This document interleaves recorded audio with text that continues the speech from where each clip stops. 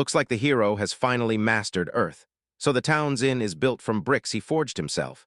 He pumped the whole place full of his mana and wired his mind for memory retention, then used magic to rebuild the inn's layout to perfection. He declared his experiment to recreate the hotel was a total success. Some time ago, the hero jolted awake, then realized he couldn't move and his head felt packed with fog. Was this an accident or something worse? A girl hurried toward him fast. The girl figured he must be starving, and the hero mistook her for a nurse, so he assumed they were in some hospital. Then she flicked her finger, cast a spell, and snapped the light on, and horror crashed over him when he realized this place was nothing like a hospital. He snapped to the truth the moment he crossed over. This wasn't just different. It was a whole other world where magic was real, and it sure was Japan or anything he'd ever known. His body moved without him. Then the truth hit like lightning.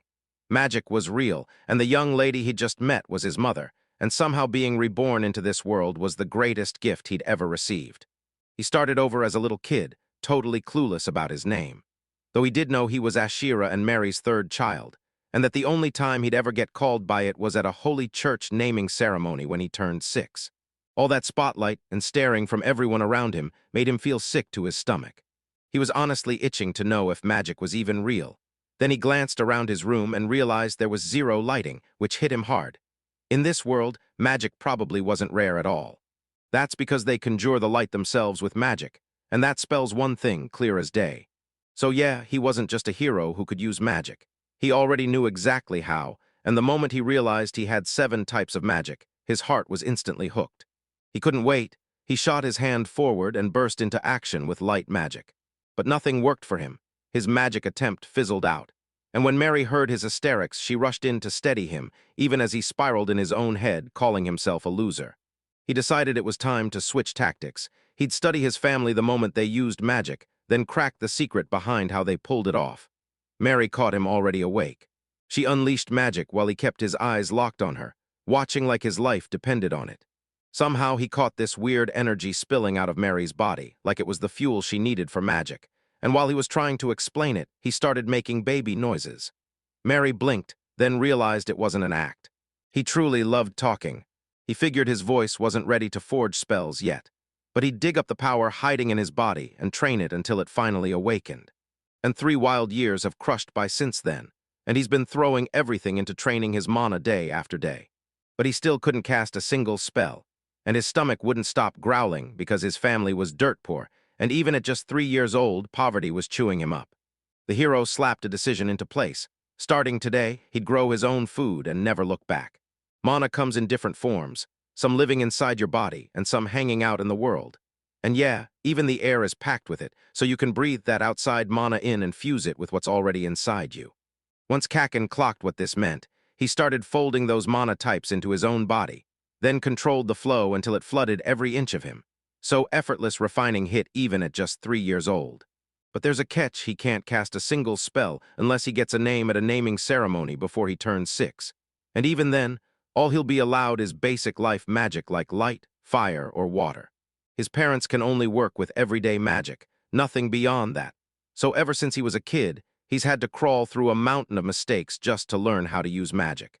At last, for the very first time, he felt it, an answer coming back to him. He sucked in a deep breath, then carefully fused his internal and external mana right in his lower body.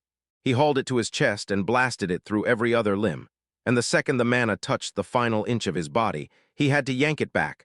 No misses, not a single tip left behind. Even though it takes its sweet time, you've got to rotate that mana through your body smooth as silk. That outside mana hangs in the air like a drifting mist, but the refined mana inside him has become thick and heavy, so he has to scoop the overflowing power into his palms and slam it into the ground. He zeroed in on every single thing like it was the only mission that mattered. He told himself to calm down. He couldn't afford to lose focus. He'd pulled this kind of thing before, but this time he cast the spell carelessly, and the mana he'd been pouring into the ground just vanished. He forced himself to picture it, because imagining it the way Khan did, working through his mana, matters more than anything. And yeah, it's not an exaggeration to say the whole field stands or falls on the quality of the male. In his grandmother's village, they found soft, fluffy soil that felt warm and packed with nutrients. Fertilizer-loaded ground meant for crops, sitting under sunlight, freshly plowed and cleared of every last weed. He padded across the ground, soft-footed and stealthy. He stared at it in disbelief. He couldn't believe he'd actually pulled it off.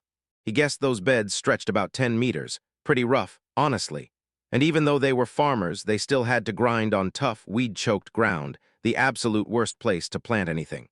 The hero had never even laid eyes on an agricultural machine, and the tech in this world was basically stuck in the Stone Age. But somehow he pushed through anyway. His magic was simple as it came, yet for the first time since he arrived, it finally worked, and he got to use it. Relief hit him. This was only his first step. Then a sudden shudder ripped through him. He told me straight up, magic guzzles energy. So he kicked off his plan to start planting, tossing in 20 root vegetables that grow in only 20 days. The same trashy stuff poor farmers feed their livestock. And yeah, they look horrendous and taste even worse. But what they thought didn't matter at all. He still had to eat, and yeah, right up until then, this hero wasn't exactly celebrating his rebirth.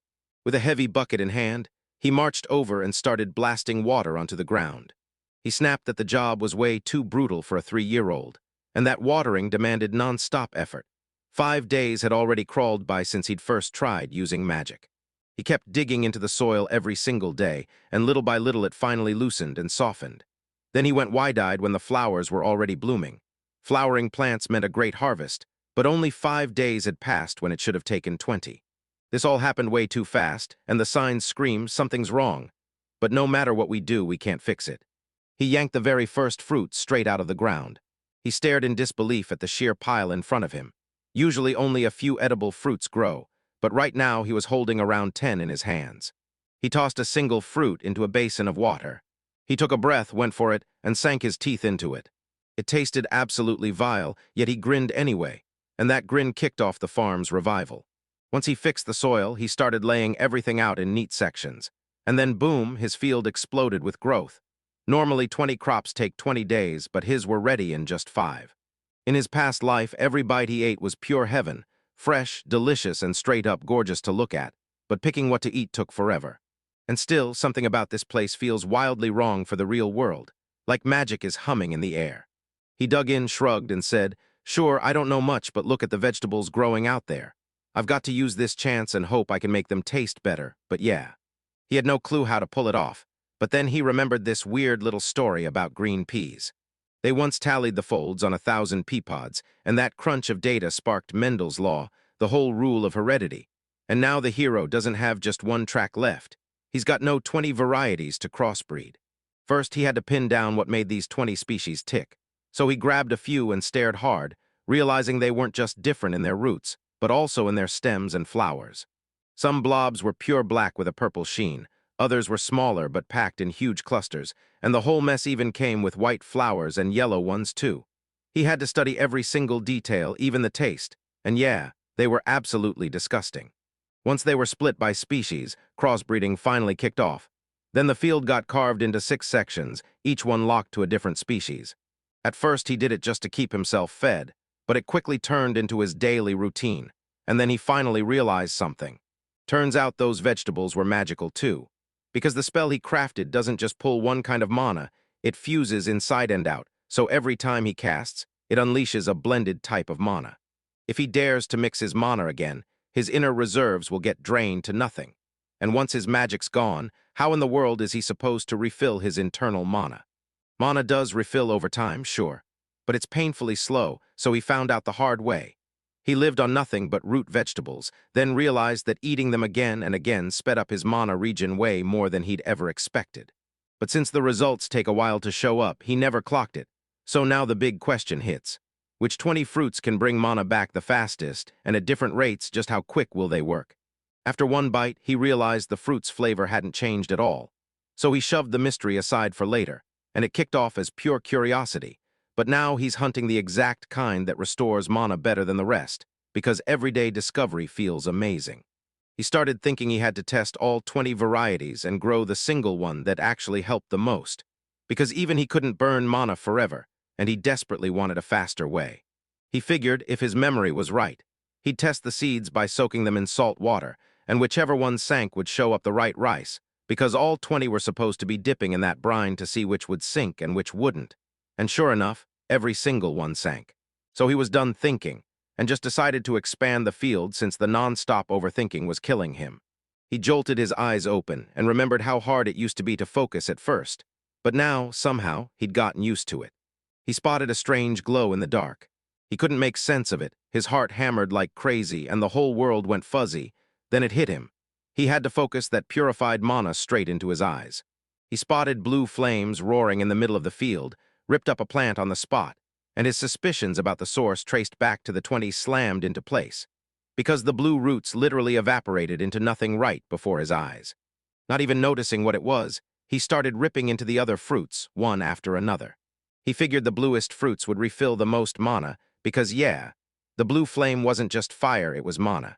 Then he kept staring, channeling mana into his eyes like they were about to explode with power. Turns out in a bunch of 5 or 6 fruits, the biggest one stuffed with the most mana. So day after day he kept digging, and now at 5 he's still uncovering fresh secrets.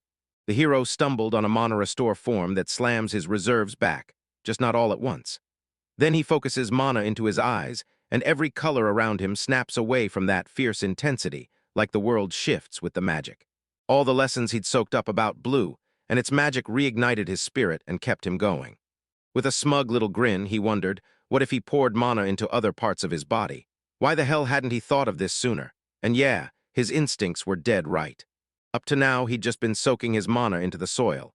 But now he can control it, using it without letting a single drop slip out of his body. So when mana gets focused into one spot on his body, his strength spikes. He can water his vegetables with ease and even stretch the reach of his fields. He suddenly wondered, if he could boost his body, why not his insides too? If he sharpened his digestion, maybe he'd drink in even more mana, and once he tested it, the results blew him away. He ate more, absorbed more, and the mana followed in huge amounts. The hero drilled hard for ages, mastering his machete swing until one day, his father suddenly had to leave. Mary leaned in and warned him to be careful, take care of himself, and come back home safe and sound. He grinned at his son and promised, "The rest is all yours." War crashed down on them like a tidal wave, swallowing the village whole and wiping out almost every single worker they had. The hero always sensed the world's technology was stuck in the mud, and the war was the only thing that made sense. Because when peace finally came, villagers gathered up, cleared the fields, and slowly built the land back to life. There's a whole sea of free land out there, and the bigger your land is, the faster it grows. Because if wars never tore through it, the fields would stay untouched, tech would leap forward, and prosperity would explode. Mary saw the hero's sadness and told him, "Don't freak out. This isn't even the first time your father has vanished." But the hero swore his cultivation magic was the real key. His taxes climbed in step with how much greenery he used. So his fields crushed the competition, and even the crows kept leveling up, growing faster and flying farther every single time. The hero couldn't stop worrying.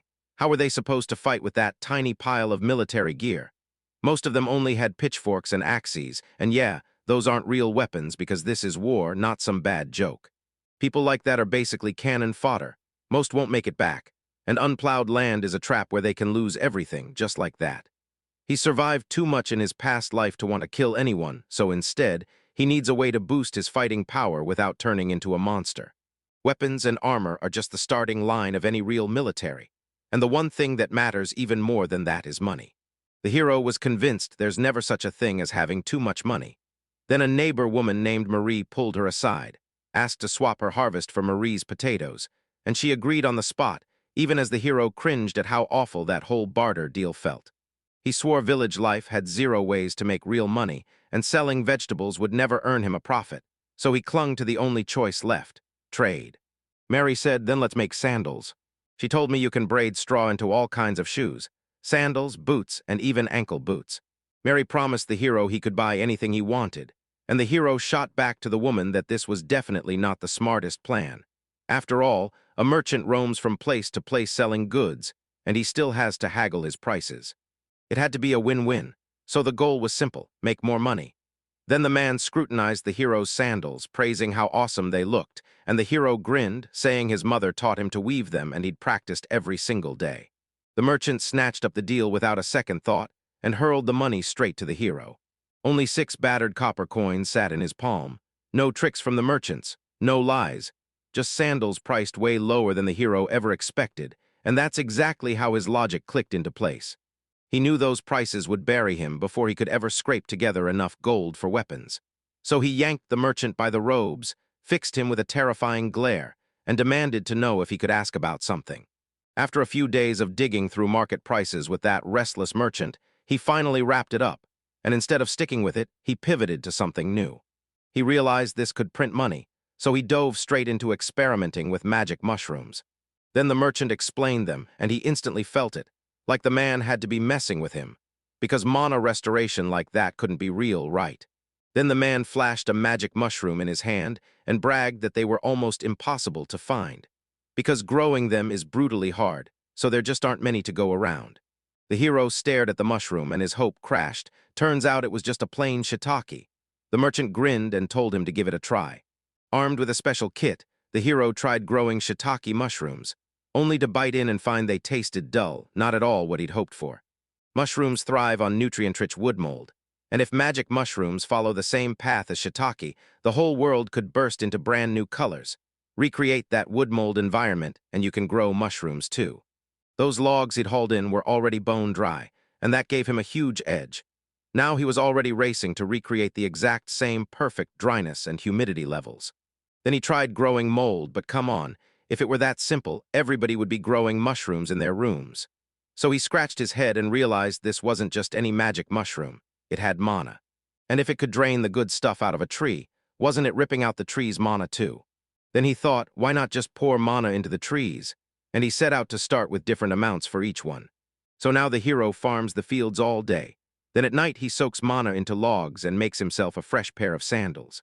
After a while the hero finally spotted it, only 3 mushrooms sprouting from that one log, yet somehow it still worked. He let out a heavy sigh because he finally got it. If he wanted real profit, he'd have to grow way more mushrooms, and these weren't even close. He glanced around and remembered the warning. Their house had no more space. Every inch was packed with sandals, straw, and already harvested crops.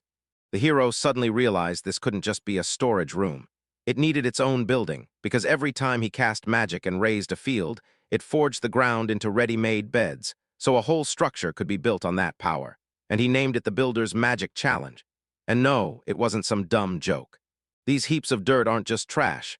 They're packed with building power, because magic makes making something from nothing insanely hard, and earth magic is a perfect example. Purified inner mana floods your palm, then you shape it into stones you can hurl. That throw only hits like a truck if you nail its speed, so picture every single moment from the first second to the last. He figured it might be neat at first, but it didn't do anything, especially for making a stone, so it was basically useless. One throw and that's it. Since it burns through something that's already right there, this way of spending money is way more convenient. And the hero realizes he's got a special connection to earth magic. The hero let out a heavy sigh, because the only path left to him was one thing tied to dirt, and he'd tried everything else already. He used to dream that he could turn earth into metal. Then this whole problem wouldn't even exist. And honestly, it'd be awesome if he could build a warehouse by himself using nothing but the earth. He slammed all his power down into the ground. Out of nowhere, he crumpled to the ground, and his consciousness slipped away. The hero snapped his eyes open, pounding headache and all. He'd been knocked out for 2 whole days, and there was his mother right beside him. He figured the reason he blacked out was his lack of magic knowledge, plus a brutal drain of magical energy. And now he's got everyone furious at him for what he did. That refined magic, once living inside him, now surges to bulk up his body and jack up his strength, moving right alongside his muscles as he fights. And honestly, he couldn't believe he was lucky enough to stay alive the moment that magical power vanished. He didn't get it, but he had to believe this wasn't some random screw-up. He spotted the leftover trace of his failed magic, small as it was, and the bigger shock hit next. His magic never truly ran out, because the moment it went wrong, he dumped every last bit of his energy somewhere else. It's all about area and volume, like comparing how a flat, non-volumetric field stretches over the exact same footprint as a building. Turns out he probably burned out a terrifying amount of magic, like 10 times what it would take to forge the whole field in one snap. So he knew the building idea was dead. Instead, he poured his magic into raw materials and tried to forge the stuff he'd need to build it. He threw himself into the magic of brick making, and it worked. Then stared at the place's architectural marvel and swore he'd never let it go, pushing himself forward from that moment on. When he laid eyes on it, he knew it was an adobe warehouse box, cobbled together by some amateur who just stacked bricks on top of each other. Yet somehow it still stood, and that meant the real story was only just starting. In the end, the hero sticks to earth magic, but he uses it in totally different ways every time. He stood by the field and muttered that it wasn't picturesque at all, like it was totally wrong for the job. This field, the legacy of his ancestors, kept spreading year after year until now it looked totally impossible to make sense of. And while the hero usually shrugged off strange stuff, he couldn't just walk past this one. No tractor could even push through it. And when he finally finished, the village field started looking different, and that became his secret pride. He yanked out every stump and stone, cleared the whole mess, and left the place spotless. Then the hero's mind lit up with what he could finally grow: the cultivating magic, the strengthening magic, and the brick-making magic. He muttered that, even so, it felt like the cultivation magic was dragging on forever. He was the only one who could use this magic, and he figured naming it was pointless since it never sparked when he spoke the words.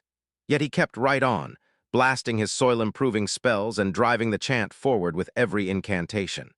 He grinned, convinced that every time he used magic, he somehow blurted out the name by accident. He pressed his hand into the dirt and felt it, like the name itself was what lit the power up inside him. Then he fired the soil enhancement spell again and froze in shock. The moment he cast the spell, magic snapped into action. And he couldn't believe it because before that, no matter how hard he tried to force it with imagination, it never once worked. The hero somehow mastered a brand new magic trick he never saw coming. Then he forged a spell, and suddenly it was way more useful than he'd ever guessed. He loved that magic even had a name, but honestly it got exhausting fast. Still, he couldn't bring himself to complain as he cast the soil improvement spell again. He stared at the beds he'd carved, 10 meters wide on each side, nearly clones of each other, and the joy hit him hard, because with magic he could forge things so identical they might as well be twins. And if you skip the spell and just channel it, you can even twist the cultivation area itself.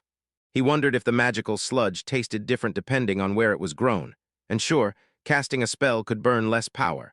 But what shocked him was how he even managed to pull off that spell in the first place, like the whole thing only worked because he kept mumbling it to himself every single time. He threw caution aside, kicked off the test, and kept hammering the brick creation spell for days, so hard he was even casting it in his sleep. Months later, he slammed the spell down again, repeating it like he was chasing something. With a spell in his hands, he finally forged bricks that matched perfectly in size and weight, and the very first attempt worked like a charm. He caught the creepy pattern. His reactions felt straight out of Pavlov's dog, like your mouth waters the moment you spot a dried plum, and the instant you feed a dog and whistle, saliva floods in without question. That spell acts like a key unlocking magical power on command, and once it clicks, it opens up brand new possibilities you can't ignore. That's how he cracked the code to a brand new technique, spell casting, and realized he'd have to flip both his strengthening magic and his field cultivation magic into this same mode. As the bricks kept stacking higher, he finally caught himself. Yeah, he'd totally gotten carried away. Mary, right there beside him, immediately said he'd gone too far with the bricks. She paused, then said, "If it's a dish, we'll find a way to use it." And the hero suddenly got it. If he could make bricks, then surely there'd be no trouble doing the same. Turned out the principal was the same old guy. Then he fired up a whole new batch of rice bowls, and the hero dashed through a spread of fresh dishes in a blink. The woman said she was definitely pleased, and that was all she'd give him, because the hero was so desperate to win her smile that he never noticed he'd gone way overboard. Those old dishes were the color of clay, so sure, he tried to make a white cup, but he was still stuck in the same mess. Time to stop flooding the place with more and start going for quality. He rebuilt a revamped set of pristine white porcelain, and his mother lit up, praising it as lovely, because she'd never seen pure white tableware before. Then the hero figured out he could apparently craft all kinds of materials. He decided to whip up something awesome to help impress his mother, and his brand new product was a porcelain cup painted with delicate floral patterns, only for him to realize he'd absolutely no talent for drawing, even though he refused to quit. Then he ditched porcelain and went hunting for something new. He remembered people using sea sand and thought, "I can make that work," because he'd been using stuff like it every single day anyway. He hunted for that perfect elongated, rounded shape, then dialed in a loose, medium-thick, see-through feel, until it clicked, and he burst with pure joy. He'd finally made a glass tumbler. And that's when he started crafting rare, brand new items, things this world's people had never even seen before. He stood in the market gripping a basket of sandals and magic mushrooms, like he had something wild waiting to happen. He pocketed 14 copper coins and finally understood what speeding up magic mushroom cultivation really meant. And before the lesson even fully sank in, The merchant called out for him, so he sprinted over grinning, thinking he'd just snagged the perfect deal since he was about to sell the pottery he'd freshly made. To his shock, the merchant didn't just bargain.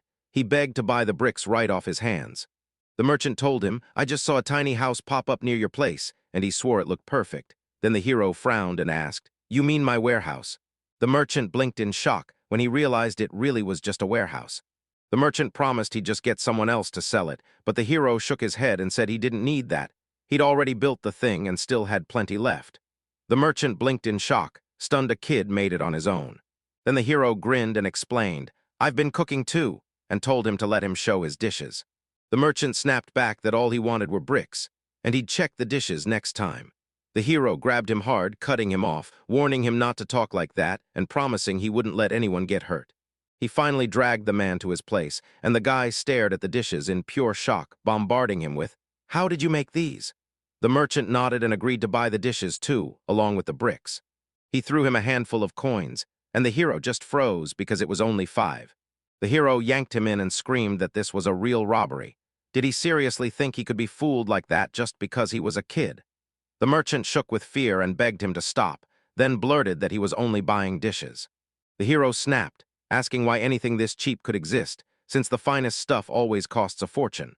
The shopkeeper just shrugged and said he stocked every bite for the villagers, and no matter how fancy it looked, it wasn't worth burning that kind of money on. Then the hero shot back that it wouldn't be any better if he sold those dishes to rich people instead. The merchant bragged that he rolled into villages to trade and practically had it all to himself. He even handled only one merchant from the village. So when the hero finally got it, he realized the goods could be amazing, but selling them would still be a nightmare. The hero suddenly realized he had to pull off an ad so irresistible that every other class would rush to buy the product. Only, in a world with no internet and not a single newspaper, he couldn't just spread the word. So he went with the only pitch that could work. First-class tableware for a first-class family.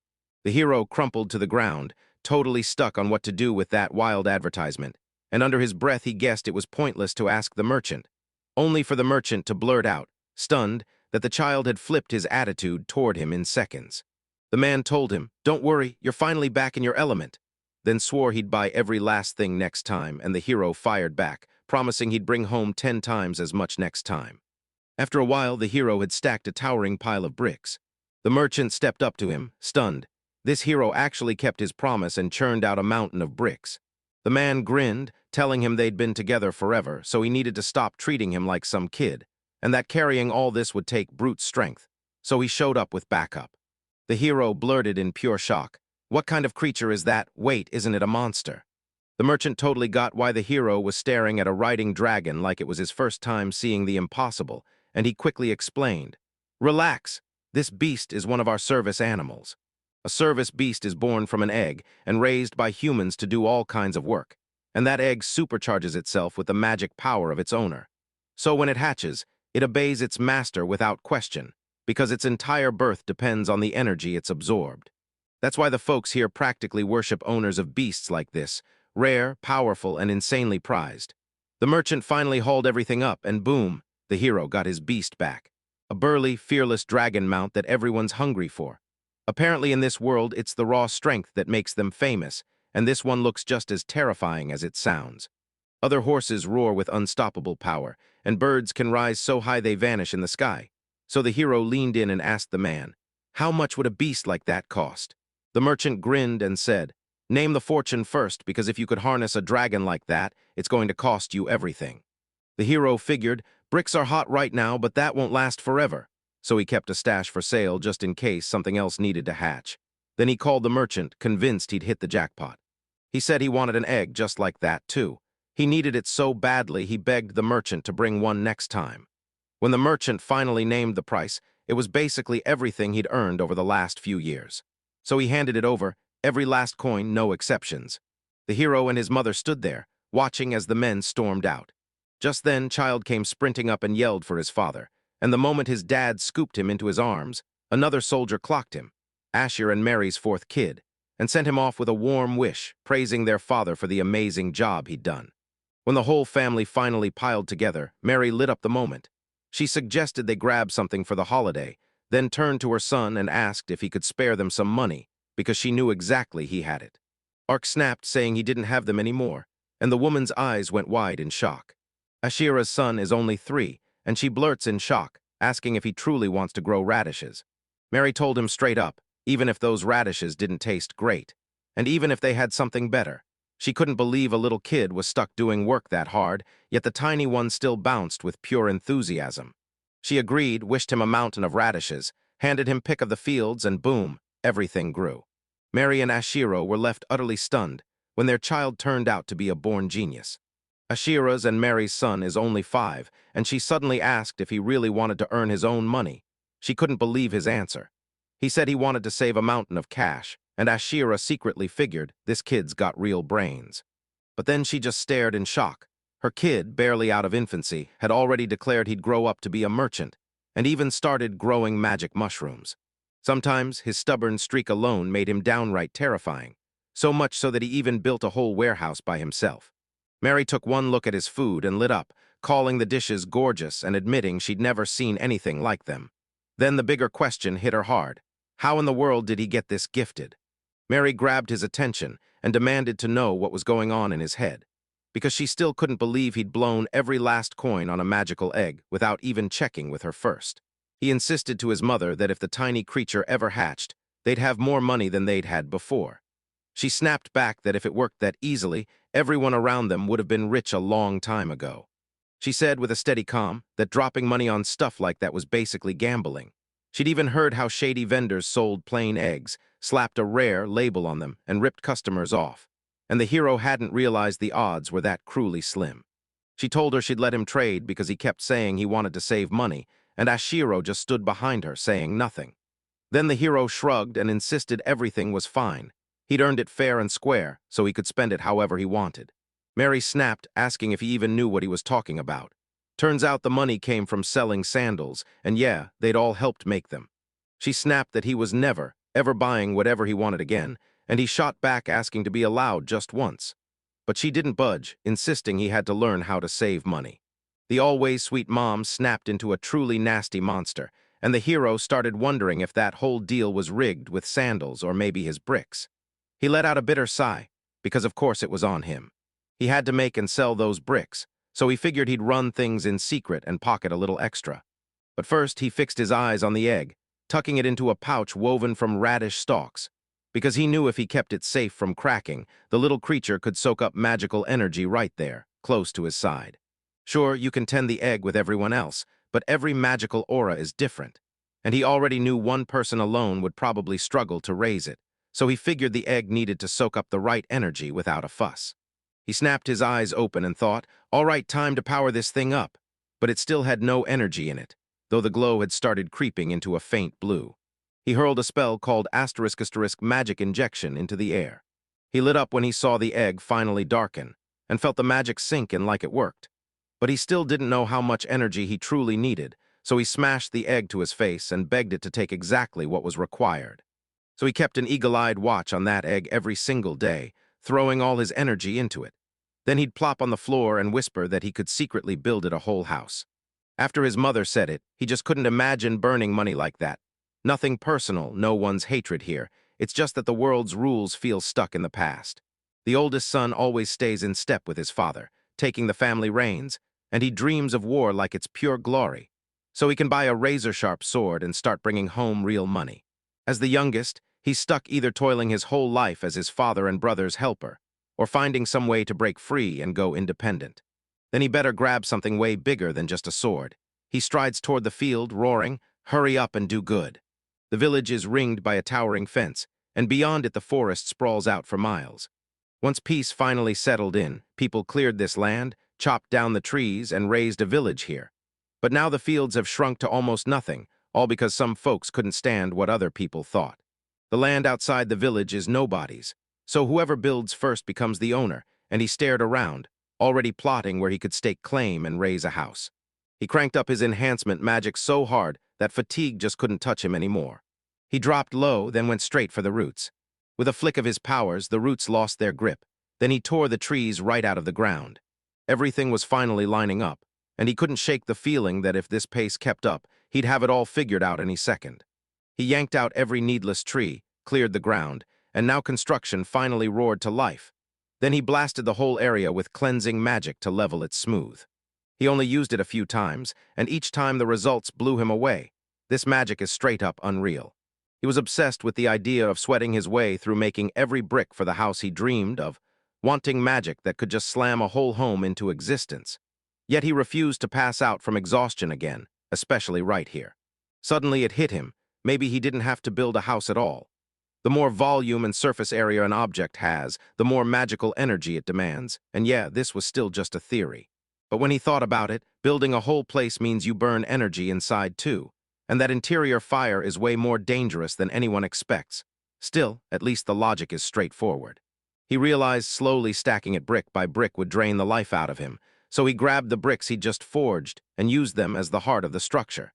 Then he focused his magic hard, squeezing mortar into place and sealing each one in tight, brick by brick. Keep going, and you'll end up with just one wall left standing. Still, somehow he wound up stuck with a box. No help, just him. So he had to hammer the roof and build the doors himself. Then he secretly carved out a house deep in the forest. He cradled the egg and gasped as it swelled bigger in his hands, the blue deepening into something darker. Then his mother walked in and told him they'd be leaving soon. He sprinted toward her with a grin, 6 years old by the time this year rolls around. And when it finally happens, the whole village gathers in the church for a baptism, because the big day is here at last. He peered inside and realized there weren't even 10 people in the whole room.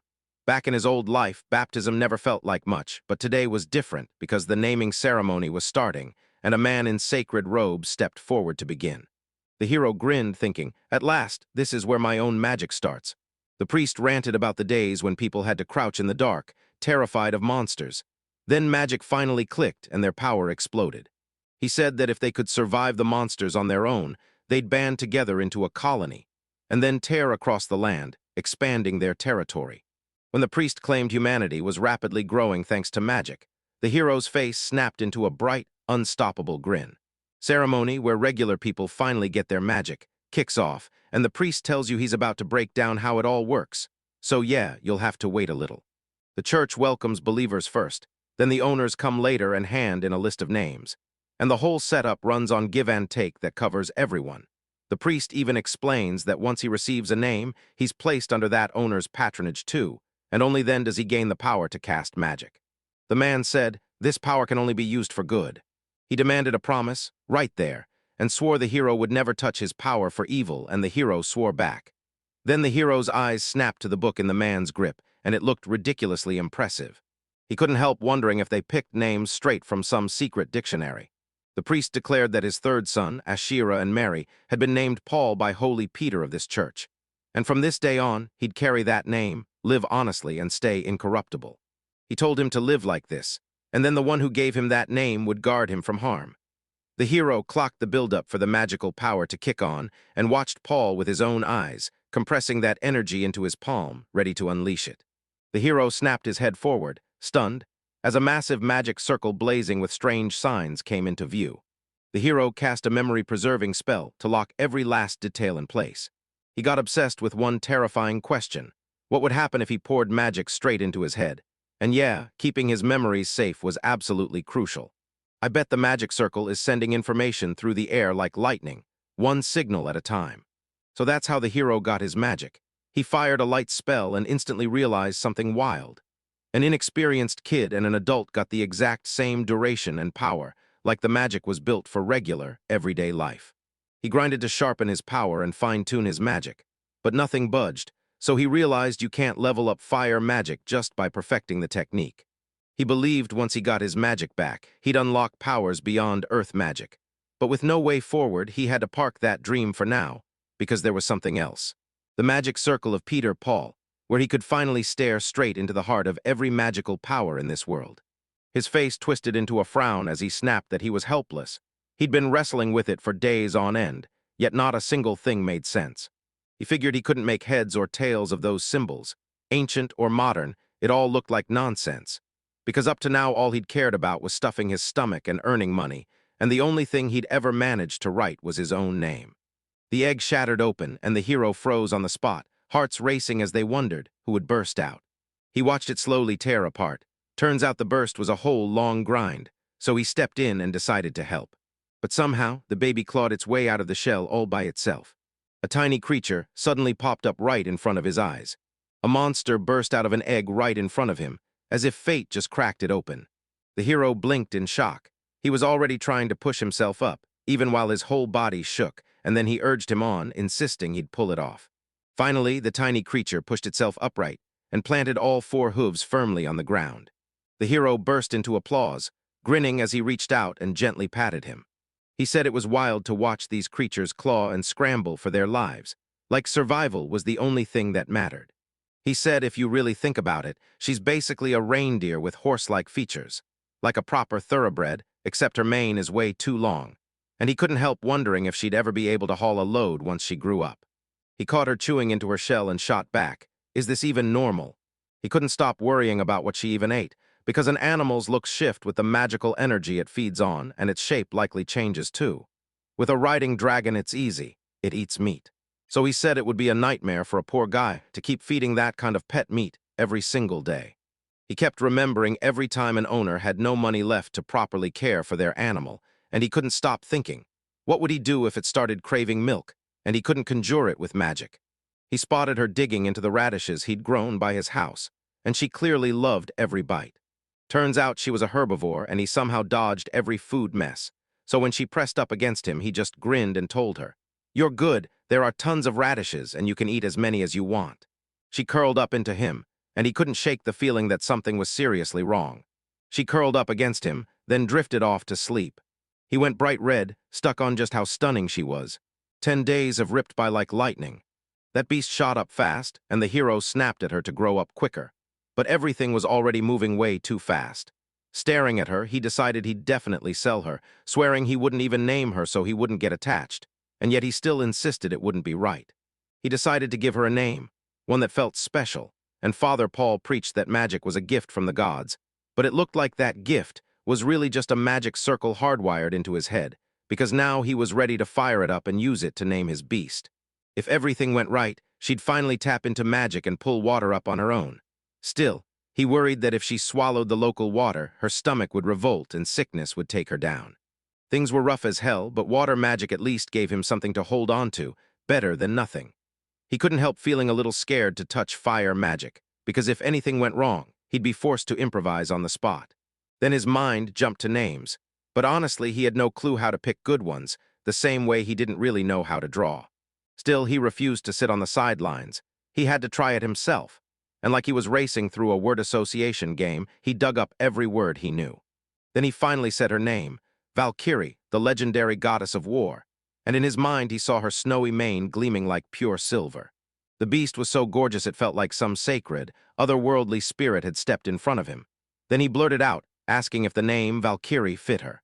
Dawn's nod caught him off guard. She actually understood some human words, and when he praised her as smart, the naming ritual kicked off.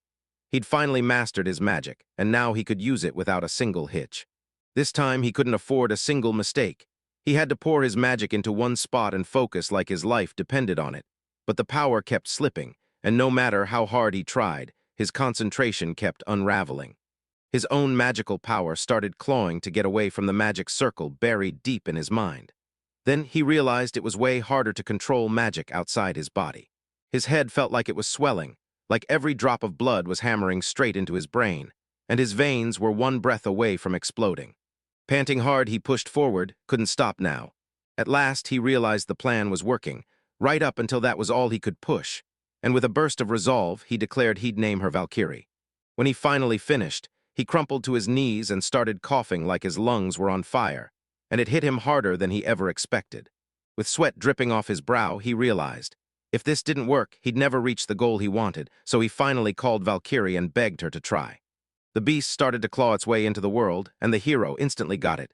She was warning him that using fire inside the house could turn deadly, and he couldn't help but think, "Wow, she's way smarter than me," before praising her. Valkyrie flicked her mane, and the magic burst to life. The hero blurted in shock that it was light magic, then sprang up and down, raving about her skill and urging her to try something else. Valkyrie unleashed spell after spell, fire, water, then purification, but the magic's form never once changed. Suddenly, the bricks above began raining down like a nightmare. The hero stared at her, eyes wide, as she hurled the spell into the air. He didn't have a clue what was going on. Brick-making magic, landscaping, and even soil getting upgraded, all at once. He couldn't see clearly, but it looked like the magic itself was being moved, boosted, and reinforced. And somehow the Valkyrie had even learned memory-preserving magic too. He kept spiraling. Were the kids named in that church stuck with just one kind of magic? So how in the world did Valkyrie end up wielding the magic he'd invented? Maybe the magic circle glitched. Maybe he botched the naming ritual. But either way, his head was packed with questions and there was nothing to answer them. He conjured a cup with magic, then held it up to Valkyrie and asked, "Can you do the same, using magic too?" She clammed up and stared, because he realized she could only use magic that kicked in when spells were spoken. Let's say the hero levels the ground by shrinking or towering first, then blasting magical power scaled to that exact size. The Valkyrie's landscape flattening magic doesn't mess around. It rips out a full 10-meter wave. So yeah, when the naming ritual hits, it can pass along raw magical power, but the name's owner can only tap into the magic that spells have already activated, which is why it's all more structured than any divine blessing. And that's exactly why he couldn't fully master light magic. Hours cheered the beast for her hard work, then couldn't stop thinking. If he put her up for sale, would he run into trouble, given she's basically using not just her magic but his too? He had to think fast and smart. So he grilled the merchant and asked if a service beast could use magic, but the guy just shrugged, saying he'd never heard of it, so yeah, probably not. Still, the hero's "I came from another world" secret hit like gold, real valuable info, and the bricks kept flying off the shelves because demand stayed brutal. After traveling far and wide, the merchant had never once heard of anything like this, so yeah, it had to be true. He figured maybe magical beasts really existed, but only in rare, impossible cases. When the hero asked, the merchant straight up knew his egg must have hatched. The hero confirmed it and added that his beast could haul heavy loads too. The merchant demanded they bring him the beast right now. The hero had barked at the Valkyrie to stay magic-free in public, but the merchant wouldn't quit. Then, at last, the hero cracked and agreed to take her along. Staring at the Valkyrie, he couldn't believe his eyes. She could haul cargo, she was stunning, and that white paint was the rich's favorite. He even called it good luck, but the Valkyrie wasn't for sale, and the merchant snapped back, yelling, "Why isn't she for sale?" What? The merchant snapped, "You wanted to profit from this all along." And the hero admitted it, then immediately confessed, "Yeah, but I'm attached to her now, so I'm keeping her for now." Still, deep down, he was terrified. She might start using magic, and if she's honest, it sounds like she wants to keep that power and keep him all to herself. He wrapped her in a hug and thought, she may be a service animal, but she gets everything I say, and her strength is unreal, while I'm the one barely hanging on. And somehow that made life feel easier. Then the merchant leaned in and struck a deal. He had 5 more magical eggs with tiny little animals inside, and he'd hand them over to him for safekeeping. Then he leaned in and said, "Nothing's free, I'm a businessman. Sure, I'll give it to you, but you'll work for me, raise the animals for me, and you'll do it all with magic." The merchant promised he'd buy the hatched animals from him. Then the hero snapped, "So you're taking them all for yourself?"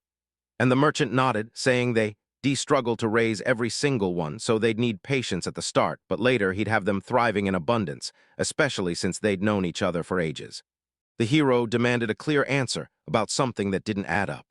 The hero craved answers to every last detail. Then he started peppering him with question after question, figuring it couldn't be that bad.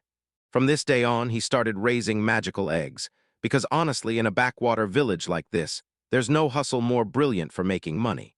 He burst out shouting with pure joy that whatever it took, he'd stick it out to the very end and grind his hardest. The hero insisted every single egg had to be packed with magic, so Valkyrie leaned in and booped them with her snout, and the hero snapped that she couldn't eat them. She grabbed one anyway and let out a full-on scream. When he heard the noise, his heart sank, like the egg had finally cracked. It all worked out.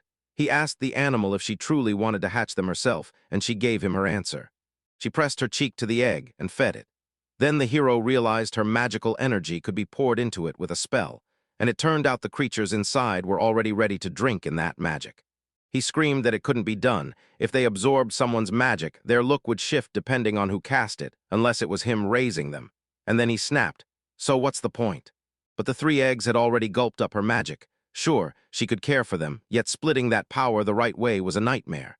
Then the hero stepped in and promised he'd put the 3 eggs in her hands. He leaned in and told her to take good care of them, no matter what. In a past life memory, he once scooped up a puppy, fed it himself, and walked it with his own hands. Then his mother snapped back that it was way too huge a responsibility for him to manage alone. He swore he could fix everything if he just took it home. Then his parents' words hit him like a punch. He promised he'd take care of it for real, and they finally let him keep it. But turns out it was his parents footing the bill for the food, the care, and even the vaccinations. Now that he finally processed it, the hero snapped. His parents were right completely. Caring for a living creature is brutal, especially when the hero's got a whole flock of fully grown ones to raise. Every single egg hatched just fine, but something felt off. The babies he nurtured grew a bit larger than expected, and every last one of them looked exactly like Valkyrie. The first stage was done, and he snapped that the more animals you had, the more mouths you had to feed, and that restocking wouldn't happen overnight. If he was really starting a business, he couldn't rely on just one field. So he said he'd have to carve into the forest and expand the number of fields. They jumped right into action. He copied what he did last time. He started hacking at the roots, working to bring those trees crashing down. He pushed them aside and started fixing the soil so he could wrap it up. Then a strange sound cut through everything. He was totally baffled. He hadn't named a single animal yet, but somehow they were already throwing magic around, and that threw him for a loop, because magic was supposed to be tied to a name. So did animals really follow their own rules? And if that's true, were all the animals born now going to be born with magic powers too? He weighed telling Valkyrie to ditch the magic, then shoved the thought aside and got back to tending the fields, until it hit him. Something was off. He believed he could measure width by counting domes. He stared across the wide open land and figured it used to be a field once.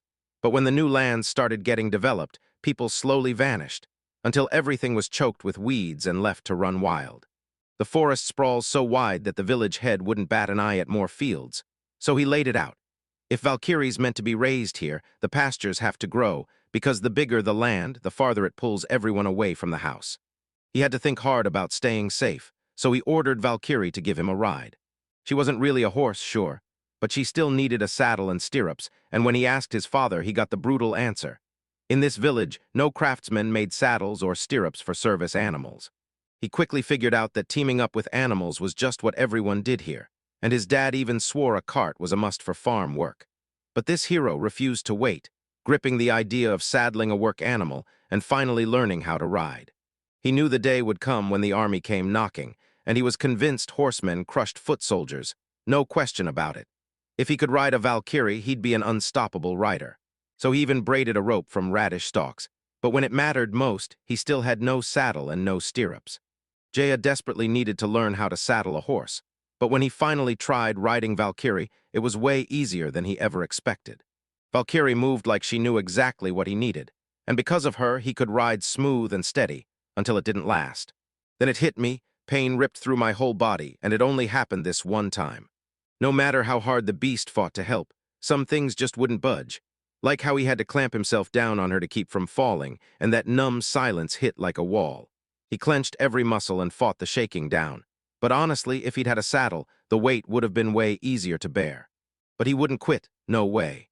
That day, he made up his mind to keep hammering away at horseback riding, determined to master it. Then his brother leaned over and asked, "So what is it you've been talking about every night right before bed?"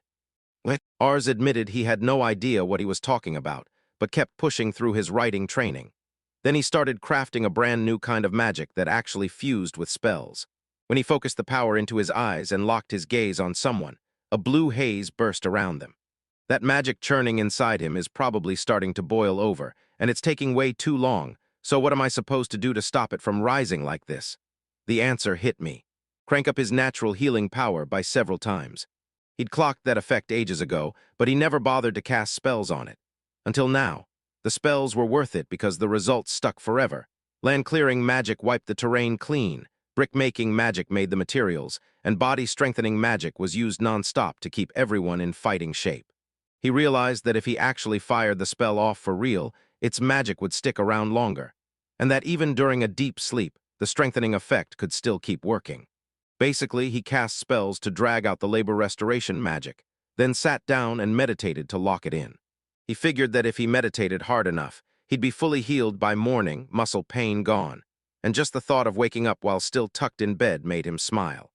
Now that he'd finally mastered full healing, he kept training.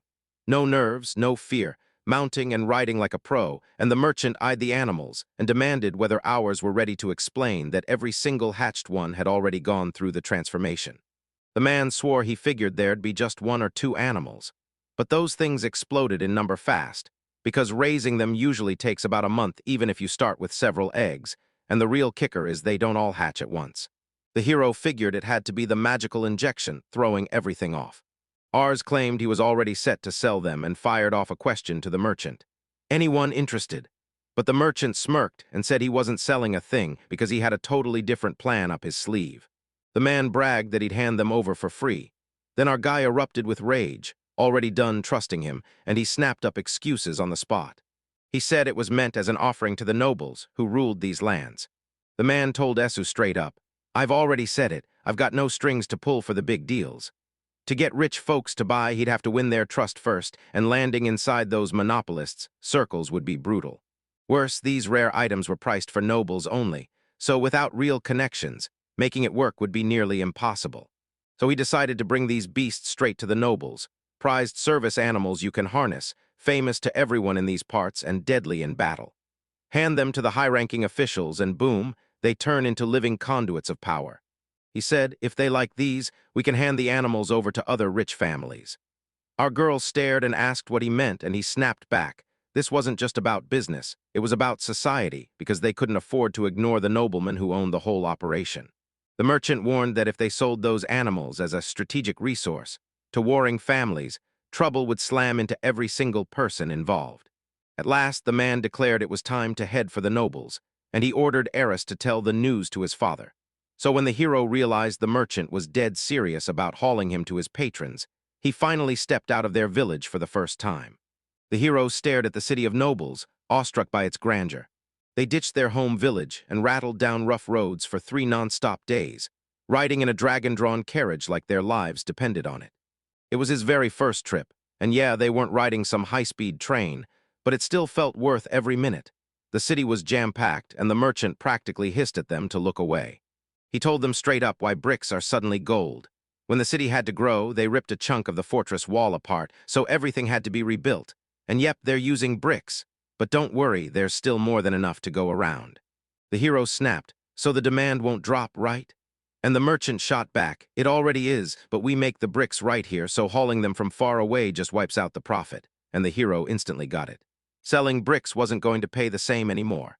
Then it was negotiation time. Raymond, the manager of the fountain house, came straight out to them. The 3 of them ended up sitting in the barn square, and the hero at least figured they'd finally be ushered inside. Raymond said they told him those animals could be harnessed, and the merchant nodded back like, yeah, it's true, because commoners and merchants like them never get to meet the family head. The merchant started pitching the perks of animals, and the hero remembered his promise. This wasn't idle talk, it was a way to build ties with the upper class. Then the manager snapped, "So who's the guy sitting right next to you?" The merchant pointed us to him and bragged that he'd raised those animals himself, then said his father was right there beside him. Raymond said that if all this was real, they could crank out those beasts by the hundreds, and the merchant snapped back that they were called Valkyries, then begged for the go-ahead to breed and sell them. Ark's blood went cold, because Valkyrie was the name of his own pet, not some whole species, and the real Valkyrie was still back in the village, standing watch like a guardian. Raymond nodded after hearing the merchant out, promised he'd write the permission later, and told him he'd let Mr. Fontana know, because the negotiations had gone perfectly. But he had no clue if those things would even stand a chance in a real fight. The merchant demanded an explanation, and Raymond snapped back that those horns were a total deal-breaker for battle. So he shouted for his servants and ordered them to saw every last one off. Ours was already rushing in to interfere, but Ashiro grabbed the moment and stopped him cold. Rage boiled in his veins because they were about to hurt their animals for no reason at all, and it made his blood boil. What enraged him most was that he couldn't even get a single word out. At the hotel, tension in the air, things are about to go down. Ashiro praised his son for staying strong, then ordered him to wash his hands, and the hero felt like someone had ripped his horns clean off. His animals don't make a peep. Like a guide dog, they stay stone silent through those first brutal days of training, even if you stomp on a burning cigarette butt or nick their skin, and they never whine. Since ancient times, dogs have been man's loyal partners, throwing themselves into the bond without holding back. Service animals are just dogs, but the moment he realizes that, the sadness hits him just as hard. Ashiro snapped at his son to calm down, and Ars shot back, asking if he didn't feel bad about the poor animals, only for his father to say his worry wasn't their antlers getting taken, but what it would do to their bodies, because if those animals died, nobody knew what would happen to them afterward. Seriously, though, of course they're a noble family, what did you expect? The hero couldn't stop thinking. If he cut their horns off, would they drop dead fast, or would Valkyries live out a full lifespan? It killed him to see those horns gone. But if he was going to keep breeding, he had to dig up every detail, no matter what. Ars gaped at his father's calm, and his dad only shrugged that he was just seeing how helpless ordinary people were against the elite. Because Ashiro, uneducated as he was, wasn't clueless at all, and with the hero's otherworld knowledge in play, Ashiro caught details the hero never even noticed. As a kid, he somehow pulled off real wins in farming. So naturally, people started resenting him for dodging taxes, and the village headman even set his sights on seizing his fields. But his father finally broke it all down. He needed fields to breed service animals, said growing radishes for them was pure tedium, and admitted the wheat he grew in those radish fields still wasn't enough. They also slapped on a poll tax and a land tax. At first, the nobles claimed they didn't care about breeding service animals, but they cared a lot about taxes. And then, thanks to his proposal, they got the green light to breed and sell those animals, got the right to own land, and even got to pay in cash instead of wheat. Ashiro said, "Since we're in the city, let's grab something and go explore the area." And the hero felt lucky. He had a dad he could always count on, and right there, he was grinning like the happiest man alive. As the hero strode through the city, he realized there weren't a single wooden building. So he demanded to know what they used instead, and Ashiro snapped back that they never touch wood because it would burn.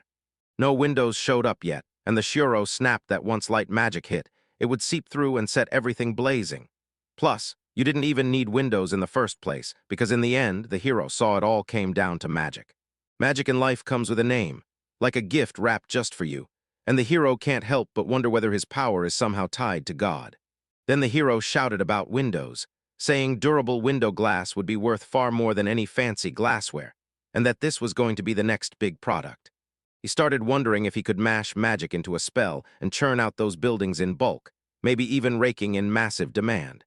Then the merchant's jaws dropped at his wild ambition, and Ashiro shot back that Ark always has a way to shock people, but it was really because of him that the ancients finally started to thrive. He added that just lately, everyone around them was wasting away from brutal hunger, because for years their lives had been wrecked by crop failures. For years, people starved to death, and the lands crumbled into ruin bit by bit. Because from the very start, war flames swallowed everything, and the exhausted crowds started clawing at each other for scraps of food, setting off a brand new conflict that just might flip the whole world.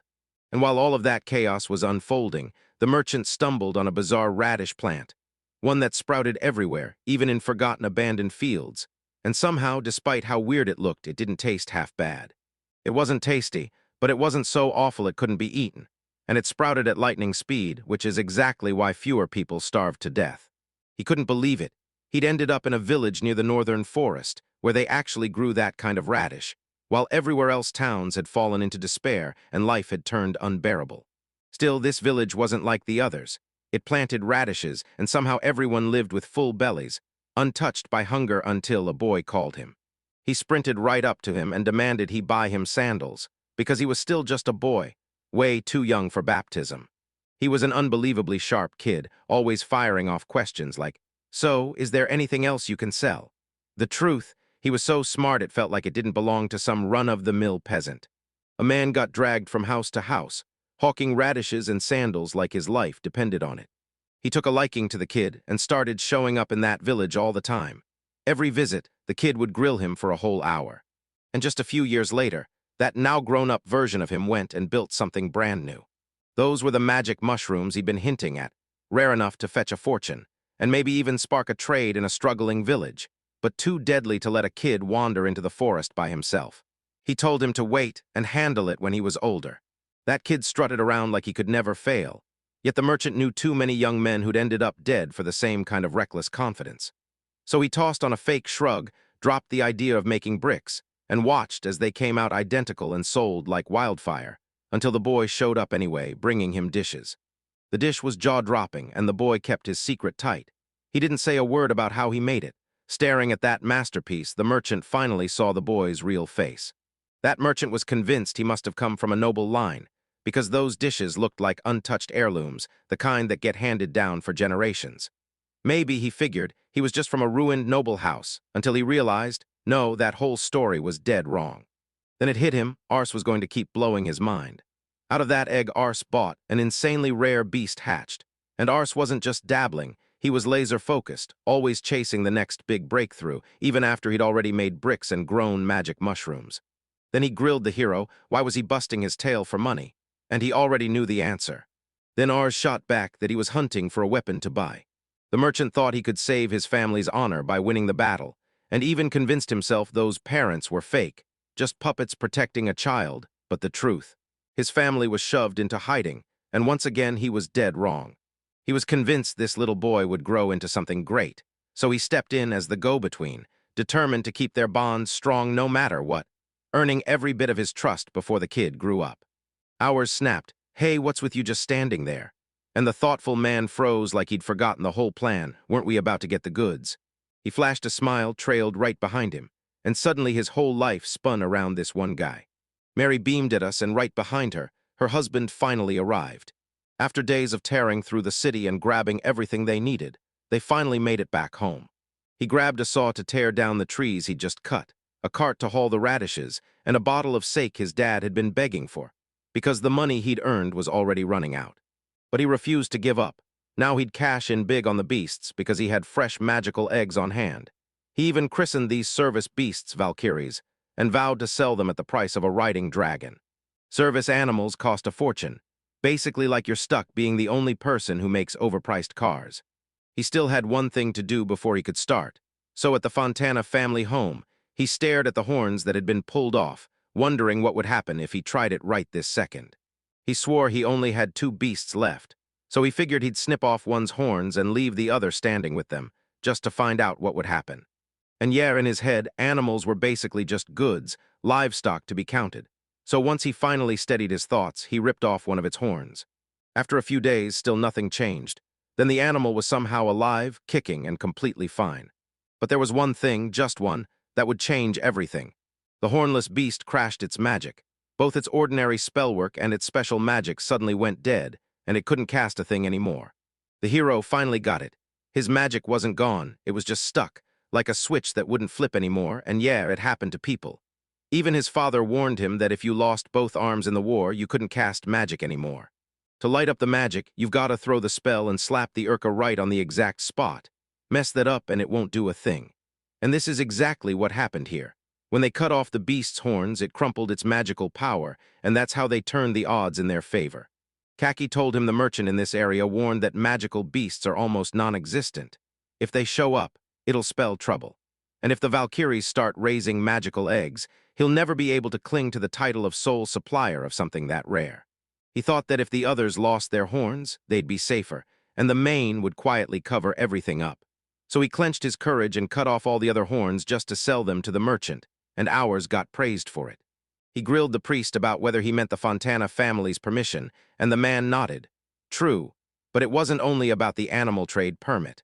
Up until then, this remote village had been perfectly normal, except for one creepy book packed with strange symbols. On rainy days, he trudged into church to learn how to read, and Paul handed him a letter, only for him to snap back that his parents couldn't read either. Then he revealed it was a permit to use the land he'd carved out of the forest, and he insisted it all happened because of his father. They laid out the rules for owning land in the northern forests and paying taxes in cash, so the hero pressed, "Has anything changed?" Then Paul shot a question right back. Paul pointed out the rule didn't say when or what kind asterisk of land. It only opened the door, so every scrap of soil he dug up now and later would be his. And since they even let him pay in cash, it didn't have to be farmland for crops at all. Meaning, yeah, Paul could grow into a massive landowner. The hero couldn't quite figure him out. He said the same Phonotone family runs these lands, but they don't own every inch. So they crown an influential clan with a slice of the territory and hand them special rights, which means the state holds the real power, and the taxes that family pays are what fuel the formation of troops. Ars demanded to know why he was allowed to become a landowner, and the man snapped back that Ars was probably just thinking about dumping the property. since he was the youngest and probably didn't even want to pick up and move to new lands to raise animals. And hey, they never expected a kid like him to plow fields strong enough to match the whole holdings of an entire family. The hero didn't even clock when his life turned into a new profession. He just kept widening his land, pushing as far as it took, and refused to let anyone look down on him. And now he's thrown caution to the wind and decided to chase brand new lands beyond the map. He decided to unleash magic, dropping every tree, using the hornless ones to haul them all into one spot, then flattening the cleared ground. Yet no matter what, it still wouldn't earn him a single coin. He found 4 ways to get rich: breeding balconies, growing magic mushrooms, cranking out bricks, and planting radishes. Then realized trading beasts might not cut it, so he played it safe. Bricks could suddenly lose demand, and mushroom farming would eat up labor. So he set out to find the right people, workers to clear the land, harvest the crops, and handle storage, because he'd still be the one who sold everything. He needed part-time hands, so he turned to his family and asked who could step in. His brother grinned and said, "You've come to the right place." He was itching to do it, but the hero clearly wasn't thrilled about the whole idea. In the end, their family handled it okay, but ours, yeah, that hit didn't land softly. He knew his brother always dodged housework, and that scared the life out of him, because if he kept it up, he was one step away from getting fired. Then the older brother begged him to trade for an animal, because he craved a prince on a white horse vibe, the kind that would charm girls. So his brother jumped in to help with the field work, and he even ripped apart our shelter. But even though criticism grated on him, he still admitted something was off. He grew day by day, and so did his power. He'd always been obsessed with architecture, and at last his dream was within reach. So he decided to rebuild the hotel in the city where they'd stayed. He still remembered every detail. He scanned the building with magic, woke its power, and threw a razor-sharp spell, poured that magic deep into every corner, then locked it in with memory retention. It's got that computer-generated look, like the scene was ripped straight from anime graphics. He drilled himself to memorize every detail of the building's look, until he could picture it instantly. Because the first time he built it, he sprinted out and collapsed from exhaustion, and that failure, it came from a raw miscalculation. Now he etched the spell into the bricks and burned the whole construction technique into his memory, weighing every move so not a drop of magical energy went to waste. Because this time, he finally remembered the magical power itself, so the rest would click into place. But before he could build anything, he had to forge the bricks first. He re-released that memorized magical energy at last, poured it into his spell, and boom, turned the magic into bricks and mortar, pulling off the transformation for real. He bellowed that the house-building experiment had finally worked. He managed to bolt on stables for the Valkyries and carve out storage for the harvests, but the roofs still had to be hammered in by hand. It looked nearly identical to that building. Sure, there was still plenty to finish, but the result already blew everyone away.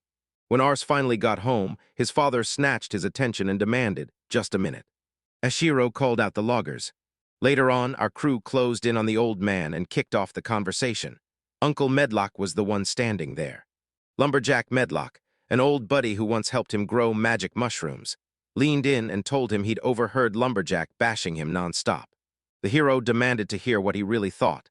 Then Medlock gushed over the sake the hero had handed him, even though it wasn't even something the hero wanted, because his own father had shoved it on him as a gift. The old man muttered that the loggers weren't fighting for any noble reason. They were just simmering with pure irritation. The hero admitted they'd keep hacking away at the forest and insisted the mess needed fixing, then started laying out his plan, only for the old man to snap back that he still didn't get what was really causing everything. He asked if the loggers didn't mind his presence, and they told him they weren't bothered at all. He said our actions didn't just matter, they crushed their pride. Medlock told him the trees were their treasure, then hit him with a brutal question. How would he feel if we chopped them down and left them to rot there? They couldn't bear the thought of those fallen trees just rotting away. He said that's why the loggers were so furious. He said they'll push to expand the fields too, so nobody has to complain straight to their faces. The hero's heart sank when he got warned just in time, before the whole problem spiraled out of control. And right as he went about his day, he completely missed what was unfolding around him. Drowning in his own thoughts, he leaned in and told the old man, "I want the rains, everything." The giant forest behind the village seemed unstoppable, but the hero's moves tore it apart, and that kind of destruction is absolutely terrifying. Worst case, these lands could dry up and turn into a desert, and if firewood vanished too, survival would get terrifying fast. So yeah, he's going to build a whole forestry industry, hiring people to plant and build artificial forests from scratch. This way, we'd finally snag some top-notch wood for the mushrooms. And he bragged that he knew tons about growing things, but basically nothing about trees, so he shot over to the lumberjacks for help. He laid out why his idea would actually help, but right away the loggers shot his proposal down with hard skepticism. Medlock talked them all into it, and the loggers agreed to stand back for the moment. But then whispers exploded in the village. The land beyond their borders had fallen under Ars's control, and so he handed the forest's management to Medlock for now. Local carpenters built the doors and furniture for his house, and he handed the fieldwork off to his brother. To his shock, his brother was actually great at handling people, until he confessed he'd wasted every last minute learning to ride, not working at all. He hired stand-ins to take his place. Then Ars marched up to the villagers and apologized for his brother, only for them to wave it off, saying it wasn't a big deal because the harvest would be split with them later. The hero grinned, thinking he'd get hit with a bill for the hire, but reality flipped the script and spared him the cost. With everyone's help behind him, he could finally focus, clearing the forest, raising animals, and growing mushrooms, because by now he was already 8 years old. Then he was shocked to learn the fields had started getting ripped apart and left devastated. The brothers blurted that giant boars had been spotted, then everyone panicked, shouting that the beasts would get them and they couldn't keep working without risking their lives. The hero finally cracked the truth. Everything that happened traced back to one thing: the forest getting cleared. Sure, some spots only got their branches trimmed and the trees stayed standing, but most of the area was wiped clean, trees chopped to the ground. And that's exactly when the wild animals burst out of the forest. The hero clenched his fist and decided there was no running from this. Those boars were monsters, giant hulking beasts. So he tore through ideas, hunting for a way to get rid of it for good. Staring them down, he snapped that he needed to think. He chose to go all in, teaming up with the Valkyrie to make it happen. Suddenly, the horse's presence pumped fresh strength into him. He clocked it instantly. She wasn't leaving until his temper finally cooled. Valkyrie strode forward, eyes locked ahead like she owned the moment. Then she took off running. That insane speed hit like a weapon, giving the hero the perfect advantage. He snapped into action and started blasting wild boars right away. His stones slammed into a bunch of animals, right out of nowhere. One of the boars snapped and went completely berserk. He bolted after the hero, not about to let him get away. The hero whipped around, and there they were, the animals still hot on their trail. He barked at Valkyrie, who kept moving, somehow reading his thoughts as he yelled.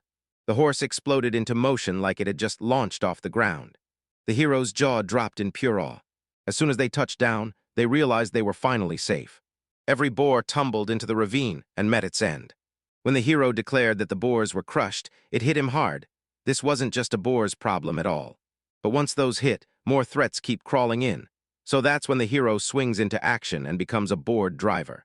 He hurled the crystals out like weapons, because squaring off with those giant beasts at arm's length was suicide.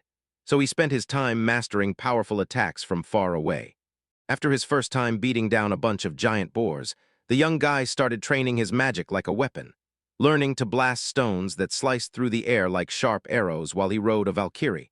Though the farther he shot, the weaker the punch got. Still, this hero could hurl them a solid 20 to 30 meters. A spell would have done the job too, but just yelling, "Shoot," wouldn't get him anywhere.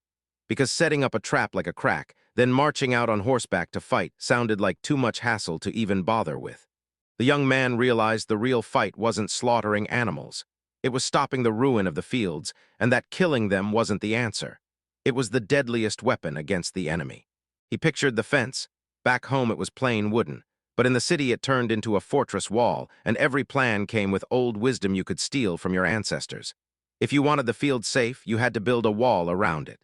The young man figured he'd kick off the fence at the edge of the forest, and once the job really got rolling, he'd keep expanding the wall wherever it needed to be, so the workers could finally work in peace.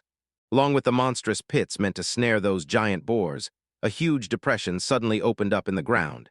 Because the hero craved that kind of power, so if 3-meter-tall monsters ever ambushed him, he could buy himself precious seconds to run. They even had a saying about the strong serving the small, and this young man was dead set on building a giant wall. This young man whipped up a 5-meter-long square sample. He'd already figured out the thickness, but he planned to leave the inside open so it could be filled with sand. The width had to hit 5 meters, and then he'd have to connect every column together. The boy stared at his clenched fist and felt his power surge, like the day he shot up that guest house, because now he knew he could whip together something massive in a blink. He stared across the giant field and felt his stomach drop. There was no end in sight, not even an edge to find. To raise a wall like that, you'd have to invent a spell first, and that alone could eat up ages, because once it's cast, you're stuck hammering the exact same magic over and over, repeating the same incantation and setting up the same perfect conditions every single time. Trying to pull off that kind of repeating magic wasn't simple at all. It took the young man months to finally tame brick magic, and there were days the hero kept chanting the same moves over and over without even realizing he'd slipped into a loop. He cracked wall-building magic faster than shot magic, then used the exact same trick to raise the column, just like he'd done back at the inn. Because of that, he could recreate the exact same magic again and again, and his whole job suddenly got way easier. He slammed his palms to the ground, unleashed the wall formation, and watched the spells hit with far more power than before. Suddenly, a weird sound ripped through the air. He spun around. Then the hero saw his horse slam its hooves as a fresh column erupted right where it stood. The boy froze in shock. Those Valkyries with horns still intact could tap into his magic, and that power clicked into place right after his naming ceremony. Then all 5 Valkyrie heads snapped into formation and started throwing up walls like they were nothing, and the young man just left them there to keep splitting the fight. He didn't get the exact method, but the power they were unleashing was clearly terrifying. The hero brewed up magic mushrooms, then ordered the horses to stop and rest, so they could refill with pure magical energy. But the truth was, he had zero clue what to cook or how to refill magical energy. Still, he bet on it because the big thing was simple. If the results showed up, it would all be worth it. After what felt like forever, the whole wall around the field finally stood complete. The hero proudly hauled his brother over to show off his creation, and it all happened fast thanks to the service animals. When the boy nodded and said the wall looked awesome, he leaned in and demanded to know where the entrance and exit were. Suddenly it hit the young man. He'd totally forgotten about this, and now panic surged. What happens next? Right then, his friend leaned in and said, "Build a special path straight to the entrance." That young man had already mapped the whole route in his head, clearing land, fixing the soil, and carving out a road so perfect it could fit everyone. They had to bolt a gate onto the village wall, and slam an identical one down on the forest side, too. That stretch of concrete and asphalt would have looked gorgeous, but the upkeep would have cost a fortune, and the young man just kept thinking about how roads built thousands of years ago are still standing. Roman road builders carved their streets in 3 bold steps. First, they dug a deep pit, then they piled up stones, gravel, and clay, and last they sealed it all with thick stone slabs set with a slightly higher hump, so the road stayed waterproof and resisted cracking like a champ. The hero chose to build it in bold, Romanesque style, demanding a straight path no matter what. Because even if the angle drifted from the destination, the 100-kilometer error didn't sound scary, as long as the route was drawn with proper measuring tech. He had no clue how long it would take, but with spells and Valkyries in his corner, he figured everything would run like clockwork. The boy caught his brother staring off, wearing that deep, thoughtful look, and blurted out, "What's going on in your head?" Kyle had just wrapped up his naming ceremony, so when he burst into the room, the hero froze, because his little brother almost never showed up to visit. The kid grinned and said he was done helping around the house and finally made time to come see him. He also admitted they'd been coming home super late for ages, since their workload was brutal and never let up. Then he pressed the hero again, and the guy finally snapped back. He was scared his window glass wasn't moving at all. He couldn't forget the smooth, gorgeous slabs his mom had described, stacked in a pile in the warehouse, taking up space like they were nothing but clutter. Kyle's words crushed the young man. When he first spotted glass in the city, he swore it would be a gold mine, but the locals barely even touched something they'd never seen before. In a world where people paid with trades instead of cash, nobody dared waste their luck on shady stuff. Yet this young guy just couldn't wrap his head around it. Why would a good item not fly off the table right away? And it left him staring at the truth, thinking, what else could he sell to make it work? The boy's eyes lit up as he stared at the furniture, and he couldn't stop dreaming about owning it all for himself. He'd been there before and still couldn't stop staring at how beautiful it was. When the hero told him it was carved by a master lumberjack, he admitted he'd loved the furniture too, and even now it still smelled like fresh wood. Turns out, none of the lumberjacks usually built or sold furniture. Medlock said they mostly just cut down trees and sold the felled timber, because hauling heavy logs is a nightmare. In the village, everyone treated their furniture like gold, so nobody had to replace a thing. But the garden still needed deliveries, and the only animals that could haul those carts were pricey as hell. The hero shop's furniture was shockingly top-notch, so the young man grabbed the lumberjacks and went straight to asking how they did it. The young man swore he'd build it with his own hands. No magic, no shortcuts. And with the world teetering on the edge, the economy was crashing fast simply because there wasn't anything to keep it alive. He'd already pushed the cultivated land wider, so now he had to set the pieces in place for people to start earning real money. And since he'd chosen furniture, he needed to hunt down skilled craftsmen, raise a factory from the ground, and pull in workers to turn his plan into a paycheck for everyone. The younger brother stared up at his brothers, totally blown away by everything they'd achieved, and he pumped the boy's spirit, telling him that even though he was still a kid, he'd figure it all out soon enough, so for now he could just breathe, enjoy the moment, and play it cool. Kyle couldn't believe it. His brother talked like someone twice his age, and they were only 2 years apart. Suddenly, the boy remembered how the hero taught his older brother the basics of bit magic, and now he couldn't stop himself. He wanted to learn it too. When Bit finally taught magic, the young man slumped with a sour bow, and it crushed his mother with worry. Meanwhile, the hero was busy in a tiny field, pushing new radish types to grow at the exact same time. His brother stormed in and started grilling him about how he managed to lift those weights, right while the young man was hard at work on full-body strengthening, plus magic, pushing it to see if it really worked. He couldn't stop wondering how this would hit other people, so he picked Bit as the perfect test subject and taught him how to use magic. But the guy couldn't use magic like that. No soil-improving spells, nothing, and the whole thing did absolutely nothing. After countless grueling training sessions, he finally unlocked body strengthening, and he pulled it off in record time. Then Beat started throwing down and picking fights with the village boys. The hero never knew the real reasons, but fights broke out constantly. And somehow his brother still climbed to the top, no rival standing in his way. And even when some called on their elders to take him down, Bit still crushed through it all and stayed the strongest. But the brother never truly mastered magic. His power always came from sheer physical strength. He started stumbling home again and again, battered and bruised, because he'd picked fights with enemies who were older, tougher, and far too strong. But even so, my brother refused to quit.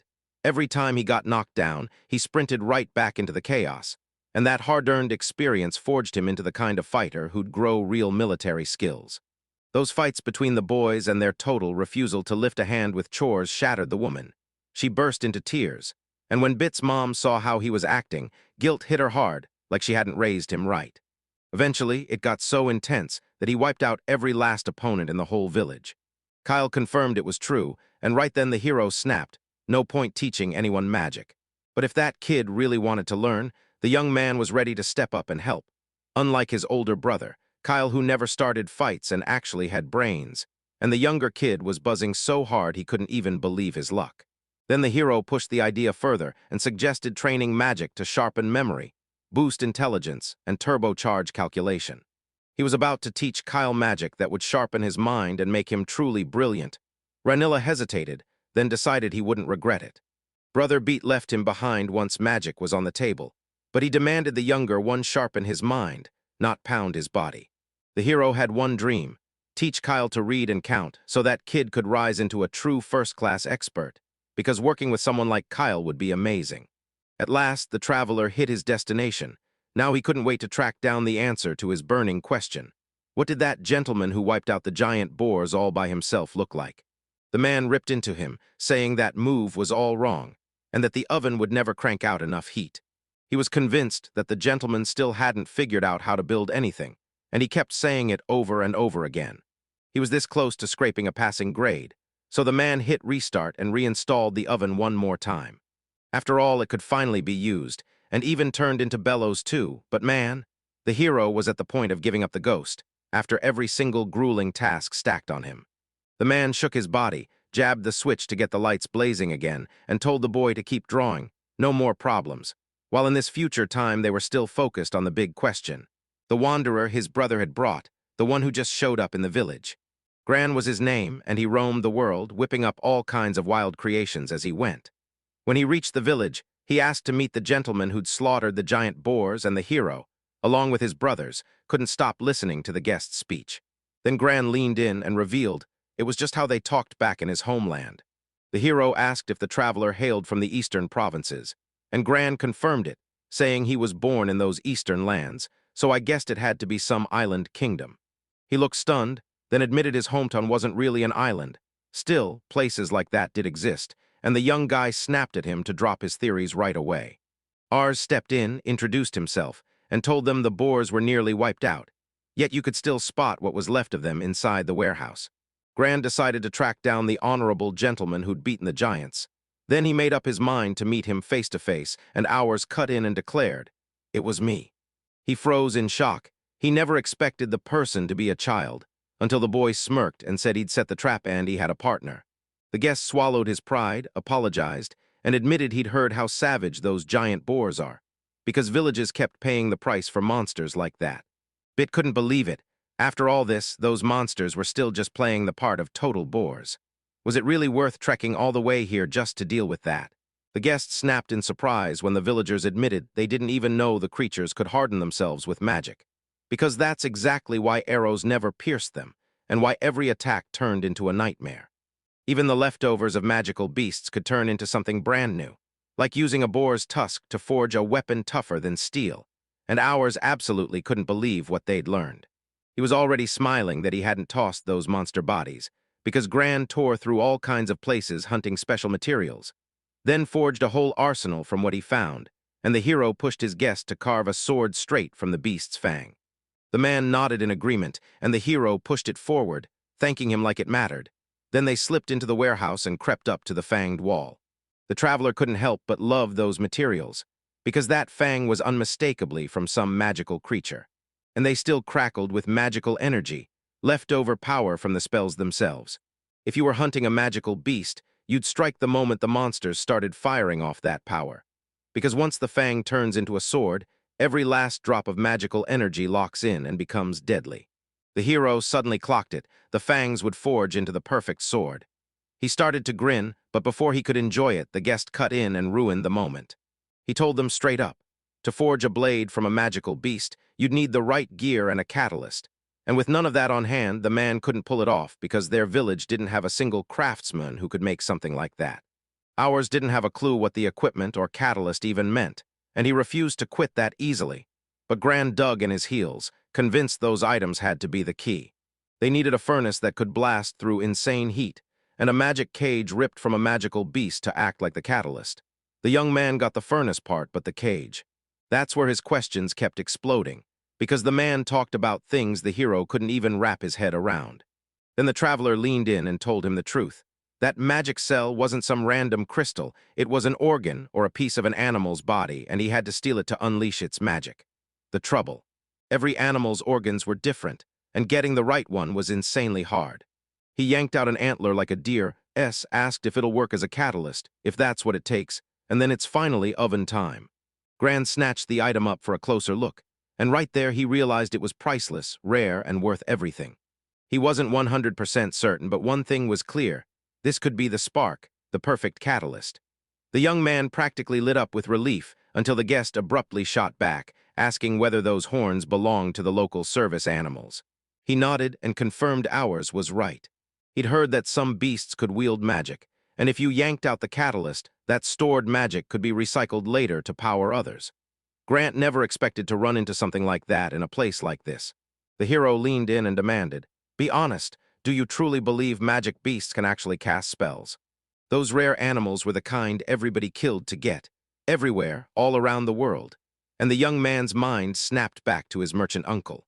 He decided to negotiate the prices, and if he'd been hiding that truth from the merchant, he'd better start worrying about what happens to his future with him. Then he snapped the conversation to something else and asked, "What's next?"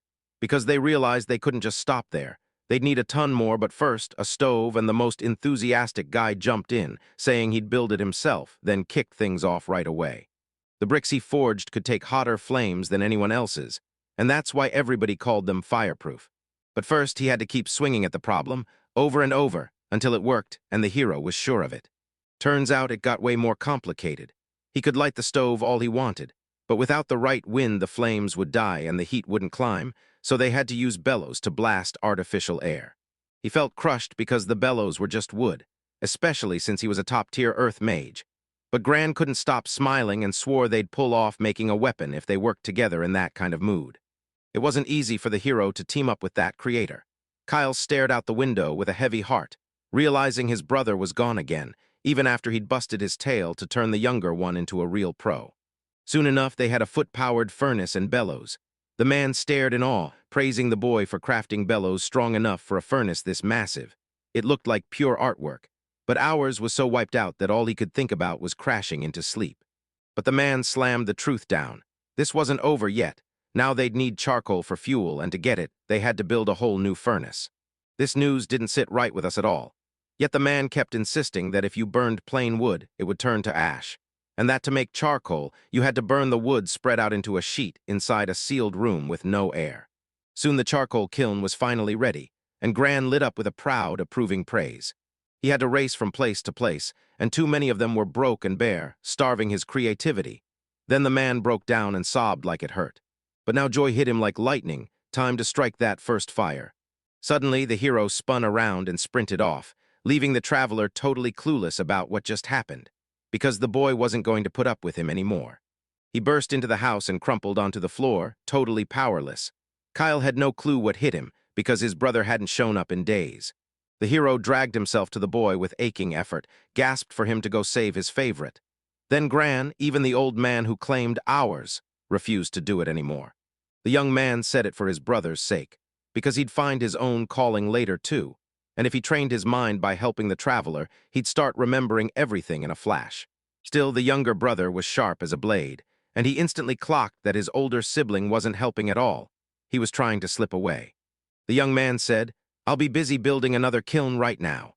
The village had a huge forest and mountains of wood, but not a soul could craft top-grade charcoal, at least that's what Gran swore. The hero figured, if that coal is this valuable, the payoff will be huge. So Kyle marched straight at the man, throwing his little brother into the danger as his favorite sacrifice, while Kyle slipped away and vanished. After a bit, the hero finally showed up at Gran's place. Gran lit up the moment he saw him, and then he told him, "Because of that boy's hard work, we managed to finish everything." Kyle crumpled face down and didn't even twitch, because that was his prey. And then the twist hit. It was Kyle who'd actually started the stove fire. The young man slapped his brother on the back and apologized. Then Grant charged in and started bragging like his latest creation was the greatest thing ever, his pride and joy, at least in his own eyes, while the hero gripped the sword, thrilled and a little stunned. This blade was pearly white, glowing like it had its own light. But the new weapon was shockingly light, lighter than that old sword by a mile. Even though it felt lightweight, it still mowed down enemies with ease, and its toughness showed, even without any magical power hardening it. It was all it took. Just move the magical power when you needed it, and everything kept flowing. The man called out to Ours and told him he had one more thing to carry, then revealed a tiny sword he'd forged from the tusk of a young boar. The hero snatched the dagger into his hands, convinced the master forged it for Aris as a child, and that it was the perfect weapon for his self-defense. This sword was forged from a tiny magical creature's fang, and it could grow bigger with every swing, drinking in the magic coursing through its wielder until it swelled with power. When the dagger swells to greatsword size, it doesn't just change shape. It gets way deadlier, and it'll only keep growing for a short stretch as long as one person wields it. Then once the time's up, the blade can be handed down through generations and keeps getting stronger with every new owner. Gran says that's how a sword could turn into a cherished family heirloom, something noble families have had for generations. The hero thanked him like it was life itself, because that sword was all he'd wanted, and this dagger had a kind of sharp elegance you couldn't fake. The traveler smiled and said, "For a roaming craftsman like me, this is the only shot to make something real." The young man, though, still thought a self-taught nobody couldn't pull off a masterpiece like that. Art's guest practically beamed with joy to finally meet him. Then the hero cut in, telling him he'd be happy only if the man stuck around and helped, because they still had fangs, meaning they could forge even more swords. Then he leaned in and asked, "What's this blade called?" Because custom demanded that every weapon carry the creator's name. He'd be absolutely over the moon if that sword had the name, Invincible Fangren. He loved the name and swore to guard the dagger with his life. Then that promise earned him his very first sword. Then the young man hands Kyle some magic mushrooms, and they kick his strength right back into him. Gran nearly froze in disbelief when he laid eyes on the supplies. Turns out this had nothing to do with cooking. Magic mushrooms were the ultimate catalyst. The master floated in bliss because this village had turned into a merchant paradise. Back in the old days, a harvest this huge was impossible. And now the young man was using part of the walled land to grow his magic mushrooms. And the lumberjacks didn't just cut. They helped grow the plants, burying mushrooms in the wood so the whole cycle could keep going for years. Used the right way, they could spark weapon making, but only in strict moderation because they're meant to refill magical energy, not fuel chaos. The man swore those mushrooms were for medicine, but he was totally wrong, because the hero had no idea how to make a single dose. The young man just tore into them raw, chewing them down to rebuild his strength. No fancy tricks, just pure primitive grit. Hearing that, Gran stepped in and offered to cook a meal for the kid, and Ars couldn't believe it. How did this man even know how to cook? Mushrooms don't just taste good, they can even work like medicine, so that's why he had to check them out. So the young man gets to watch, up close, and enjoy every second as the potion gets brewed. Then the traveler slapped a hand on Kyle and promised he'd join them. Yet the boy wouldn't budge an inch, and Hours saw it for what it truly was, pure trauma, not pleasure. The kid was wiped out, so they tucked him into bed for some rest, and his brother told him, "Come back later, I'll need you and you can help then." And that was the only promise he needed. Then the hero summoned Gran and kicked off the creation of their future masterpiece, and the guests' eyes lit up like fireworks with pure anticipation. The potion that brought back magical energy was basically like tea, and the magic mushroom recipe had 3 steps. Dry them out, roast them up, then grind them into powder. Next, the prepared powder got stirred into water, and boom, the healing, power-boosting drink was finally ready. The hero was sure it was some wild potion, but it was just mushroom tea. Gran made it all click by tossing charcoal onto a steady flame, cooking it just right. Then Ars couldn't stop wondering what they'd forge next with this catalyst. Again, a fierce man vowed to forge leather armor out of a giant boar's hide. To unlock the magic, they had to soak the boar skin in a catalyst made from a medicinal decoction, because once it worked, there was no comparison. That armor wasn't magic like a boar tusk sword, but it didn't need to be because it was downright stronger than ordinary gear. Our jaws dropped at what Gran knew and what he could pull off. The boy lit up seeing him in the village, while the man chuckled and admitted he knew next to nothing. Then the traveler smirked with that sharp glint in his eye and basically warned, "Yep, I'm about to steal your sleep again." So Hours frowned, because Gran was usually a good guy until an idea wormed into his head and he started taking someone's rest. The hero couldn't resist bragging about his brand new meditation spell. Then he let out a heavy sigh, praying for one quiet night so his exhaustion could finally vanish fast. Without this spell, the young man would have quit life and work long ago. Then, like clockwork, every giant boarhide armor suit snapped into readiness. He bragged that he was gorgeous, but the armor hung off him like it didn't fit a hero. Ars then stepped in and said, "If we only make it for your size, nobody else will ever be able to wear it." But somehow that suit boosted the kid's workout in the field, and when they finally took his measurements, a huge grin lit up his face. The boy figured he'd keep growing and the armor would snap onto him like it was made for him. Plus, it was a little extra win for Bit. Then, when his brother finally stopped wearing it, the hero would snatch it up, remake it, and keep the advantage rolling. He savored every single day, buzzing with excitement to kick off the next job, and he couldn't wait to turn to that guy and ask what was coming next. When the young man bragged that the armor was enough for now, the traveler crumpled to his knees in pure fury, because Hours had been merciless to him, and they were trying to steal his last comfort. They had just enough bricks for a 2-story building, but they couldn't let their numbers go past that limit. So yeah, bricks had to go into the building, and then, with memory preservation magic, the hero could recreate his vision right on the spot. If he managed to forge Gran a real home, then our magic-built houses could keep going too. He pushed for the craftsman to construct it, using lime as his lubricant, and made sure the place was actually comfortable to live in. Those were the conditions the young man laid down for Gran. Then he leaned in and asked the master what he should make and sell. But for the traveler, it barely mattered. He just wanted to forge something fresh, weird, and new, and the young man could tell his guest was reaching far past what he could even pull off. People are telling him to stack all the provided bricks into a whole building. For Gran, this idea practically dared him. He could cook up a whole storm of brand new ideas. With a knot in his stomach, he accepted the hero's challenge and sprinted straight at the stack of bricks. And damn, he was thrilled he liked everything. Ars couldn't wait to test it. Gran's sword, packed with hardening magic from the catalyst, was his proof, and now he wanted to see if those same magical fangs could make other objects turn just as strong. He snatched up a boar tusk, a Valkyrie horn, homemade bricks, a pile of sand, and healing powder. This haul had to be enough. To forge fireproof bricks, they had to be smashed up, blended with clay baked in a kiln, and then the whole process had to be flipped back again. But the hero grinned, dusted off what he remembered from his past life, and finally built exactly what he wanted.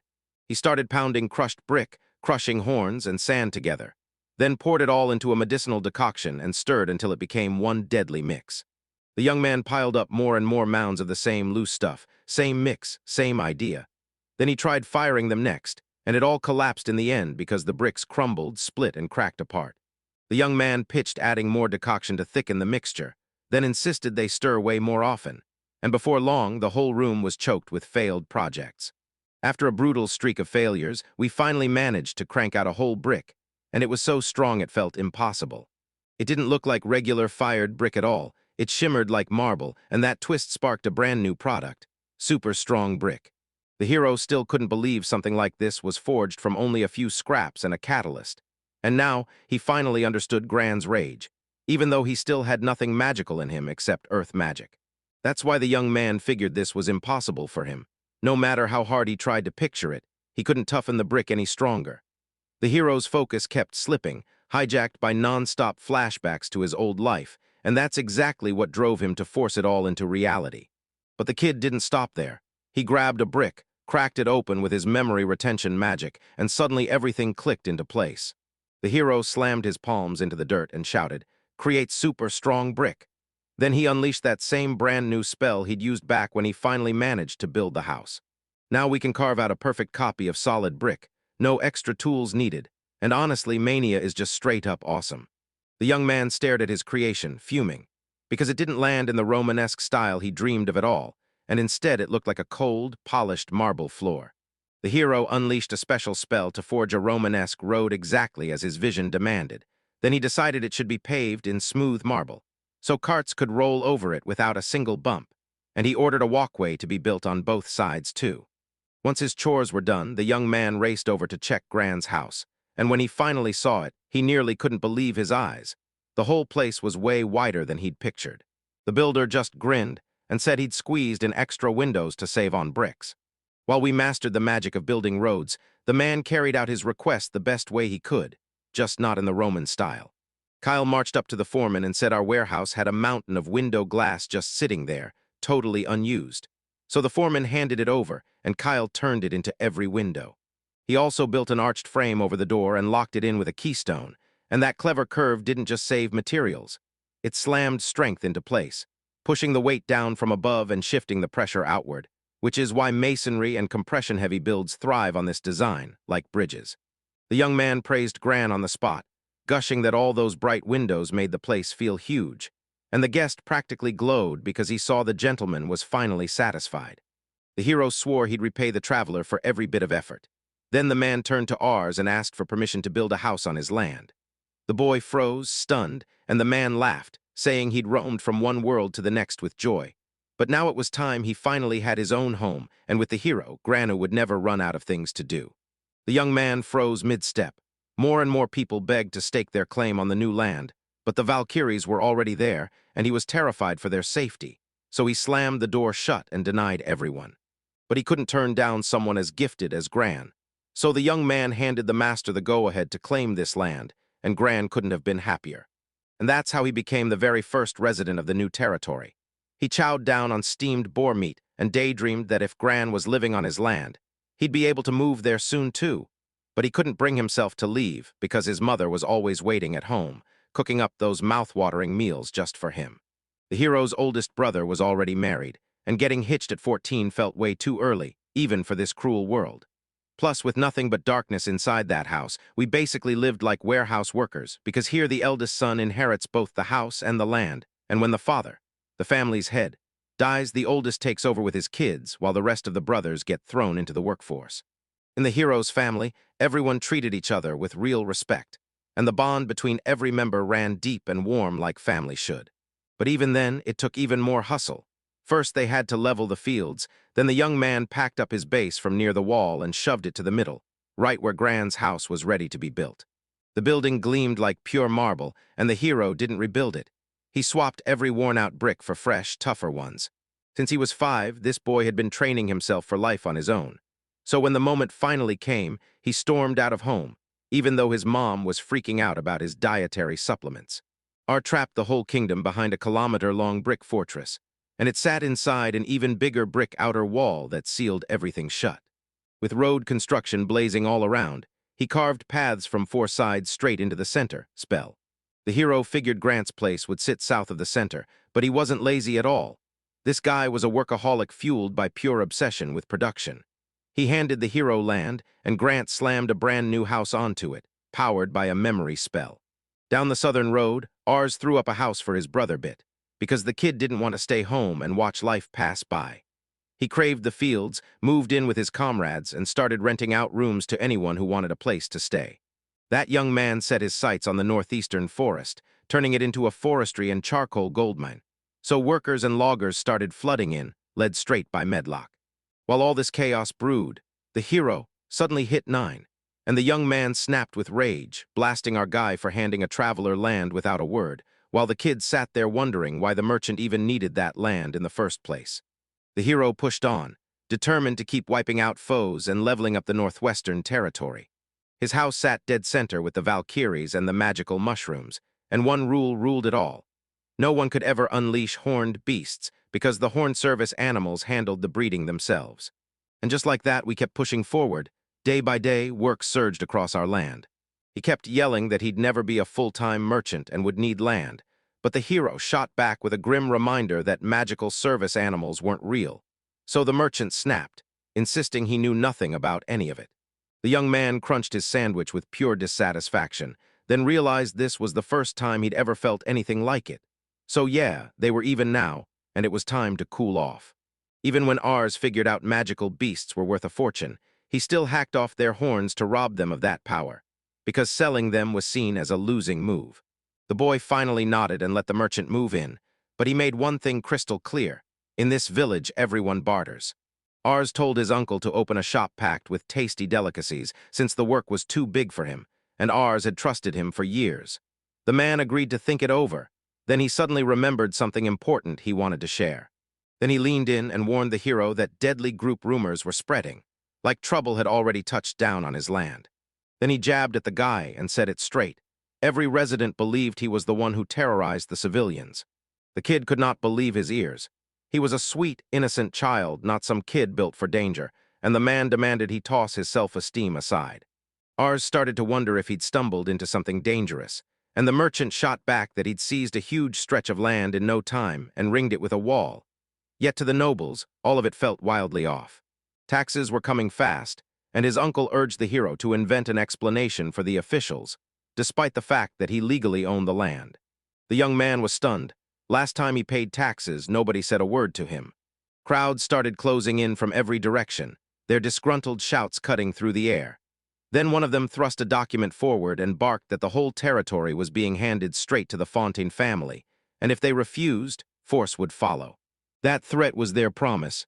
In that village, everyone paid their land and poll taxes just once a year, delivered as wheat from the farmers, then handed over by the village head to the tax collectors.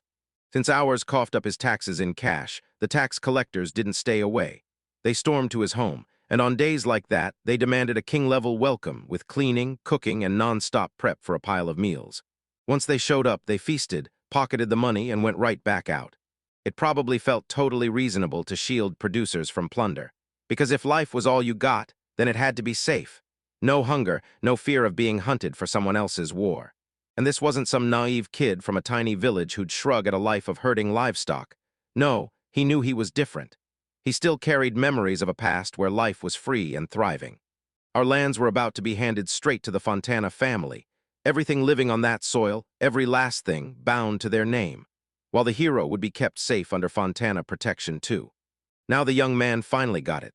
Those animals really could turn the tide in a fight, and folks were whispering that unknown troublemakers might be hiding nearby. So every precaution was locked in to keep him safe while he could greedily grab these prized creatures without a single hitch. Suddenly, a weird sound snapped through the air, and the entire crowd immediately decided to launch the search from the warehouse behind the house. Then the hero suddenly realized Kyle was still inside, and right then, terror slammed into him, turning his blood to ice. But it was already over. The boy and the Valkyrie were on the ground, right there, too late to change anything. The soldier stood there, blood slick on his sword, snarling at the younger man for stealing the beast and disobeying him. Yet all the boy could hear was the thump of his own heartbeat. A shard of wind shot into the room, and Bit barked for his brothers. Then he grabbed Ars's attention right away, demanding to know if everyone was all right. The hero snapped back to that soldier who'd slashed at him with his sword and spit out, "Hillbilly," like it was a curse. The boy blurted out that Kyle was fine. He'd only blacked out, and guessed the Valkyrie must have shielded him. He'd even scraped his forehead, but it wasn't anything serious. And then Kyle's brother finally nodded and asked how he was doing.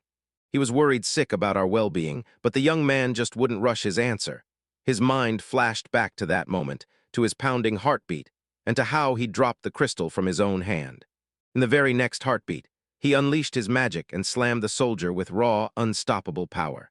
A brutal spray of blood blasted out of the man, right onto the young one. The young man lifted trembling hands to his face and told Bit he was fine, that he wasn't hurt. Then his older brother's worst fear was something else entirely.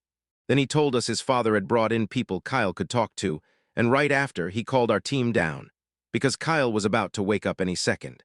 The hero knew he'd hit the soldier, and that the man would freeze and collapse right there, meaning the punishment was coming no matter what. The merchant warned that if the Fontana family's soldiers heard what happened, they'd rally troops and come hunting fast. Then the young man blurted, "Can we even run?" Gran snapped back that slipping away to other noble lands could buy them safety, since if they were from a rival house, there was a real chance the Fontanas wouldn't turn them over. Ours was famous for his magical beasts, but hiding him like this still didn't lock in total safety, because the young man knew that if he lived, he'd still be stripped of his freedom. He clenched his fist even as commoners refused to bow to nobles, and he wouldn't let that steal his chance at freedom. Yet rage burned through him, because if this was really going to be how things worked, it could spark a war.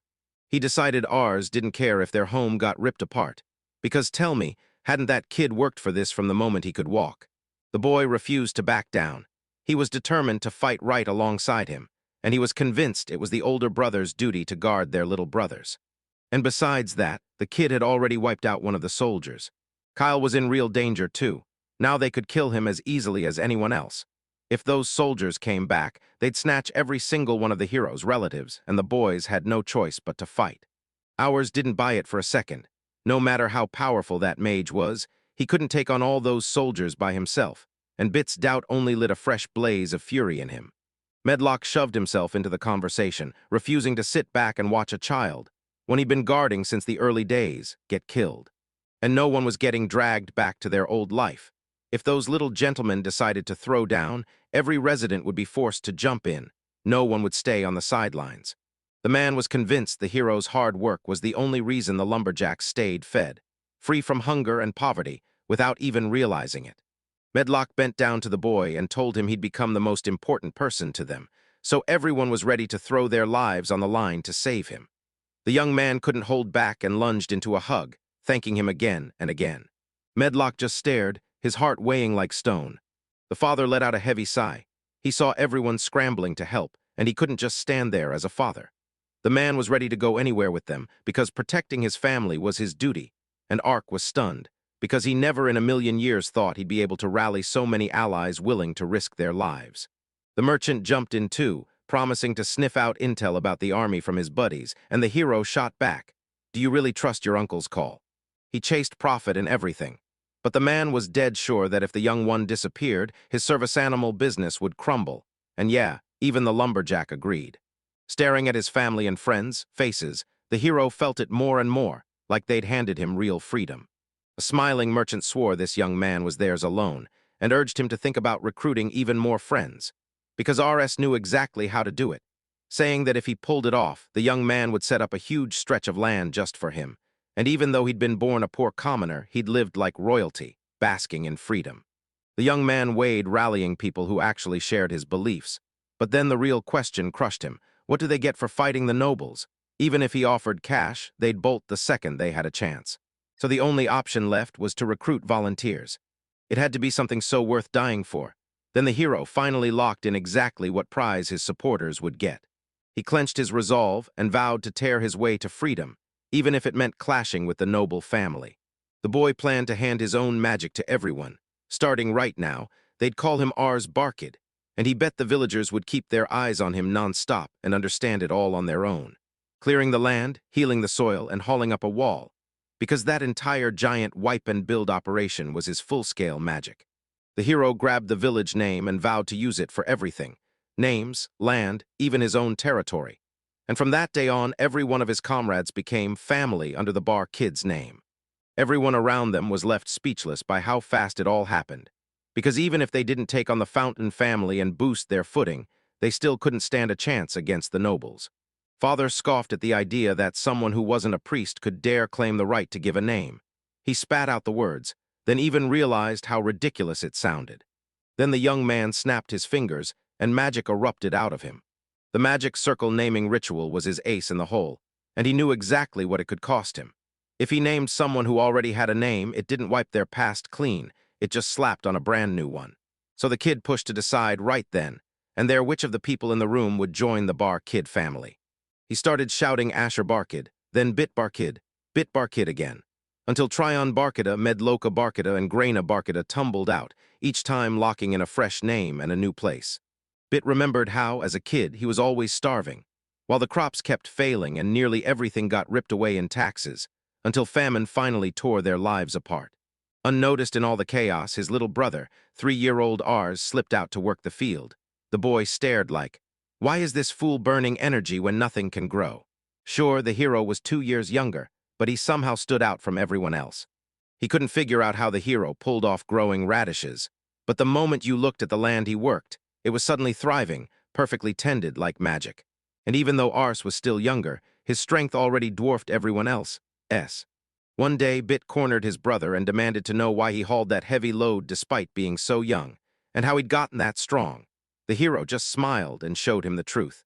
He didn't know a thing about magic at first, but once he mastered it, nothing stayed impossible, so Bit learned body-strengthening magic and started helping with field clearing for Ars, which let him spread his lands even wider. Their field turned into the best in the whole village. The villagers couldn't believe it. Ashura's third son was out in the fields, cultivating like a pro even as a kid, and everyone started praying he'd lend them a hand too. The young man flashed a grin, shut down every request cold, and said he had his own business to handle. And in the village, that attitude instantly painted him as a villain. The adults tried to swallow their anger, but the kids didn't hold back at all. They bullied the hero like he was nothing, and Bit watched in horror as they geared up to beat him, even though his brother was tougher in fights. Yet the boy had no clue what was really going on in that kid's head. And still, every single day, he threw himself into the fight, smashing anyone who tried to hurt Ars. Because, of course, going solo against 5 at once meant he'd get cut up, and of course it meant he'd turn his mother's tears on. But Bit refused to let his little brother's bullies get away with it, so the hero stepped in and called out the flaws in his brother's fighting technique. Then the young man started drilling him with the right moves, while the older man's rage burned because he couldn't grasp who the real showdown was meant for. The boy swung at us, but all he could say was that his brother was beating him just as hard. Meanwhile, our hero just kept slipping out of danger, and in a clash with him, Bit had zero clue what to do. Once the young man started using that brain for fighting, he could take down 10 men, even the older brutes, and that's when people started piling in, turning him into a legend with a crowd behind him. Ars finally earned the whole village's respect. Nobody dared badmouth him anymore. Then he swiftly wiped out the giant boars terrorizing the locals, took up breeding magical beasts, and even won the nobles okay to own land, while his elder brother, watching all that success, swore he'd never fall behind. Bit set his sights on taking down the giant boars, so he knuckled down and trained hard, mastering how to ride a Valkyrie and drilling combat moves with a wooden sword, his face blazing with pure determination, fully knowing the road to victory wouldn't be easy. After all, he was our older brother. The young man panted like he'd been chasing thunder, his face twisted in pure tension. Sweat drenched his cheeks and his eyes burned fever-hot as he clamped his fists, fighting to stay in control, because the magic coursing through him was shredding his nerves. When he pulled it off, his friends exploded with joy. Gran swore that Ars' skills were unmatched, and Bit just couldn't believe his brother could keep something this big hidden from them. The hero practically glowed with pride, and his older brother stared at the future like it was a promise. He was going to get even stronger. Later, the young man snapped at his father and brother to round up as many people as they could and blast word about magic. Then he made them tell the whole story, from how the nobles tried to steal his land to the brutal attempt to kill little Kyle. He prayed the townsfolk would finally join his side, because only they could truly shield them. And then the hero rallied everyone to stand up and fight the despotic nobles for their rights. He promised everyone a world of magic and a place to call home if they fought. And to win more hands, he had to show how it could change not just themselves, but their families too, turning hope into allies. Bit bolted out to finish his tasks without a beat, yelling at his brother to trust him. Then Medlock snapped into action and headed off to talk to the other lumberjacks. The merchant could have gotten every answer right there in the city, and the man understood it all. So he pushed himself to figure out how serious things really were first. The moment he did, our team put their trust in him and begged him to look after himself, and then Tryon shot his hand out in response. Then he orders the guy to stay alive. Right after that, they crack open the cans. The hero replayed his last words over and over in his head, stunned by how far this had really gone. And in this world, commoners never once betrayed the nobility. He had to scramble up a backup plan, because if nobody showed, everything would fall apart, and only around 50 men ever get sent to war. Outside, crowd noise crashed in. Chatter, footsteps, the whole buzz of the place, and at least 78 people had already packed in. Medlock proudly said the woodcutters agreed with him, calling them brave men. Then Beat blew up the moment by dragging every former rival and worker back from the field, warning that if they lost their jobs out there, they'd have nothing left to live on. What stunned RS the most was Hector's eldest brother showing up. He jumped in to pledge beside the boy, then trusted his mother to Isla, his wife. That young man's stomach dropped as he pieced it together. Hector's marriage to the village chief's daughter wasn't fate at all. Somebody was laying traps, betting that the family would inherit the lands once the wedding locked in. His thoughts stormed and crashed with dread, because the chieftain had been dodging the mess of his extramarital affairs and now leaned on the villagers to cover it. And with this rushed wedding, everything his family had fought for over the years could get shattered in an instant. Hours rained magic on everyone, and the whole town lit up with joy. Because this kind of power made chores melt away, and some even swore the floor itself would never forget their gratitude. Bit leaned in and asked if the naming ceremony was done, but the young man had no clue at all. Then the boy clocked Ars's outfit and blurted, "What is that?" The hero grinned and explained. Hector brought it, and his mother whipped up the soup just for him. Even though his older brother swore he'd hand it to him at his birthday party, he suddenly decided the time was now, and Bit stayed quiet, listening to every word they said. Then he bolted ahead, shouting for everyone to get out, because they were meant to be the first ones there, while the young man snatched his hand and begged him, "Please, don't start a fight." Then the boy asked our guy what he was going to do next, and he shut him down with one thing.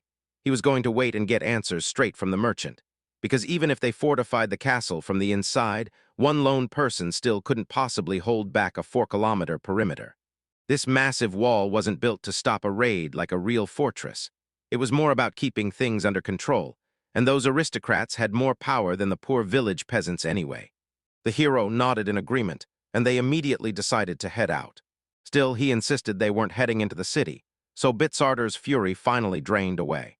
They were headed for Lesota, the nearest village to the southwest, and the hero marched right into town to tell everyone they planned to spread the word of Bark's rebellion, knowing it would probably make plenty of folks furious.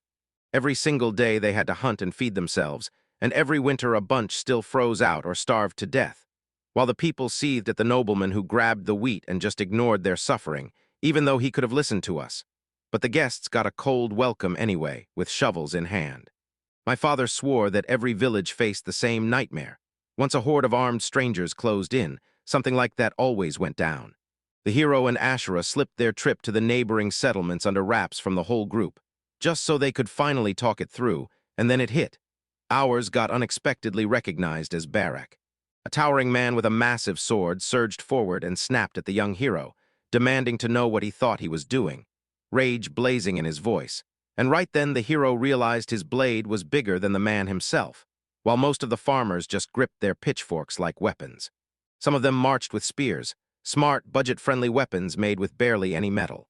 The father clocked the brave stranger as Vargas, legendary in this village, soaked in victories from countless battles. And that's when the young man finally understood why the knight had stomped in with that unstoppable authority. Beat thundered up to them and launched into a fiery speech, saying the nobility had screwed over the people of Farca, and that everyone needed to refuse the aristocracy's tyranny and stand together. The boy wore armor, stitched from the hide of a mighty boar we already crafted, came paired with a brutal boar sword with a hard tusk, And then, just to finish the nightmare, he sat astride a beast servant. Up close, you'd never guess he was the farmer's second son.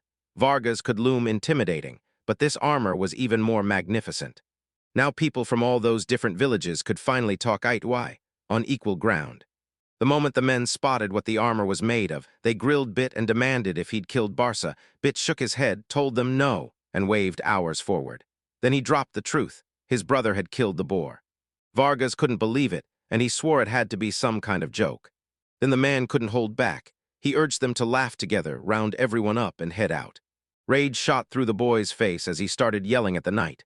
Because the boar has been demanding help in the fight against the fountains, and that's exactly what the knight promised, so the boy refused to let it slide.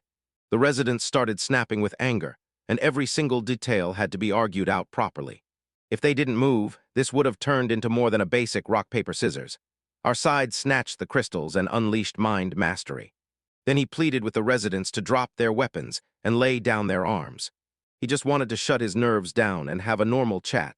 Then Vargas got hit with the shock of seeing magic. The hero warned him. If he went in for the attack, the young man would swing again and land another devastating hit. The man charged at him with pure defiance, moving way too fast, and the young guy knew he couldn't slow down, because if they did, they'd be in serious trouble. The fighter snapped out of danger faster than your eyes could track, dodging every strike like it was nothing, each move sharp, clean, and perfectly timed. He blocked blow after blow with total control, certain not a single hit would land clean.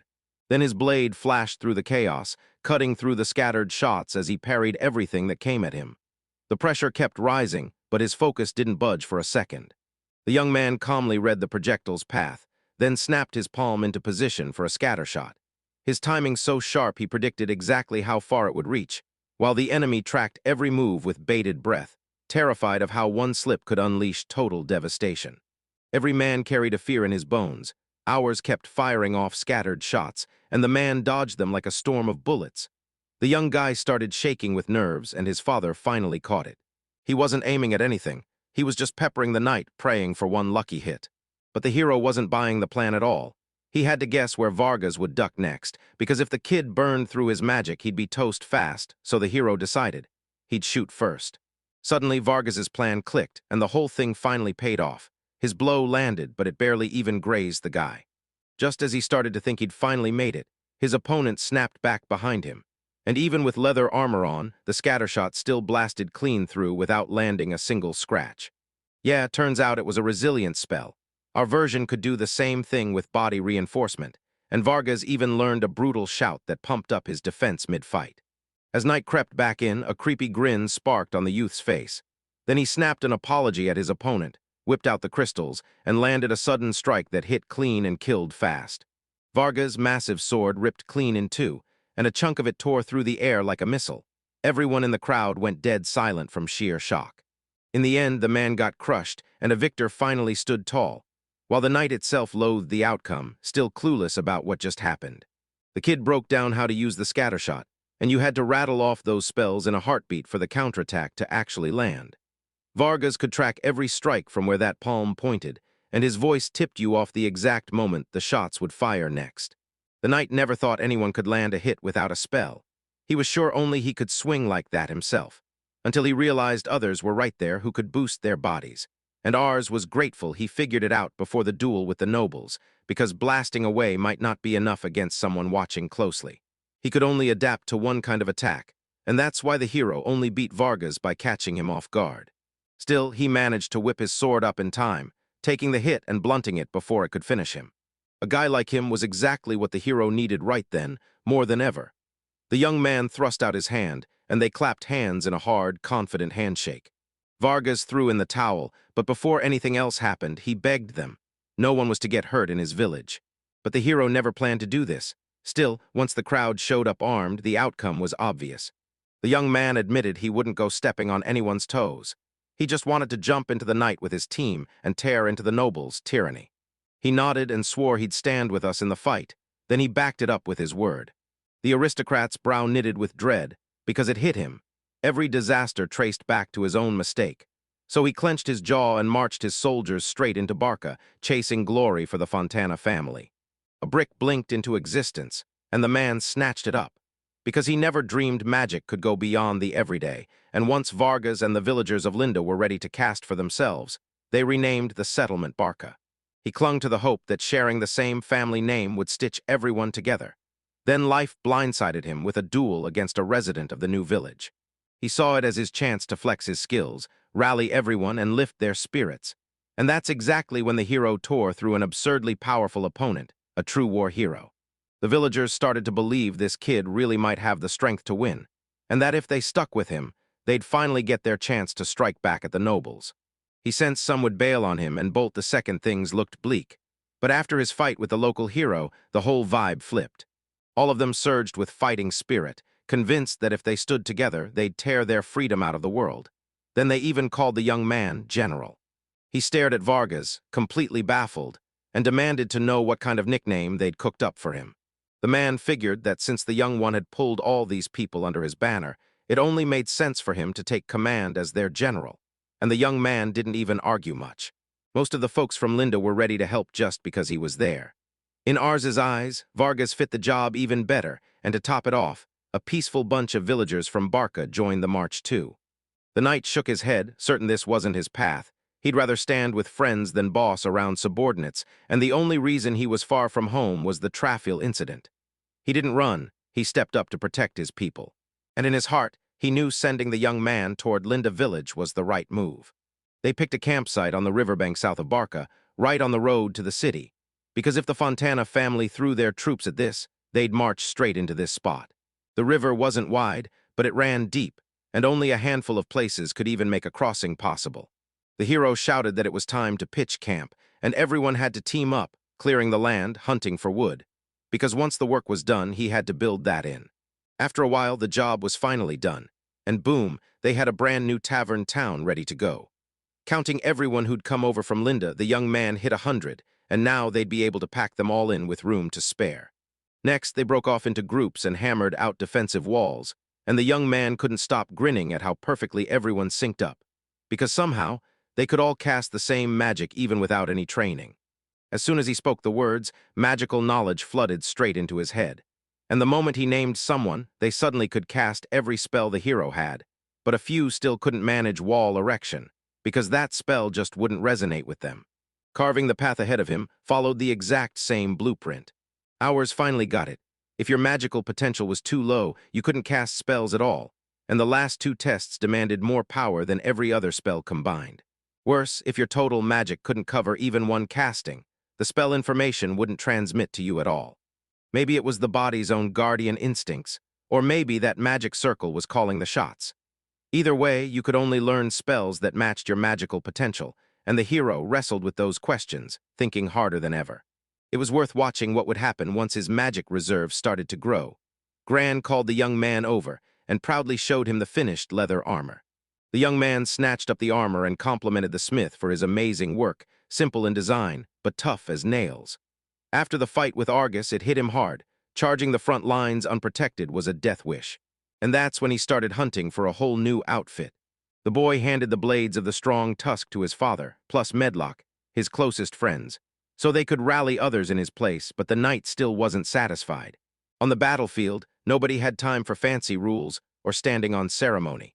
The merchant ran to the hero and everyone else, shouting that the enemy had sent a 500-man advance force, and he even knew their daily routine and the exact road they were taking.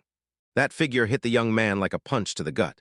Barca never recruited more than 50, yet this time they rolled in with 10 times that, and Tryon couldn't believe how fast the walls went up. Setting up a base in that kind of spot, and luring people from the next village straight up blue past the Fontana family's wildest expectations. The numbers stayed brutally lopsided.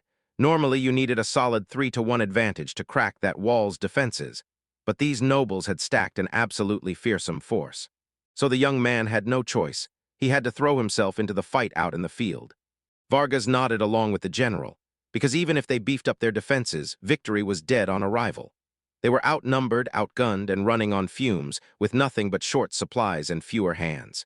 And yeah, the aristocrats probably looked at them like a pack of peasants. Meanwhile, the villagers were grinding non-stop, training hard to master magical power. Because these weren't ordinary townsfolk, they were people who could actually wield combat magic. Ours told everyone they'd get only one shot to win, so they had to blindside the enemy with a surprise strike in the field, weaponizing chaos. And the young man figured that if this was just a game, he could stay cool and let it all play out. But real life hit harder. Everything was way more brutal and complicated than it looked. A horse crept up behind him, and the young man soothed it with a gentle pat. Then the Valkyrie started biting like it was trying to calm him down, and he leaned in to whisper, "It's okay, you're safe." He was betting everything that she'd fight to survive with the others, because to win freedom, they'd have to push harder than ever. Soon the aristocratic army crushed in and swallowed the villagers, tiny ranks, far outnumbering them by a landslide. But we didn't flinch. Noble warriors like them didn't just look ready. They arrived stacked in gleaming metal armor, and that advantage let the young man meet the army right where it was supposed to. Their numbers and the exact path they took matched the merchant's report perfectly. A rider thundered out toward them on a horse that looked just like a Valkyrie. Same fierce design, only missing the horns. He blasted his voice to pull the villagers in, right as arse. This guy everyone's talking about was branded a criminal for shattering the nobles' orders, beating back the tax collectors and their guards, and the young man had to admit. The rumors were right. Strong voices really do belong to commanders who mean business. The man thought it was crazy to drag the whole village into court, and the father turned to his son, asking if they should have just kept standing there and listening to that eccentric. The aristocrat demanded we surrender and drop our arms, promise us our lives would snap back to normal. The hero knew those words would shatter their unity, so he had to fire back, right there before the battle even started. The kid wasn't sure he had the words to light a fire in his allies and rattle the enemy's nerve, but one shot at easing the tension might still be out there. By pouring magic straight into his vocal cords and cranking up the vibration, he could blast out a voice so loud and crystal clear it cut through everything. The hero blared it out. Turns out the Fontana family had signed a transfer act, handing Barca's village rights straight to him. But once they saw this settlement booming, the Dorians decided it was theirs to take: land, homes, everything. Then they moved to seize the people too, and the air itself seemed to ring as their voices thundered across the whole place. That enchanted voice, locked inside the magic, left everyone who heard it staring in pure shock. The young man stood ready to fight for his rights with pure grit, and the aristocrats couldn't scare the people with their cruelty anymore. Because the common folks vowed they'd never swallow nobility's horrors again, not when those brutal taxes were basically a slow death by starvation. From that moment on, the hero refused to let them treat people like pets. Then he finished his speech and shouted for everyone to crash into the attack. He rallied everyone and shattered their chains, and they couldn't believe it when he called for battle mid-speech. The commander of the nobles barked orders to hold the line tight and ready the defenses for the incoming attack. He saw that raw passion ignite, and he stopped the knights cold. Rage surged through him when his path got blocked, so he swung his arm with full force and blasted the whole crowd out of his way. With one swing, they got rocked, because the guy was terrified the strong tusk's power wouldn't reach far enough, so he built a pole out of hardened bricks to test its range. The young man never would have guessed you could pull off a power like this. But it all started with body strengthening, not some one-and-done trick, because the magic drove his limits, pushing that boost to the absolute edge. He swung that long pole around and blasted a warning: "Step in his way, and you'll get wiped out by the shockwave." The young man came charging into their space as he shouted, leaving them zero time to raise shields, spurlines, or line up archers. But he didn't even need those tricks against the people brought in on orders. And seeing a kid toss grown men aside like they were nothing, that alone rattled the soldiers, most of whom were drafted straight from the poor peasants. If the brand new Barca family wanted to win this fight, they had to take down their own commander, but he couldn't charge ahead by himself. Through sheer body reinforcement and wild scattershot magic, Barca's ranks shot past the nobles. But they could only show off a handful of spell types, while ours went further and proved a horrifying power. He could pump up a child's body so hard it left adults going mad. Turns out he'd been pulling in magical power since infancy, snatching it from food, breathing it from the air, soaking it up from his surroundings, then stacking it all up and blending it into his own magic to level up his mastery. But everyone else, their inner magic just couldn't spill out that much power. A person's magic reserves, both the raw amount and the deep quality, directly powered how deadly they were in a fight. In this case, only the toughest could possibly keep pace with the hero now, fully powered up and charging forward. The young man yanked them in, calling his brother and Vargas to come with him. Then he ditched himself, left the woodcutter to guide the rest, and took off to follow. The mission was simple: Smash your way to the armored salad group right in the enemy's heart. And there, our power bit and Vargas stood as the Barca people's backbone and spiritual anchor, just like the armored men were to the Fontana warriors. If they crushed the enemy, the militia's courage would shatter, and they'd be wiped out.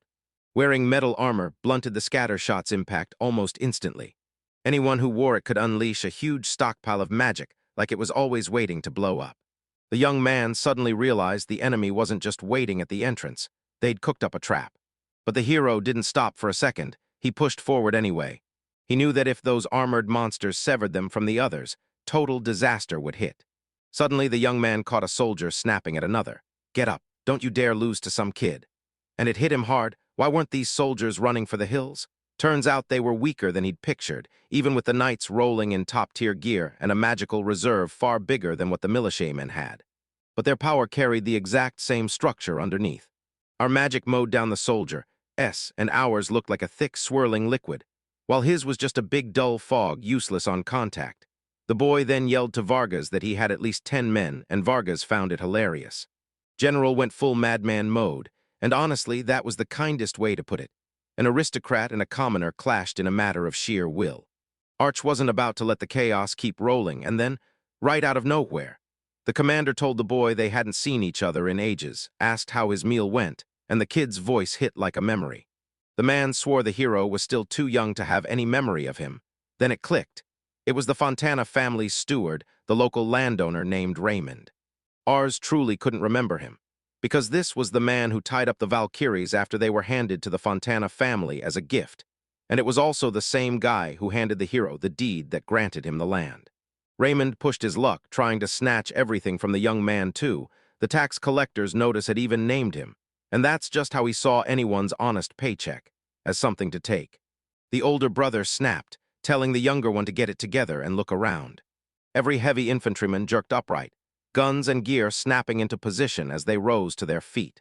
The enemy commander stepped out right in front of ours on purpose, using himself as a roadblock to slow them down and steal precious time. Suddenly, the young man's hope crumbled. He realized their edge was gone, and everything started going terribly wrong. The noble army came to blast the villagers with magic, and in this world, even aristocrats were born with their own power. So if they wielded it strong enough to save the day, they didn't just fix the crisis. They climbed higher in status. But once the fighting kicked off, numbers overpowered even the strongest magic. So the nobles started dragging in commoners from every corner, flooding them with magic for anyone who'd proven themselves in battle, and that's how they effectively turned it into a naming ceremony. And yeah, giving someone that kind of power was downright terrifying for the nobles, because it could maim or kill them in an instant. So a past incident forced the world to introduce selective magical distribution. To earn the right to wield wheel power and climb past commoner status, you had to pull off two things: charge into battles, win the nobles' favor, and fight alongside their infantry. Then work under a knight who's already soaked in magic and prove you're exceptional in that role. But if you ever abused your power or let fear make you slack in battle, they'd strip your family name and seize your property. So those warnings paved the way for a tight system of noble rule, where loyal knights weren't just warriors, they served as keepers of the order. What Ark pulled off in Barca village was pure genius, an underhanded trick inside the system itself, because his family name could grant earth magic. The Fontana family's sacred element was ice, and every soldier who had magic at their fingertips fought with an ice spear. The hero clenched his teeth, knowing he couldn't hold them all back by himself. So he ditched the back and left it to his comrades. With that hulking tusk, his sword in hand, and his magical body boost, he should *V shrugged off the hits. But doing it right demanded razor-sharp, quick vision, and he had to strike the perfect balance between boosting his body and sharpening what he could see. It was meant to make everything feel like it was happening in slow motion. He'd never let his magic loose before, and under those brutal conditions, keeping control was a nightmare. Yet somehow he made it work. Right before the knight hurled the ice spear, they threw out a wild scattershot-like gesture, so sharp and consistent that you could practically read the next attack direction. Vargas snapped out of Ars's spell with brutal confidence, because he'd fought knights on battlefields before. But right then, a spear slammed into him. The moment the call cut out, panic clawed at the young man's chest, wondering if his friend was still safe. Even with his sword and body getting stronger, something was still bound to take a hit. So during the fight, the man dodged most of the shots like his life depended on it. If he tries to dodge, That strike will slam into either the hero or the brother. In this fight, Vargas had to throw his own body in front of the danger, acting like a human shield to protect everyone. That young man stared in awe at his friend's skill, because before this he'd been shoved into silence while their Valkyrie's horns got chopped off, and now he was watching Bit pull out two swords at once, practically radiating a wild, feral temper. Now he'd finally tapped into his own power, and at his side stood a loyal comrade he could fully trust. Ars wasn't just different anymore. He was nothing like the person he used to be. He turned an ordinary dish into a shot of hope, fighting for its freedom like it was the last thing that mattered. Bit unleashed a mocking question as she finally ran out of strength. Then he gently petted Kui and swore she had the same thing, before a sudden drip filled the air and blood started to leak out from somewhere nearby. Valkyrie got hurt, and when the guy saw it, he sprang down on the spot fast. He sprinted back into action with fresh fury, charging straight at anyone who dared to lay a hand on the animal. The hero begged Vargas to watch over his brother, because even with that brutal tusk, ball, and body reinforcement, the warrior's armor could still wreck everything. Bit slammed one of the soldiers with a brutal, bone-shaking strike, and somehow he drove straight through the iron armor. He didn't fully get it yet, because the only people he had to compare himself to were those village kids. Even drained of magic, the older brother was still strong enough to crush the knight, and no one in their circle expected their own power to hit this hard on the battlefield. The hero's older brother tore through the battlefield with twin swords, whipping the soldiers into a total panic, while Vargas was right on his heels. The young man decided his comrades didn't need him, because they were already holding it down just fine. The brother threw a brilliant distraction, tying up the knights and leaving them short on free hands, so now he had to face the commander himself in the battle that was coming next.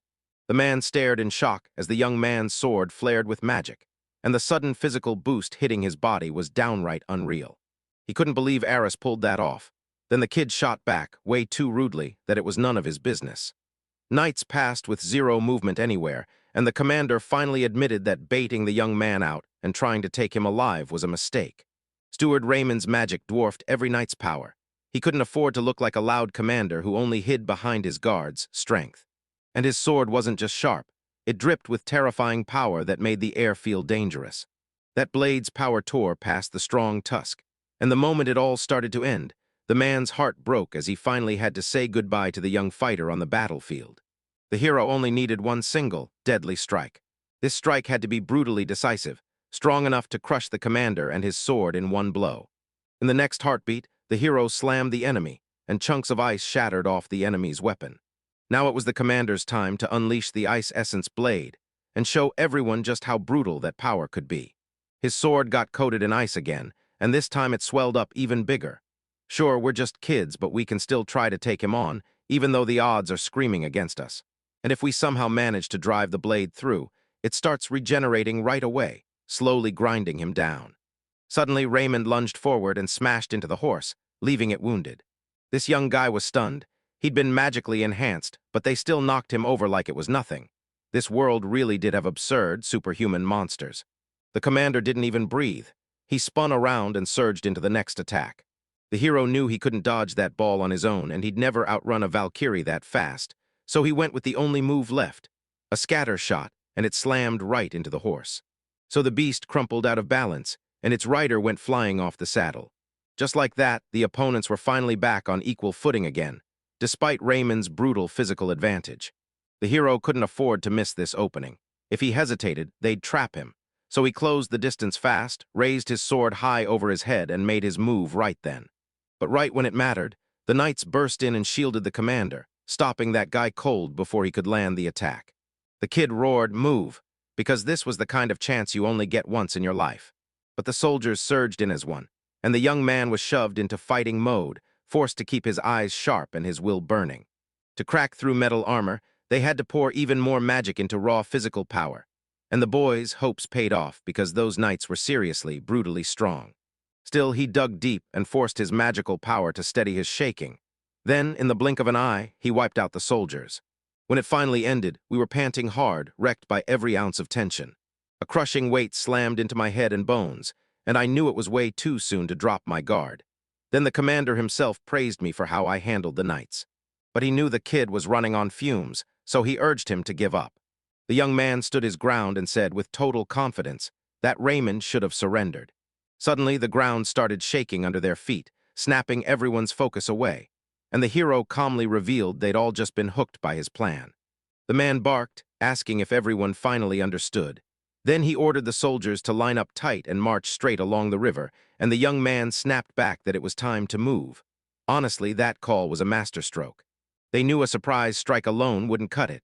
So the hero went all in on the service beasts, the perfect move to hit from the flanks without splitting their forces. R snapped at Valkyrie and demanded she get moving and do her part. The service animals bolted forward like a storm, charging to tear into the enemy. People were stunned. How could this even be real? These service beasts throw magic, same spells the folks of Barca use. The mustache-sporting man clenches with worry, staring at the chaos and wondering if his troops are gonna make it. He said this was the most ridiculous thing he'd ever laid eyes on. Ours made up his mind to end this battle, and to do it, he had to finish one last thing, take his opponent's life. The boy looked the man in the eye and said, "This is where you get your goodbye," and everyone watched, because it was a total win right there in front of them all. Ours roared, lifted his sword, and claimed he'd cut down Raymond, the Fontana family's ruler, then shouted at the Fontana warriors to pull back and retreat. Then he shouted that Barca was finally free, and the crowd erupted with joy. They followed his word and threw their arms up high. Our soldiers held their ground and gulped air, while the enemy troops stumbled back and retreated. Valkyrie charged up to the hero and urged him on. He buried himself in her arms, insisted he was okay, and thanked her, and just like that, Barca seized victory. Meanwhile, up in a camp north of the river, the man breaks down and swears he's never been more terrified, because even just remembering it sends shivers crawling down his spine. He spills to the hero the one thing that terrified him most, all while riding a Valkyrie powered by reinforced underbody armor. Ours isn't listening. He's fixated on what matters, taking care of the battle trophies, and even though the true leader of the service beasts was his first companion, Valkyrie, something about that man still moved his heart. He put it in the hero's hands because in all of Barca, only the hero and his brother Bite knew how to ride a Valkyrie. No one else could. Arsh nodded, saying his uncle had crushed it. For Arsh, this was the greatest moment of his life, and the man he was praising turned around and praised him right back. So what's next for them? The Fontana family hasn't even unleashed its full power yet. The hero just wants to catch a real night's sleep, but he can already feel it. The gap in military strength between them is still massive. They swept up the weapons the Fontana peasants left behind as those soldiers scattered after getting smashed. And when word of their win finally hit Barcalinda, about 200 villagers rushed to join, boosting their odds just enough to matter, and locking in a share of the war spoils. The young man rushed up to the general and demanded to know how it all went. Did he finally get them talking? The general nodded and said, "Yeah, they're commoners, but they've marched shoulder to shoulder in fights before. They pulled off a huge win and hauled in 6 knights, gold as POWs, whose intel could tip the scales toward victory, but every single one was badly wounded, so the medics are tending to them even as they stay tightly restrained, just in case. If a feudal lord can't crush a rebellion in just one small village on his own, his reputation takes a brutal hit, and the other nobles won't lift a finger while he scrambles to fix it. Ours said that even if they're not hunting a fight, they still have to show off their strength, so hard it shakes the enemy's nerve and pushes them to the bargaining table. So that's the plan. They'll raise a real castle right here, a towering symbol of power and a fortress meant to crush any attack, because walled fortresses are everywhere in this world. Deadly tech like firearms and cannons is almost non-existent here. Magic runs the world so hard that science barely gets a seat at the table, and since the hand is close, they could even ring their fortifications with a moat. To keep supplies from Barca and Linda flowing, they had to carve out a road, and it needed real muscle, strong enough to haul fully loaded carts without cracking. They even raised a watchtower and stationed a Valkyrie up there, ready to spot everything happening around them. Now he's thinking about fortifying Linda Village with defensive walls. First, we sort everyone into teams by the kind of magic they can pull off. Some swear they can't build walls or forge roads. The man said his whole body was trembling, and he couldn't believe he'd lived long enough to help build a real castle. So breathtaking it felt like Mr. R was smashing every rule of convention even harder than anyone had ever heard. A fortified outer wall locked in place with a moat, Linda's deadly defensive walls and towering watchtower. Then the road stretching straight to the villages of Barca and Linda. With zero real clues about the place, they just bounced from tower to tower, starting by sweeping every inch around the castle. So is he basically telling them, You came to us for a shot at finally making your big dreams real. Because he's got one plan: build a castle so wild and jaw-dropping that even aristocrats can't help but stare. So the workforce exploded even more, because new roads let them reach the camp from their villages in a single day. And the young man told the hero that more and more people were begging to join them. Then a guy from Barca pulled me aside to deliver a message. Father Paul explained everything he was seeing, and ours refused to go to that meeting, like it felt oddly disarming. After a while in Barca village, Father Paul finally spoke up. He said he hadn't seen us in ages. The man said it looked like the hero racked up a bunch of terrible stuff while he was gone, and Ars didn't get what he meant at all. Then his father warned that rage was coming, and the hero finally snapped, realizing they were talking about naming. He's been handing out the family name like candy, blessing people with magic even though the church never approved it. Now that he's made it this far, he's got to finally dig into what those charms do and what powers they unlock, because magic is real here, and everyone has some of it, even if it's just a little. People who can actually use it to plow fields, just like him, or build up their bodies like Brother Bite and Vargas. They're few and far between, because only rare sorcerers can wield those magical witchcraft skills. After years of grueling training, some people learn to ignite their power with a single word, and soon that wild gift itself got a name: magic. And the moment someone starts using it, they become sorcerers. Top-tier legends society bends over backward to respect. And the folks who can pull off the naming ritual, handing regular people the power to cast spells, are called mentor magicians. They swear this art was gifted to them straight from God's own hands. Then they kick off the Church of the Holy Light, where he plays a key role, spreading its teachings so the life magic power flows toward peace instead of chaos. But these magical mentors want different things. The naming ritual forges a bond like parent and child, and that's exactly how this ceremony builds a whole ladder of magical hierarchy. So the kid doesn't just unlock the parent's magic. When they share it, the parent starts absorbing some of the power too, like a two-way surge. And is that why their magical power has been skyrocketing lately? He's basically wielding a forbidden sacred technique from the Holy Church, without permission, and that power is only for priests or higher. So the hero knows exactly how the church will come down on him. Ours realizes he's totally humiliated himself, because if a confrontation erupts, it won't just be the local nobility he has to face, but the Holy Church's representatives too, and they're everywhere. At that point, there's nowhere left to run, and his life feels like it's done for. The young man begged his father to hold on for a second, but nobles didn't just take knights. They sealed the deal with a proper naming ceremony. So yeah, turns out he's not the only one using that special ritual. And tell me, isn't that the perfect reason for him to do it too? Paolo snapped back that the nobles run the naming with help from the church. Priests don't do the real work. They just pass the messages along. So the first spark of magical power still comes straight from the noble families, and even that doesn't feel like it's enough. But if this power gets abused, it turns deadly fast. So why don't the nobles just grab knights left and right if they think it'll jack up their strength overnight? Since the church only greenlights this ritual in exchange for reciprocal donations, the deal keeps the peace and holds everyone's power in check. So ours couldn't help asking, "Wait, are we getting paid?" He said divine grace was enough, but the truth was brutal. Both sides were following those same rules. Our side was the one using the church's secret art without permission and then wrecking their business. But if that connection slips from parent to child, boom, he's stuck in the exact same trap his parent was in. Turns out some of his powers didn't stop with him. They got redirected straight into Father Paul, and he admitted it. He said the moment he named the boy with his family name, his powers started surging, and he was sure it happened because his own power was just that strong. Ars stared at the truth. He'd only named a single Valkyrie once, and still, every Valkyrie born after her could wield magic, which screams that he's tied to all the others just like her. So the Valkyrie's magical power gets handed down from him straight to Father Paul, like the one mouse that's born from the next. And the guy has no clue what he's even talking about. With his magical power roaring higher, his rank shot up to bishop, and now he's set to run not just the church, but the whole surrounding area too. Bishops were way fewer than regular priests and clergy, like a huge win, and the hero pushed. So what does that mean? They told him dead serious, no one. One day he stumbles on brand new magic and suddenly starts to get the hang of it.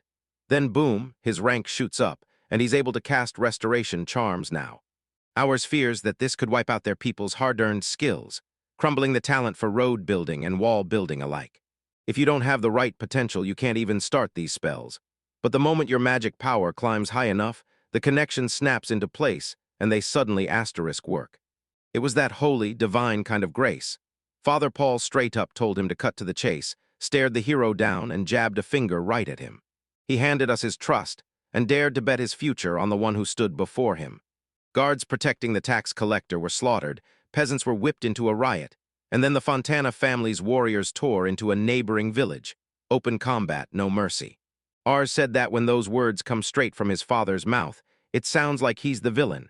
But the truth is, this mess isn't on him at all. Stealing the church's forbidden naming technique and abusing it in secret unleashed a wave of offensive magic that spread out of control. There's a brutal reason to fight Fontana, but for the naming ritual, no excuse, none at all. The only move left for him is to join the church. Father warned me that if anyone caught me using aggressive magic, the church would trace it straight back to us, and they'd hand me over to anathema on the spot, meaning I wouldn't even get a chance to leave the house. The hero demanded what he meant, and right then it clicked. The real nightmare is the church showdown because he's been forced to answer to them. Because it was him who first handed the people of Barca their family name. He just gave the right names to the right people through him. That was the whole point, to calm them down, and it didn't take more than that. Honestly, the kid still couldn't wrap his head around why he'd chosen to protect him in the first place. Then his father straightened up and said he had a damn good reason. His magical rank shot up for one reason, his power, and without the hero, he'd naturally lose him. But the real issue is his own protege, who twisted the naming ritual to jack up his power, and he'd rather choke down that truth and stay silent.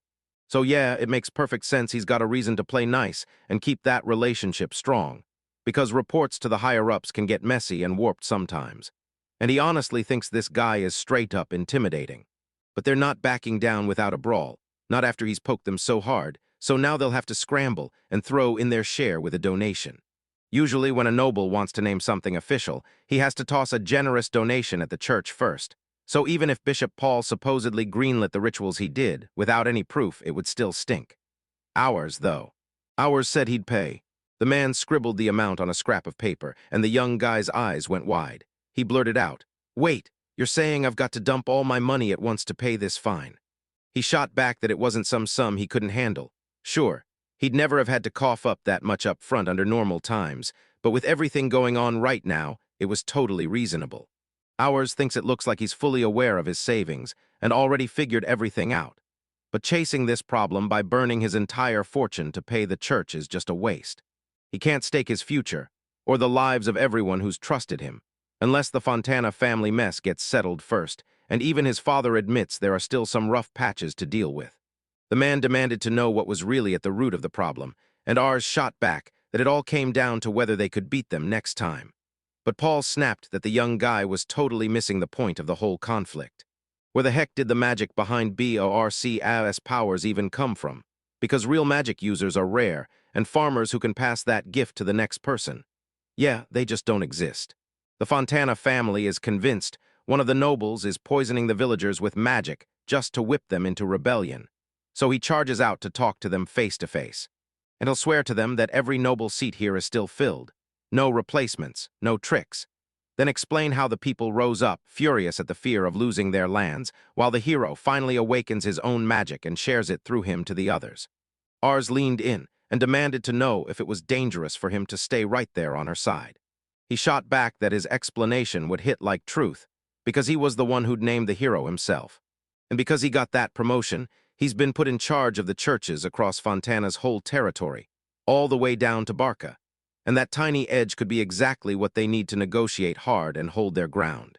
Of course, they'll have to set it all up early, and without the hero's generous donation, this mission gets brutal fast, so he starts prepping in earnest, and he hands Barca's future over to Bishop Paul. People are buzzing about Paul becoming their new bishop, and yeah, it's real, because before all this, he was the priest running the chapel in the village of Barca. They never saw it coming, getting swept under the wing of a bishop from the Holy Church. So what does Ars really have the power to sway even something that big? The soldiers started swarming in, and then someone shouted straight to ours. It was Father Paul. He was shouting that Fontana's management had already given their answer and agreed to join the negotiations, like he'd known all along. Since both sides have something to lose, the heirs should head straight to the destination they planned. And first, Everyone agreed to meet for a low-key, informal talk to lock in where the next big gathering will happen. And that's why they picked one of those roadside towers they'd built for the job. Someone called out the truth. Barca's Hours is still a kid, and this young player is their official face for the negotiations. Even though this was supposed to be their home turf, only a handful of people lingered near the tower. And then Hours strode up to the guy sitting in the chair and demanded, "So who are you?" He shot up out of his seat and told everyone, "My name's Carl. And yeah, his family name is Fontana, and he's the one running this entire clan." The wild part is the hero never saw it coming because he had no clue this powerful leader was so young. Bishop Paul stayed completely silent because not recognizing the head of a noble house was downright humiliating. Carlos insisted that Bishop Paul had already laid out the key points of their upcoming talk. Carlos told them to drop the petty games and finally lower their swords, but the hero shook his head, saying, yes, wasn't that simple, because it all came down to the situation. The leader basically said, "Don't even kneel for a nobleman, there's no need to bow just to demand terms." Ours is the heart of this whole story, and the hero can't stop himself. He's dying to know what that boy means. So he shoves a slip of paper into his hands and promises, "Lay down your swords, and I'll give you the lands of Barca." The young man scanned the terms, convinced this was the deal to slide him into the Fontana family and boost his status by tonight. Sure, it was a crazy profitable contract, but one thing kept nagging at his gut. He demanded a guarantee he wasn't being fed a lie, and Carlos just said they'd hash out the details later. Once it was official, he wouldn't back out, because if he pulled an outrage like that, his own people would turn on him. Arsh shot me a warning. He'd already killed the head of the Fontana family, and somehow he still listens to Carlos. How does that even make sense? He told him, straight up, that this was exactly what he wanted to thank him for most in the whole situation. He praised the boy for getting through Raymond, and you could tell the hero understood. He probably knew exactly what it feels like when a kid has to push himself just to hold the whole group together. When his father died, this kid, barely 3 years old, was thrown into power and crowned the new head of the Fontana family, while the last generation, the Winter Warlords, still loomed over the nearby noble lands with crushing influence. Then it bore fruit, and the nobles closing in on him attacked, until they were wiped out along with his successors. Everyone fell except him. The young head of the family was ousted, and Raymond, the ruthless leader of House Barbaros, one of House Fontana's knightly families, took his place. To his credit, he kept the place standing while Carlos was growing up, but Raymond buried one of the biggest knightly families, the Grahams. The knightly family seized the vizier's seat, a role that used to rotate between them, and now that he's reached adulthood, he commands the whole territory like a puppet master pulling every string. Even a tiny goal could snap the chains holding his strength down. Then Hours realized the truth. Letting Raymond take ownership of the land was already Raymond's own downfall. He never dreamed that, just as he rode out to crush the group, they'd try to kill him. Until Master Carlos took over the Fontana family, and the boss had to admit it was a nightmare to organize power in Fontana territory after Raymond's death. Raymond's relatives and subordinates ate up his chivalry, acting like they're all in right now. But mark my words, the moment will come when that loyalty turns into backlash. This will be the biggest weapon he's ever held, right in his hands. Sure, his whole house might still stand, but his supplies are running thin, so he unleashes the barking force, ready to scare them off. The hero then sizes him up, admitting the guy towers over him in strength, yet refuses to treat him like some lowly peasant anymore, because that mindset just doesn't fit anymore. Carlos knows the young man won't lift a finger if he learns the gap between power and status, so he hits him with the price next, and Hours wants. And it's all set. His freedom is guaranteed because he's the head of the Fontana family, while the boy lives easy among Barca's villagers, stacking wealth along the way. So in return, the kid gets Carlos's sword. Ours is relieved. No matter how fragile his situation is, he's not getting blamed for what he promises the head of the family. And above all, he's decided walking away from this deal would wreck everything with the Paulistas. He's done letting the church track his every move, so he makes his move and makes a choice. He told them they had one more condition to beg the Lord for, and after that, his secret meeting with Carlos dragged on way past midnight. Father Paul declared that a truce to end the war would finally be signed, so long as neither side picked a fight over terms. Hours and Carlos both agreed to it at the exact same time. Now they've kicked off and rolled straight over to RS Barca. They demanded he swear he'd now serve and back Carlos de Fontana, so he nodded and agreed without hesitation. Does the knight swear he'll sometimes unite the conditions, sometimes stand shoulder to shoulder in battle and protect his people. Then the young man swore back. Next, the oath finally hit, loud, heavy, and impossible to ignore. Carlos crowned R.S. Barca like a true knight, then handed him a brand new name, R.S. von Barca. Now the Lord will sit back and wait for the next big feats he'll earn as his knight. Because with Carlos' naming, R.S. became the most powerful magical force in this whole territory. A young man forged an ice spear, and suddenly those magic access powers surged through him, right into the Bark's forces. Now he can finally tap into the Fontana family's ice magic beyond the earthly system, something he couldn't break through no matter how hard he pushed. All the stiff rules of public life finally snapped him awake again. Then a man cornered him and asked, since Mr. R now owned the territory, wouldn't he want to start doing something from this moment on? The kid stared, totally lost. He bragged that he'd mastered even the villages of Barca and Landa, so much so that he took control of them too, along with the northern castle. Carlos was forced to rule the village of Barca, and he refused to let Vargas slip away. Then ours finally saw the truth. Carlos had a whole storm of responsibilities he couldn't ignore, and that stubborn drive pushed him until he finally gave in. He'd heard that only a handful got knighted and claimed their own territory, so when the young man actually agreed, it absolutely blew his mind. Our goal is cash. He doesn't have time to waste on relationships right now. He's on the hook to pay the Fontana family taxes, and if they call, he must raise an army and march to join them, but right now he's got zero money to feed a single troop. Slip up on loyalty, and you'll watch conquered land get ripped away. So they need a system that prints money with no strings attached, and they'll forge an organization that can police itself from the inside. Liliana snapped the book shut and let out a heavy sigh. The maid leaned in and asked if she needed anything, and the lady waved her off with a bright smile. She realized Carlos, fresh out of experience, still had to claw his way through power-hungry knights from the Raymond faction. Yet somehow, with a genius streak from day one, he'd taken control of the estate's whole operation. And Raymond, who'd raised him from day one and ran every inch of the estate, was killed during the peasant uprising. Carlos is so ruthless he'll even use his only blood relative, her, as a pawn for politics. So now the real question is she finally going to decide? Ars just dropped bombshell news. He's reshuffling the Knights of Bark from the inside out. Tryon Barker, a merchant with sharp instincts. The old man is getting put in charge of internal affairs because he can read and write, and in this place, nobody knows the books better than him. Brother Bite and Vargas are about to take the reins as unit leaders, and because keeping a standing army drains money fast, they're forced to whip farmers into trained soldiers. Father will take charge of the guards, and they'll need battle-ready people who can keep public order from falling apart. Lately, domestic fights are getting hijacked by people throwing offensive magic at each other, and those people need to be brought under control fast. Maddock and Rhinda, the village chief, will team up as judges with him, because when two sides can't settle their fight, this world still needs someone to step in and call it right there and then. Sure, having an authority who actually listens matters, but with no real laws on the books yet, every decision is a dangerous gamble. So they slammed into the idea of making a full system of laws, set up a class-action trial with 3 beings, including him, and they had no choice but to call in Grand's help. He's still stuck in charge of production, but he can't stand working in a neat, organized way, so he needs someone glued to his side to keep it all from falling apart. Then he snapped his head to the crowd he'd summoned here, still waiting for their assignments.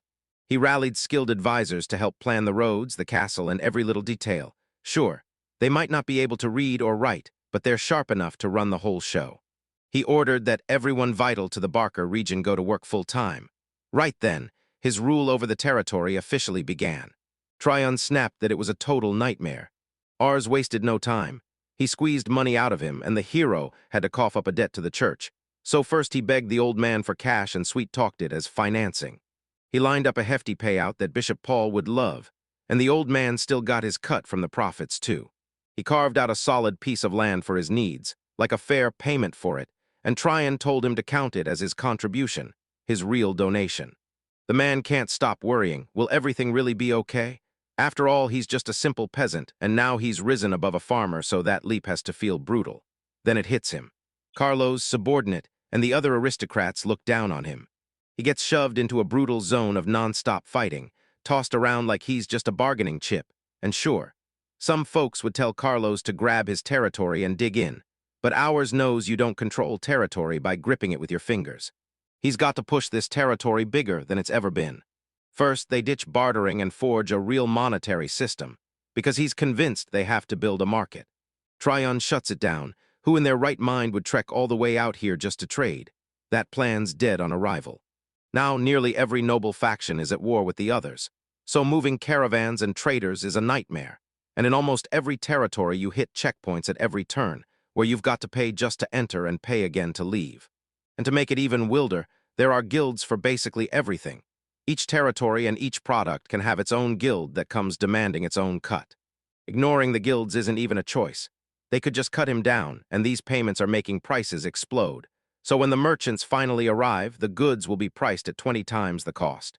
ARS pushed for a free market, no more waiting on the guild, so they could buy and sell whatever they approved right inside their territory without anyone stepping in. Tryon shot back that it'd be a pain, and that he'd still have to cough up money just to enter other territories. Ours got it instantly. The old man understood trade way better than he ever could, and yeah, he was dead right. So they're forced to build a whole city, and even a trading system, so merchants can finally gather and do business together. So he kicks things off by forging a transport route to Fontana, aiming to build a bridge that'll be guarded. Because this road is also part of the peace deal, and yeah, it's basically killing two birds with one stone. Brother Bate froze in shock when he learned the peace condition was just the order to build a road, and ours smirked back that it was the perfect highway for Fountain to march their troops. The guy snapped that it all felt fishy. Why were they rushing to build the road? Maybe they should brace for a fight first, right? The hero shot back that if they tried anything shady, they'd be able to shut them down fast on this very route. Even though he agrees, he says that in times of peace they should slash the soldier ranks and use the manpower to build the road. Maybe they'll end up needing Carlo's help after all. But somehow, this still doesn't fix the problem. He refuses to ruin his bond with Carlo's, because they'll turn Carlo's castle into the checkpoint between Fountain and their village. The hero drafted every mage who had their own farmland to whip the fields into shape. Then they built a road that cut the trip from Fontana to their village down to a fraction of the time. People who don't own land end up hauling bricks for road construction, and ours thinks it's pure luck those workers already knew the trade. Because once they started, they tore through the job fast as lightning. The hero thanked them for their hard work because the road was finally finished.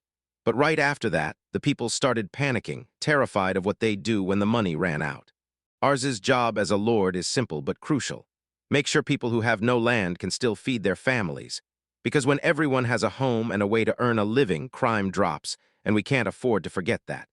They had to keep peace in the streets, so he built homes and welcomed anyone who wanted to live there, and the villagers can't believe it. A 4 km stretch of land got cleared and boxed in by 4 walls, homes for the people who live here for good. And the hero makes sure they don't just survive, he gives them jobs to earn a living with 2 main types of work to choose from. First, they forge special bricks, because getting boar tusk and Valkyrie horn anywhere else is brutally hard. So these bricks aren't just another item, they're a regional treasure made only right there. Next, you start growing magic mushrooms, and the real secret is pouring in your own magical power, like fueling the whole thing from the inside. If you plant it the right way, you'll rake in a wild harvest. And if you tend those stumps like their treasure, the very same mushroom-covered roots will keep paying you year after year. The hero wasn't just growing mushrooms. He craved a monopoly because the business was a gold mine. But once everyone else starts farming them too, his income will crash fast, even though long-term, the profits should still end up bigger. By now, they have to slam their hands on enough medicine to never run dry, set up a full military camp, and hammer their strike force into shape. Because if they do it right, their odds of surviving skyrocket. So yeah, Barca territory has carved out its own specialty now, and the next move is figuring out who owns all that agricultural land. Time to break down the landowners and see what's really going on. The brother couldn't make heads or tails of what the boy was saying, so he grabbed the measuring tools and mapped their land to guess how big the harvest would be. The boy flat out refused to lift a finger, and ours knew he couldn't possibly pull it off alone, though leveling the land, fixing the soil, and the spells promised a huge boost in harvest. So yeah, farmers are stuck paying bigger taxes, and once the math hits, their anger is guaranteed, because they'll already know exactly how much of their harvest gets stripped away to foot the bill. But is measuring dimensions really all it takes? You might just need to calculate how much land leveling and soil improvement gets applied, then test it on a plot about 10 by 20 meters. Then anyone can dig into it, even if they've never learned how to survey, like Kyle, for example. He's genuinely smart. He decided to take the next step and measure the land in Bark's territory. Because after the fight with Raymond, Kyle fell apart and cried that it was all his fault. He and his mom kept telling him over and over that none of it was his fault. Valkyrie went after Ars's brother. Since then, the hero finally gets it. Kyle always pushes himself to help everyone. First, you gotta figure out the length. Break the ground into 10 slices and it gives you 1 meter. Then chop it into 100 slices and you get 1 centimeter. Once they nailed down the unit of length, they could build units for volume and weight too. And they even know water boils at a scorching 100 degrees Celsius. Honestly, nobody gets these units, so he runs to Carl and begs for a favor. Teach everyone else, please. And the boy is totally stunned. He caught on fast. His brother could understand every single thing he said. He shot Carl a desperate plea for help, and boom, land analysis kicked off on the Bark territory. They've started measuring the male using their chosen criteria, but there's one problem: no paper. They're gearing up to run a soil study across 2 villages, Barca and Linda, but they're stuck because they don't have the right papers to jot down their findings, and in this world parchment is the norm. Only it's so bulky it's a nightmare to carry. The paper turnover is tiny, but the prices are absolutely outrageous. Plus, in the forest, there are trees they can't use for charcoal or magic mushrooms either. You can always try tearing them into paper, see if that actually works. The hero failed and Tryon swore you couldn't make paper, but that didn't stop the young man for even a second. He just kept trying again and again. Paper gets made with mountain potato glue, mana-powered restorative medicines, and wild tree bark ground up for the mix. Step 1, grind the bark in a mortar until it gives up its secrets, then steam it until it turns pliable.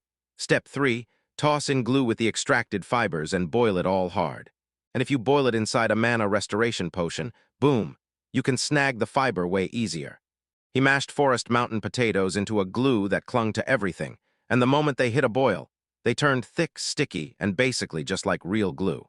4, he pours the solution onto a slab of wood wrapped in rough cloth.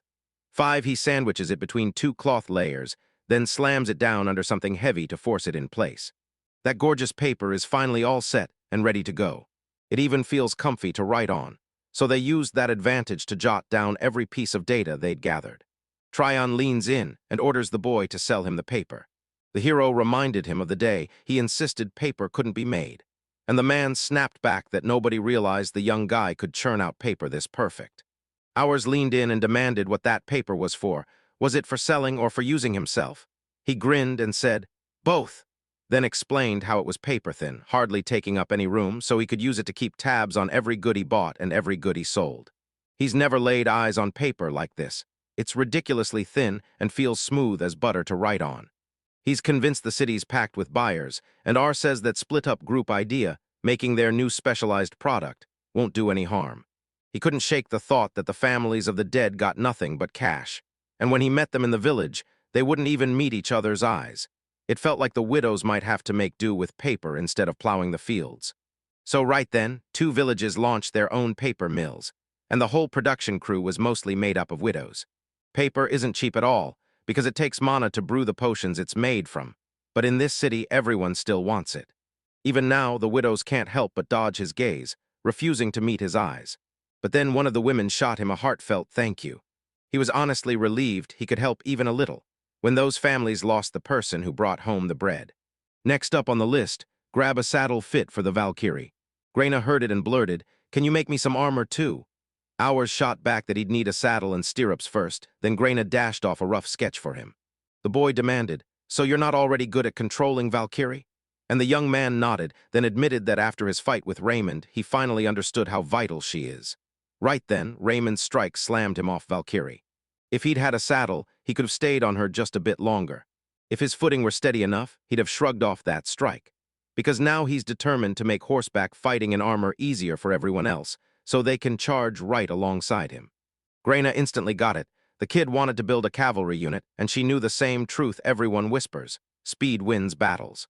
Cavalry is basically a battlefield cheat code. Once they're in, the fight tilts hard in their favor. Horned Valkyries can wreck shop even without riders, but there are way more hornless ones. So he sets his sights there and pushes the man to invent something that makes life better for both the Valkyries and the humans. But there's one more thing that'll help them ride the Valkyries. And yeah, these are horseshoes. Because the Valkyries have to rocket people and cargo at insane speeds, their hooves grind down fast, so they slap on horseshoes, aka the horseshoes. The hero leaned in and started scrutinizing the Valkyries, eyes sharp as a hawk. At first, the horns he raised looked bigger than Valkyries. Everyone he hatched came out larger, but now the horned ones are all about the same size. So if he nails the perfect horseshoe size, he can mass-produce them later with a spell, same deal as with bricks. So they churned out several sizes at once and hunted for the perfect fit for Valkyrie, but the animals rejected most of them, nothing quite stuck. They nailed the perfect Valkyrie size, one that never chained her movement, and then they crafted the boots and armor to match. But the hero's got a brutal mountain of work waiting for him. Back in his old world, you could grab canned goods and pickles anytime, so out-of-season food never ran out. Because the soil got better, the harvest is huge, but if they don't preserve it, it'll turn to rot before long. But in this world, almost nobody bothers to do it. Heck, even in Brock's village, the harvest just gets shoved into a warehouse and sits there until it rots. And only now, with this new storage spot, they can finally stretch the shelf life of their food. The hero stormed into the warehouse. Its walls were 3 times thicker, the whole place was massive and sealed up tight, and not a single ray of light or puff of wind slipped inside. Hours kicked off with an ice lance inside the warehouse, and the boy snapped, "What are you doing?" at the gentleman. Gran told them to take a breather, but the kids snapped back that they needed heaps of ice, because the walls were solid and nothing bad was going to get to them. Then just toss some sawdust onto the ice to choke its melting, because the freezer's ready. Gran figured it out fast. This ice box wasn't for nothing. Before electricity came along, people didn't have fridges. They relied on wooden boxes packed with ice to keep food fresh. You could even build a tiny, at-home version of this refrigerator and sell it to everyone who can't conjure ice with magic, so they can keep their veggies fresh and their meat from spoiling for way longer. Not just him, everyone in that village would finally eat better, so someone pushed the idea that the hero should build a castle right there. They've got Kawakita Castle, but he hasn't left Barca Village at all. He said it's just easier to work from here. And even after the ceasefire with Carlos, only a tiny number of soldiers get to enter Kawakita Castle. Then build a brand new castle right here, because nothing screams, "We own this land," like showing off your power with stone and steel. That fight with Lord Raymond might have cooled down, but if he suddenly started flexing his authority now, everyone would cry overstepping. Still, the castle matters, because it's the only thing that keeps his reign calm and unchallenged. The ones who fought beside him know exactly what he can do, but everyone else, they've got no clue. Some folks look at him like he's just a normal kid, so they'd never cough up their money, meaning the hero has to carry a real symbol of power, or the whole town will refuse to pay taxes without a fight. Grant insisted this castle had to become a symbol, and the design and dimensions would decide everything, while ours just couldn't shake the feeling the man only wanted to build a castle. No one's rushing the castle build, because the rest of the work is already done, but a castle is the perfect way to prove the best Knights of Bark really showed up. Still, he's worried that even with free trade, too few merchants from Bark are coming in. Gran says Kawakita Castle is Lord Bark's, but he's rarely there, because what's the point of perfecting land and crops when you never know when the war orders will drop? They've got to crank up their military power to stay alive, so they can't just rely on what they already have. They need recruits from the outside. One lonely castle won't cut it, so they start building the whole region around the fortress for the Bark Knights. They're going to raise a fortress city, ringed tight by walls, because every time he builds, he claims the ground with an inscription, his land, and nobody else gets to live there. But they'll rise and build a whole city, jam-packed with homes, to pull people in fast, until it's booming with merchants from every corner of the world. Now that he's a lord, they're pulling in even more fighters to guard their lands, and this castle is about to pay them back big time. The Bark Knights' territory stretches across Bark Village, Linda Village, and the lands near Kawakita Castle, and he's putting all his energy into forging the inner and outer walls. Down south, right where Grand and Beta's homes stand, a free market is about to open. Anyone can pitch a stall and start selling, as long as they've got permission. But there's still tons of room to move, even now. All the untouched land in the southern and western districts gets carved into plots and handed out to anyone ready to move in, while the northeastern district turns into a giant workyard, forests for loggers and mines where charcoal burners do their thing. They'll team up with the paper and magic mushroom makers too, because their craft needs wood just as badly. Soon, the northwest will turn into Valkyrie's pasture, but a chunk of that land will be claimed for something else, too, because one day he plans to set up a military corps right here. Right now, he doesn't have enough permanent soldiers to lock down an entire district. So for the moment, he and his father are busy keeping the peace, and the hero is still dreaming of building a prison for convicts. Then we could finally build a courthouse, and hand them the wheel for the smaller cases they actually can be trusted to decide. They had to make every building inside the walls tough with hardened brick, because the enemy couldn't be allowed to find a way in, so they doubled down on building up the southern region. Tryon couldn't believe what he was seeing. He'd never, ever laid eyes on a city like this before. R said he just kept pushing through. Tron told the boy not to sell it short, because this was way bigger than that fountain talk. That main street cuts straight through the southern and western districts, an arched sight that already steals your breath. Then he goes further, weaving in window glass, and the tempered brick shines like it's been painted by sunlight. The hero guessed their city might blow the minds of outsiders, and the man shot back that it would stun a ton of people. Then he turned to the boy and demanded his help. Next, they'll crank up the outer walls. Sure, it could scare off wild boars, but an actual army? Nah. And good luck climbing it because it's impossibly high and slick as stone.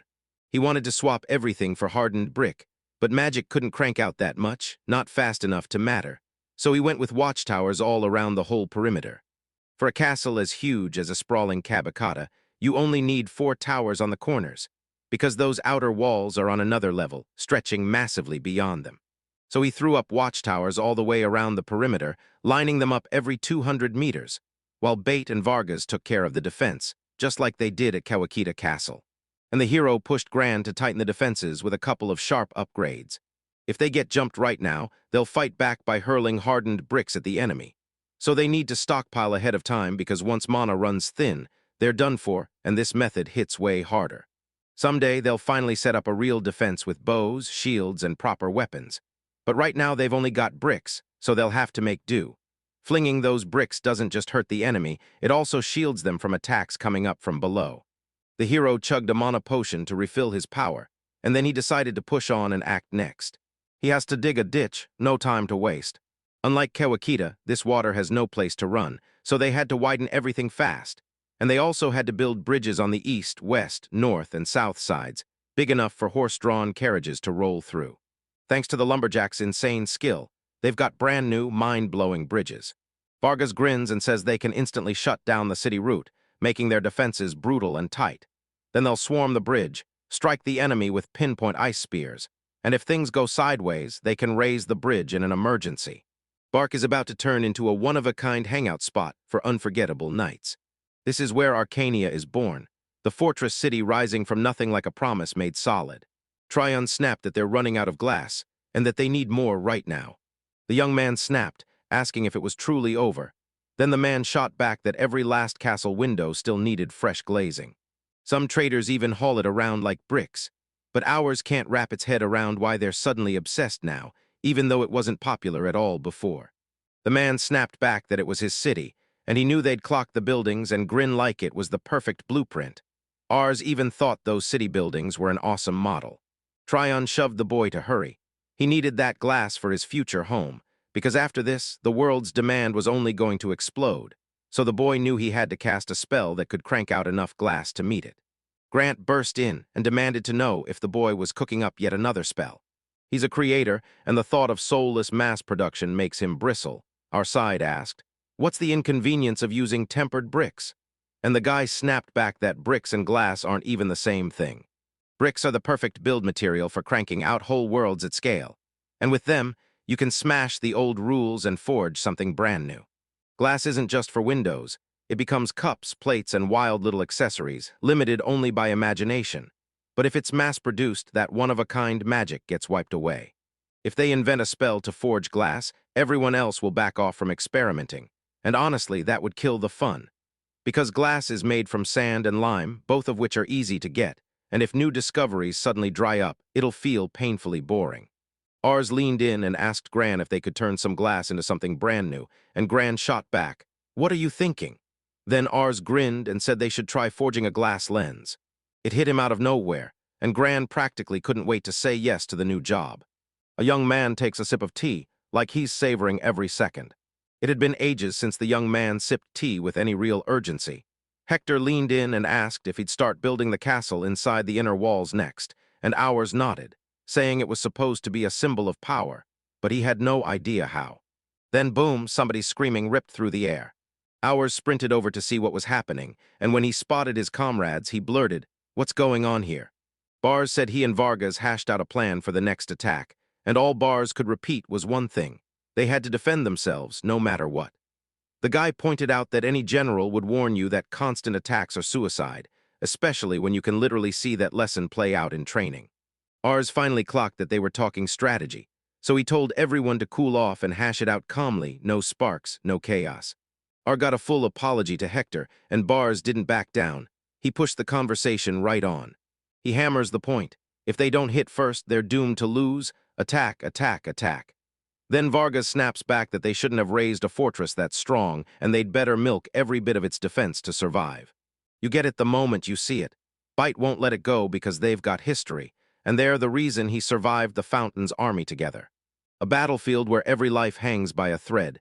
Back then, he was so fired up he practically wanted to scream, so he burst straight into the fight. Bite was the same way. They crushed a stronger enemy with sheer assault power, and that same tactic lets them beat anyone. He'll never forget this mind-blowing win.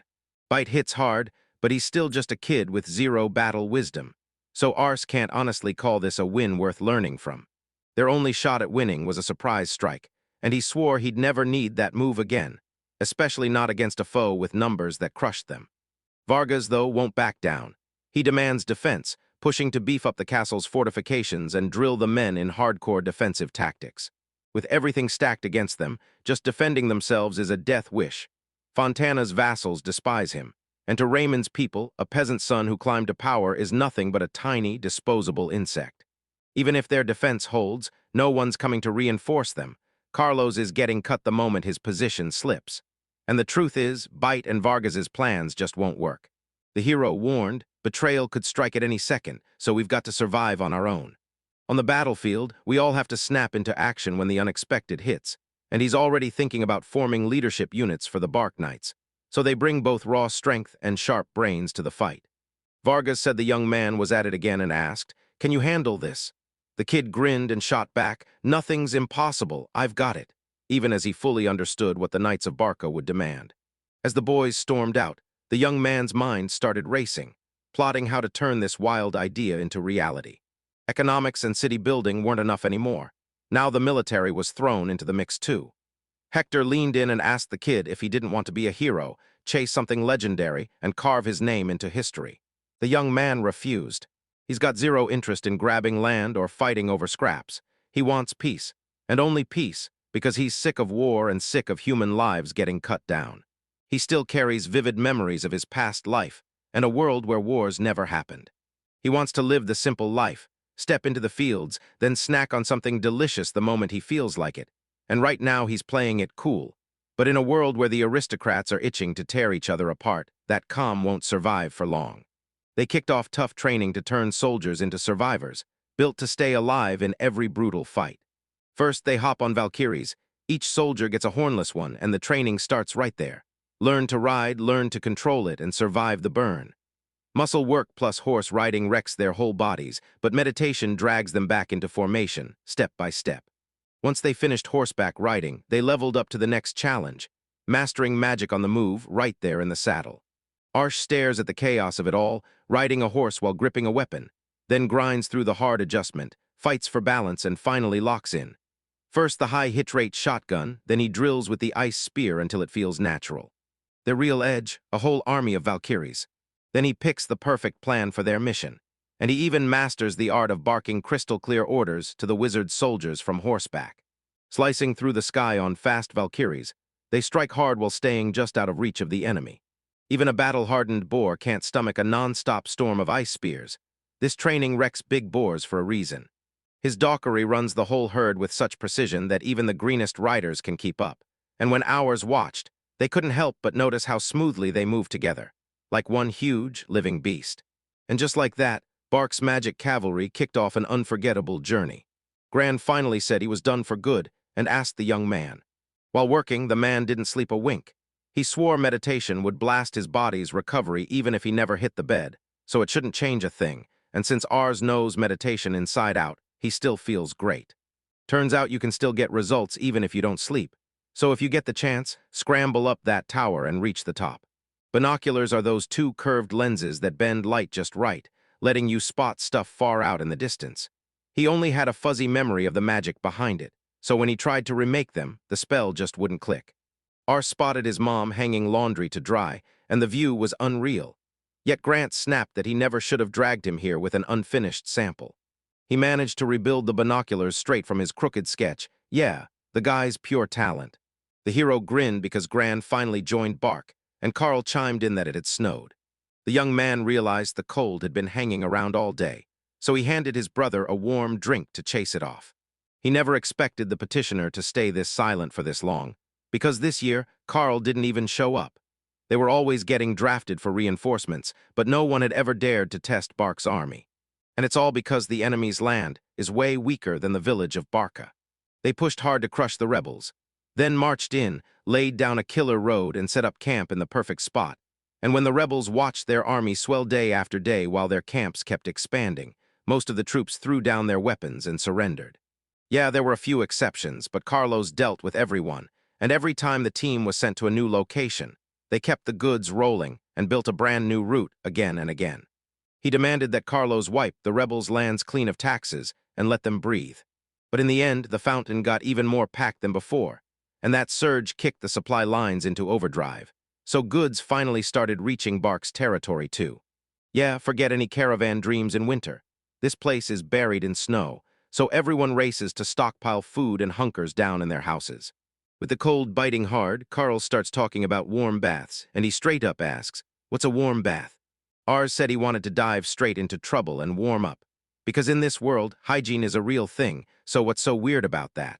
Sometimes his exhaustion hits so hard that all he can think is, "I need the bathroom, now," because managing those territories drains him to the bone, and just then Valkyrie knocks on the window. Ars stepped out into the biting winter in the coat Grant had stitched for him, and Valkyrie swooped in like, "Hop on, come ride with me." They burst into the hot springs, steam rolling over them like a warm wave. They stormed across the river while the fountain's army closed in, and the young man suddenly broke down in tears, because Valkyrie had overheard their talk and dragged him here. If he tried to climb in there all the way, he'd freeze to death in seconds, and then he'd be stuck using his feet to scramble out. But if a hotel was even nearby, you bet he'd check in right away. Hours bolted back to the village, and told Vargas he was ready to snatch up the free land in Linda. By morning, the young man clocked it. This kid had been cooking something all day, and now he'd finally spill it. There's a hot spring in the river near Linda, and if they slap up a hotel there, guests will swarm for those hot baths. Vargas told them to go straight to the village elder, because the water's temperature flips based on how close it is to the heat source, and now Linda's village will always stay warm. He dives back into his research, starting by setting a cylindrical tower of hardened brick right at the hot spring. Next, they'll dig a trench by the village of Linda, lay down brick pipes and bury it all to trap the heat. Then they'll pump in hot water, and the hot springs will finally be ready for everyone. But the builders somehow shoehorned in a swimming pool instead of those hot springs. He didn't need to fuss over the harvest, so he told the villagers to handle the baths, and that choice blew up in his face fast. They didn't just clean the springs, they turned the pool into a whole hotel, and he should have never trusted this job to someone who'd never even soaked in the waters. The temperature can't be controlled, but it's still perfect for what they're planning. They'll crank it even higher, lay down a drainage ditch to shove dirty water away for hygiene, then push that drainage all the way to Barcania to build an outside moat. Carl asked if they needed hot water, so why wouldn't they just grab it from the well and heat it up themselves? He still couldn't wrap his head around why anyone would haul hot water from the river, until Hours said hot springs ease the body and melt away fatigue, and his brother shot back that meditation could do the same thing. Hours knows he has to come up with a killer reason to build those hot springs, and he's got to prove he's a total cool brother for Kyle. He was mulling over how to prove to everyone that hot springs are pure magic, and he needed an idea so worthy of a lord that it would make Kyle break out and call it the best way to use hot springs. The hero raised a sturdy home of hardened brick, then crowned it with a glass roof, while Barcas leaned in and demanded what the captain was really planning to build in the village of Linda. He told them they'd build hot springs here, straight from an old plan of his, because he'd wanted to make it happen for years, and it just never worked out until now. The building looks like a giant glass greenhouse, and he's already wondering, Could he really grow fresh vegetables even when winter hits? By day, the weather stays pretty. Yet every cold winter night kills any plant in its tracks, so they tap into the steamy heat from the hot springs and solve the problem for good. Vargas felt the air turn warmer out of nowhere, and Ars grabbed the moment, telling him to rush to Linda and tell the villagers they could grow fresh vegetables in this greenhouse even through the winter. And just like that, their winter food problem got solved. Linda Village is now packed with a hot spring inn and a sparkling glass greenhouse to keep everything growing strong. Thanks to Valkyrie, the hero never lets winter get boring. He's over the moon it was her who hatched from that egg, because his girl is seriously incredible. She can haul an adult around all day without breaking a sweat. She's a top-tier magic user, and her own man output beats every farmer out there. Add discovering hot springs to the list of Valkyrie's wins. She soaked herself right beside the blazing heat, stepped into the cold air, and didn't even flinch, because her insane temperature resistance is exactly what keeps her alive. Tryon leaned in and demanded to know what else Valkyrie could do, and then he pointed out, crystal clear, that the kid was alive and doing just fine. Winter boxes everyone in with fewer choices, which means it's prime time for business. Always pull off something weird, that's the golden rule. So this young guy steps up and proudly shows off his beets, all grown in their greenhouse. He hopped onto Faunton's sleigh and sold everything. That beet tasted better than the original, but it was still foul. And since these were cattle fodder, they barely sold a thing, so the residents pushed them to hand over as much beet as anyone could afford. In winter, fresh veggies are pure salvation, and out here they don't just help. They keep people alive in a world where cold hits like a hammer, and in rural villages, famine can wipe everyone out. When the food runs out, even the youngest kids get tossed onto the streets, chasing any chance at work in the city, and too many don't make it back alive. Winter hits and food becomes pure gold. Every last beet gets sold. Ours swore he'd be back tomorrow, and the villagers stared in total disbelief. Like, seriously, do they still play those beats? The hero leaned in and said, in Barca, they crank it out in huge amounts. His sales crushed every wild expectation, like Santa himself zooming across the sky, hauled by a team of reindeer. Santa Claus sold every last thing, and now the year's final days are creeping in, right before the new year kicks off, because there's a ton to handle. Winter hit the city of Fountain, and Carlo's castle loomed like a threat in the distance. The real job of the Lord of the Knights of Balkania. Watch over the New Year's tradition like it's sacred law. When the new year kicks in, every knight has to sprint to the fountain to greet the local lord, line up in formation, bow to the head of the house, and take turns saying hello one after another. As a brand new guy, he had to sit there forever just waiting for his turn. Then the banquet hall erupts. This party is officially underway and everyone's buzzing about us, asking if it's true that he's the peasant knight from the rumors.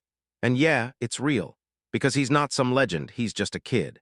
The whole place can't process it, and they're staring in shock, thinking there's no way Master Raymond really got beaten by him. In the winter, he sold fresh vegetables, so why would the Lord saddle a kid like him with the land? With knights out there who'd done real feats, it didn't make sense until you realize the truth. It's usually the children of other knights who climb up, not the poor kids. To become a knight, you've got to earn your place in the chaos of the battlefield. No status games, no shortcuts. So yeah, everyone out here is top tier, nowhere close to some ordinary farmer. And the moment he shows up, they back off, keeping their distance like he's a storm, then start whispering about him. Ours can't stop thinking. Charles personally knighted him, and now he's only begging for someone he knows to be here. People swear they saw him cast magic nothing like the House of the Fountain. Then, right after the summons, he set up a full camp in the blink of an eye. So yeah, he's got to be tied to some aristocrat. They debated the main character for ages, but once they saw how strong he was, everyone suddenly clammed up and refused to say it to his face. A bored boy slumps there, then decides to watch them. He realizes the more a person throws hands, the sharper their mana gets, and he bets it's because they're unknowingly refining it every time they fight. Still, the gear he scooped under his wing doesn't just come with low mana. It's trash quality, and the hero's going to have to bite the bullet and get magical training on it. Suddenly, a young man's eyes snap to someone standing nearby. He can't feel this mana on the battlefield, but the quality is top tier, and that's not even the scary part. It's uneven, unlike a knight's mana that smooths out and coats the whole body. Ars snapped his focus to a man whose mana practically sparkled with intrigue. It was Liliana. She told the boy to ask her for everything calmly, without realizing she was guiding him, and maybe it was some kind of special training, because her mana was locked tight in her head like a secret weapon. The hero leaned in and demanded her name and where she lived, because he had a million questions burning inside him. Then the girl shot back that her dear guest was putting her in a really awkward spot. He snapped back that he never meant to hurt a soul. He was genuinely curious, the real deal, the good guy through and through. Carlos stared at the young man like, "Are you kidding me? You're surprising me again. Did you actually decide to land a girlfriend this new year?" Those nights didn't impress him one bit, so he stormed after the maid, because somehow he can't resist playing the hero. Ars shot back that he only called her over because her presence pulled his interest, not because she was a woman. Then Carlos grabbed Liliana and told her to take him into a separate room to talk, and she tried to get a word out. But the Lord said she only ever reads books, so this moment is the perfect opening. Of course, he wanted to talk to her, but why did everything feel so off now? He leaned in and grilled the girl about her relationship with Mr. Carlos. He clocked it instantly. She could tell he actually cared about her. Liliana snapped back that they were tied by blood.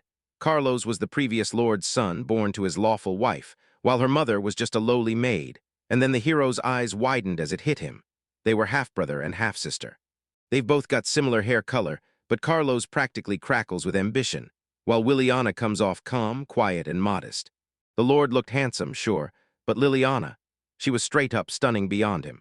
So I asked her why she was at the banquet as a servant, and she just smiled and said, "Women from noble houses or knightly families are forced to entertain the guests.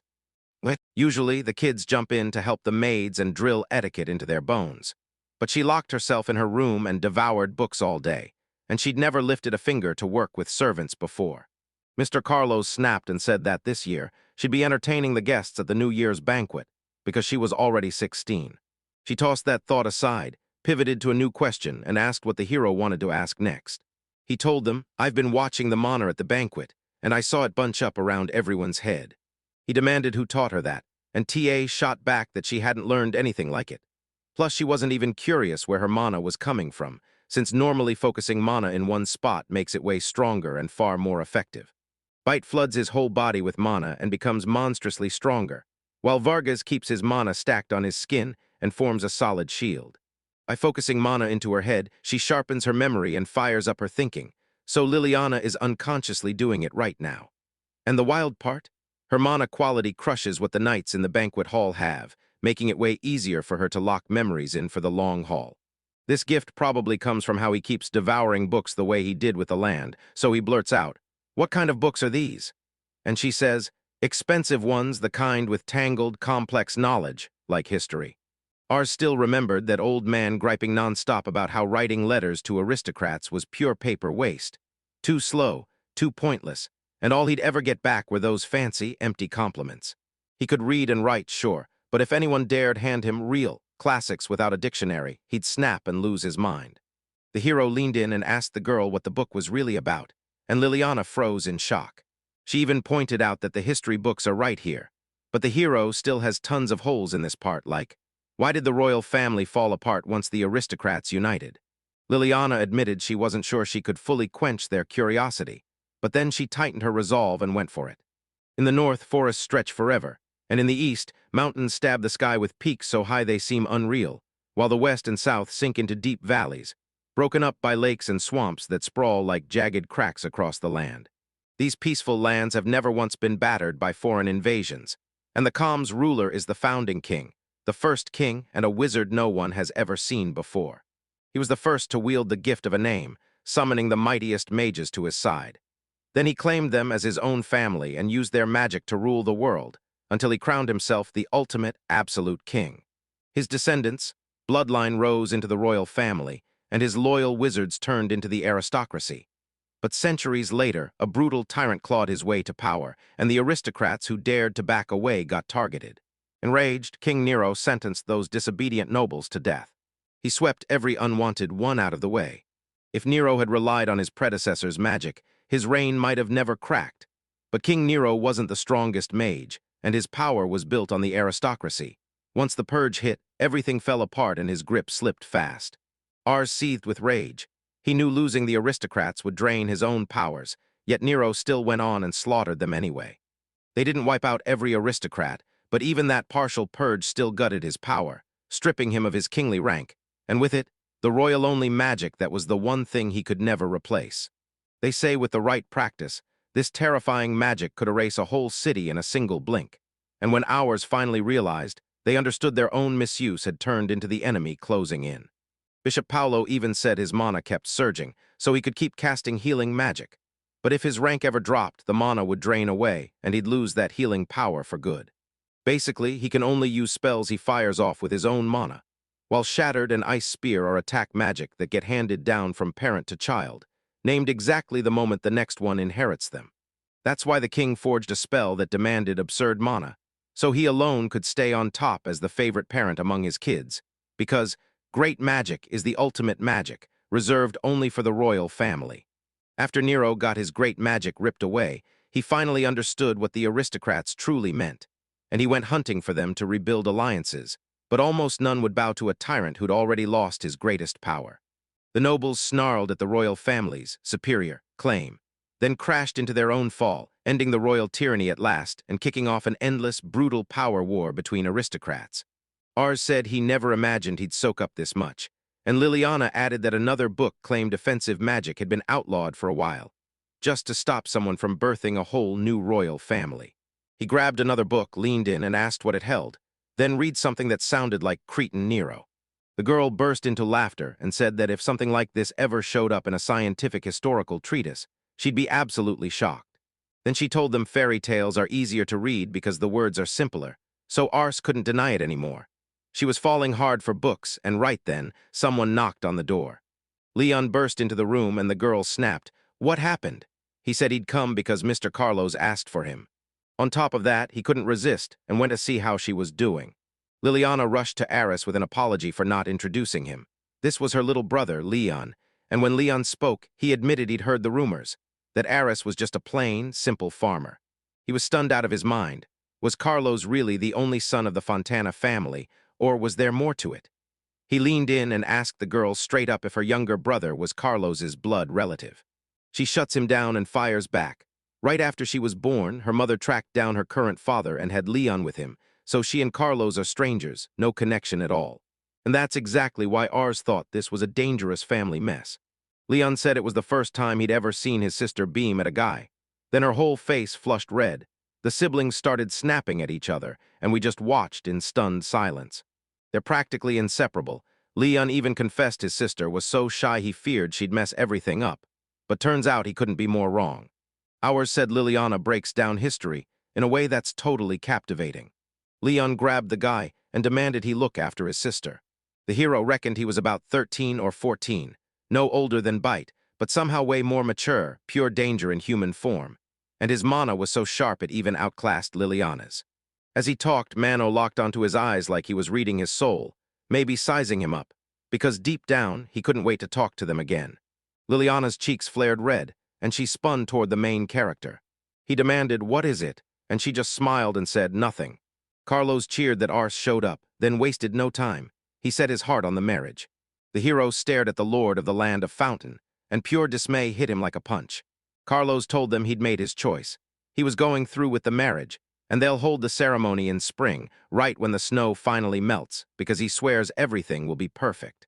Ars shrugged and said, "There's nothing remarkable here, just move on."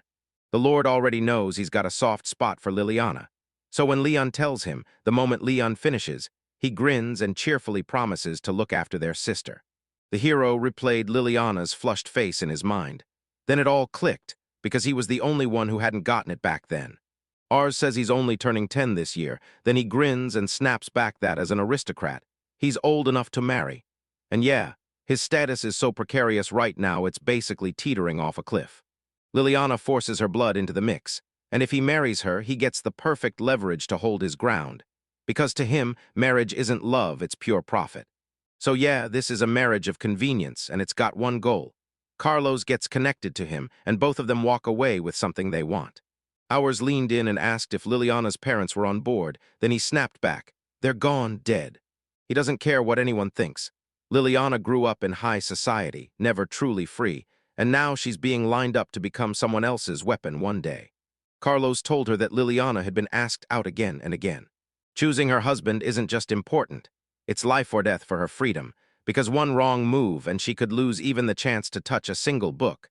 just like every aristocrat-born girl who gets dealt the same cruel fate. That's why Leon trusted him. Leon's request lit a fire in him, and he agreed on the spot. Carlos snapped at first, but you could tell he was terrified for Liliana's future, especially since he couldn't shake the feeling he was pushing everything too fast, like he was rushing fate. He kept remembering how Liliana said she could soak up new knowledge like a sponge. She was just a couple years older than him, and once she finally cracked the book's meaning, it left her slightly bothered. Until I replied, "Don't worry, you're only upset because you've got a truly great teacher."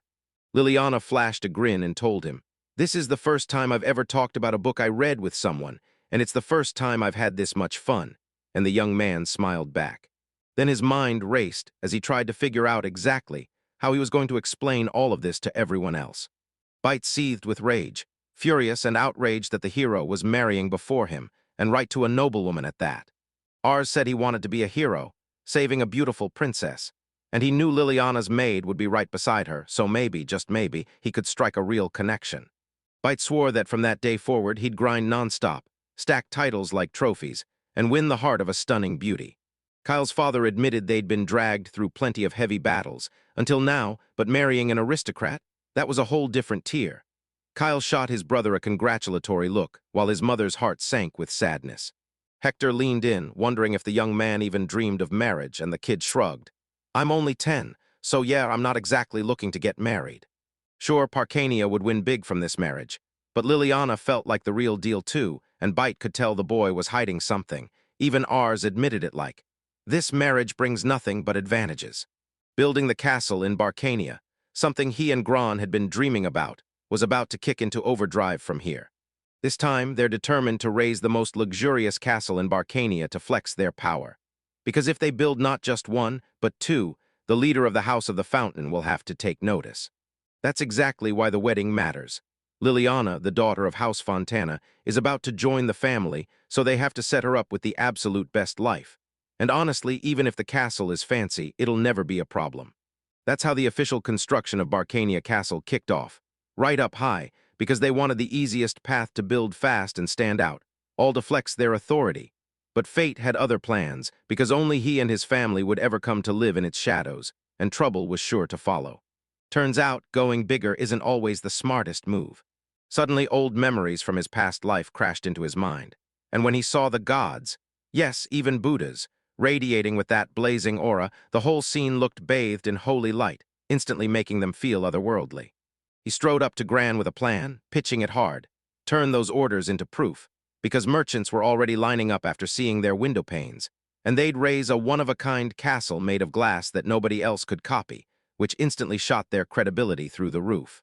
Grant just can't follow what that young man is saying. He doubts a castle packed with windows would wow anyone, and ours agrees, but this time it won't be any old window. They set down those glowing stained glass pieces, and Grant immediately shot a question. What is this? The moment they roll into Barcania, everyone rushes straight to the throne room of the brand new castle. He'll be right there waiting for them, and towering behind him will loom a giant stained glass window. So when the light spills through, it blasts him with a glowing halo, and anyone who catches those shimmering colors for the first time will never forget it. Ars gets it, authority isn't just power, it's presence, and this castle. It's basically a cathedral. He could even splash in some blue to line it up with the mana's color. Grant swore he drew every sketch exactly how Grant told him, then pushed for the perfect, lighting by factoring in where the castle sat, and how the inside was designed. The more glass they shoved into the defenses, the weaker their protection became. So Ours debated letting the outer and inner walls do the guarding, then threading in a secret passageway to slip out if things went south. Living quarters for the staff, a space for his crew to breathe, a meeting room for him and his entourage, and of course, a throne room lit by stained glass windows. With nothing much to do in the winter, they rush to the villagers for help and start firing up hardened bricks for the next round of building, while Gran takes over most of the construction. Ours is going to be packed, stained glass everywhere, all glowing and chaotic. Before he went for a full-size stained glass masterpiece, he decided to test the waters with a tiny version, only to discover the glass he made was still way too big. The hero ended up holding a tiny, living replica of the castle. Kyle spotted it and went, "This is incredible." So small, but somehow it felt 100% real. Ars even flirted with the idea of selling it as a kid's toy. but everyone knew it would end up in an aristocrat's hands as a prized work of art. Kyle pitched that his brother could crank up a bigger version next, and his brother shot back that he might hand the build to Gran and keep this model as the test run. The brother thought he was just making stained glass walls with magic until it hit him. He'd completely forgotten he could conjure whole buildings with it, and the first try, not a full house yet, just 4 flawless, smooth walls. Ours snapped a thank you to his brother and promised they could wrap up the construction way ahead of schedule. The very next moment the castle was standing there, ready for them. Weon couldn't believe it, saying he never imagined the Bark Knights would raise something like this. He was so relieved he stopped by before the wedding, and then Ars said, "Yeah, we only finished it recently." Beneath the dazzling stained glass glow, the wedding's happiest happy hours burned bright for 3 full days and 3 wild nights. She said the celebrations usually burn through a day or 2, but he's got this huge network of connections backing it all up. Right after the wedding, a crowd formed and pressed up outside the castle, lining shoulder to shower them with congratulations. He's a knight raised from a peasant family, so the ceremony drew crowds from every corner of society. Every single one of them is here for one reason: cook. At that ceremony, nobles and commoners alike roll up their sleeves and serve food to everyone gathered there. They storm the castle, hunting for those exquisite meals even commoners and peasants could only dream about. He grinned and said he couldn't believe it. Being the priest at their wedding was pure joy. They thanked him for his time, and the priest shot back that he'd just been roaming the fountain, saying the roads we built made travel so much easier now. He raved that the castle's stained glass windows were nothing short of breathtaking. But there was one twist that always caught him off guard. Not one single church sits anywhere inside that volcano, and somehow he'd totally forgotten it. The guy swore that the church in Barcania is still standing. The priest started pushing, asking if the city should get rid of the church altogether, and the hero immediately shot back, denying it. He told them, "We've got land, now get ready to build a church. They can crank it up in the shortest time possible, across the whole southeastern region." The priest stormed off, swore he'd handle it, and didn't even bother to apologize. He leaned in and wished them both a future together filled with happiness. He added that in big cities, people can find shelters right inside churches. He pleaded for the city church to open its doors as a shelter, too. The bishop decided to raise a church, and he tied it to a shelter right there. The girl beamed and said she couldn't believe it. She was thrilled a brand new church would rise there because she'd just been named a bishop. He told everyone the new church was going straight to his sister. She ran the church in their village right alongside him. He told them, "If you want to run the church yourselves, I'll link it to the shelter with a covered corridor." This is a huge win, and it won't take long either because they've still got building materials left over from the castle build. The man told them he was counting on them right then. The girl declared, loud and clear, that Bishop Pavel is a truly good man. She's dead sure it's priceless to have someone who won't hesitate to call out exactly what you're missing. The hero feared that, with his weakness, he might snap at any second and turn his threat into something real. Building a church felt perfectly right, like it had to be done. He dropped a pile of money in his hands to build a church, and somehow it felt too perfect, like that guy had known exactly how tight his finances were. He could have thrown together a shelter anyway, easy. On top of that, they're supposed to have a vocational school there. Sure, they've hired some people, but it still isn't enough to cover the administrative work. Back then, aside from the folks carrying the family name, merchants and rich people snapped up land and hid behind those walls, until the desperate showed up too, broke and starving, begging for food. The hero leaned in and swore there's an urban legend out there. Go to the volcano, and you'll unlock magic. He shook hands with the family and made peace, but the church still has him in debt for taking the godfather role without permission, and the boy refused to let the family name die with him. If they push people out with no place to go and start evicting them beyond the walls, that's how a slum happens fast. They let the workers who rebuilt the walls and restored the castle live inside them, but nobody could safely hunt for work by day. The hero slammed his decision down. He was building a vocational school from the ground up. Even to do this, you need a basic education. He sank back into thought, and the young man rushed to apologize for bringing up territorial governance right after the wedding. Because even Bishop Paul said she'd be shocked by the road out of town, and the castle they passed was so breathtaking that she couldn't even begin to imagine it. She's genuinely blown away by how the master, that amazing lord, always has the whole territory on his mind. Most of all, the bright, friendly smiles of the townspeople, welcoming them like family, and she knows this is a place where they can finally live their days in peace. This is gold, real life priceless, in a world where people starve, fight forever, and never get a break. Born into a noble house, she was trapped from the start. One day they'd cash her in as a pawn, and all her life she lived knowing her dreams would never be heard. The girl yearns to hold on to the happiness he fights to protect, together, like it's something they can't afford to lose. She begs him to let her back him from here on out. The hero panicked for a second, like, I'm way too young for this, but then he realized he's actually into it. He's relieved she's got his back, fueled up with pure motivation, and then he finally apologized for being late. It's over, done for good. It sat slightly off-center, but man was it roomy. The hero told that boy, I want you to grow up and become a teacher. To keep everything running smoothly in the future, we've got to boost the area's literacy first. In the knight's territory, packed into villages that started out as broke farming settlements, almost nobody can read or write. So before this, they dragged themselves to the worksite and learned through oral reports, which was slow and messy. Now he's decided to use memory storage to help each of them lock in the letters. He couldn't stop thinking about it. Cramming a mountain of words never helped you form real sentences. So just because you learn numbers doesn't mean you're doomed to skip the math. And boom, this is where schools step in. Merchants trade off lessons, teaching writing and arithmetic one turn at a time. Village headmen and wise elders gather the kids and spill stories about how life really works here, plus the region's history, straight from their own memories. The hero promised, we'll grab a killer lunch after class, then split up, knowing that the moment he offered food, the whole crowd would come running. He wants to track Kyle down and beg for a lesson in head magic, push the magical power into his head, sharpen the rotation, and suddenly he'd be writing and counting faster than ever. After all, Kyle has been mastering head magic since childhood, and he's insanely good at it. Kyle admitted he wasn't even that good. He just wanted to be useful, but because of him, he'd been forced into a brutal showdown with the nobles. He couldn't fight like everyone else. The boy made a bold choice. He was going to become a teacher, no doubt. He'll lay out every last detail so you can finally master magic, and he'll drill you on writing and calculations too. The hero figures he'll swing by and ask Kyle to take on one more school job. To chow down on lunch with everyone at school right after classes. Checking food isn't just important, it's the job that keeps everything safe. As long as he doesn't go too far, he'll be okay. After all, he's only 7, yet he's responsible, hardworking, and genuinely kind. And if Kyle were a teacher, he'd master magic control in a blink. But this wasn't a normal problem. He said they'd grind day and night for 10 straight days just to pull it off. If they drop off to sleep out of nowhere, he'll snap them awake in an instant. That kid came back again, begging him to teach him every craft he knew.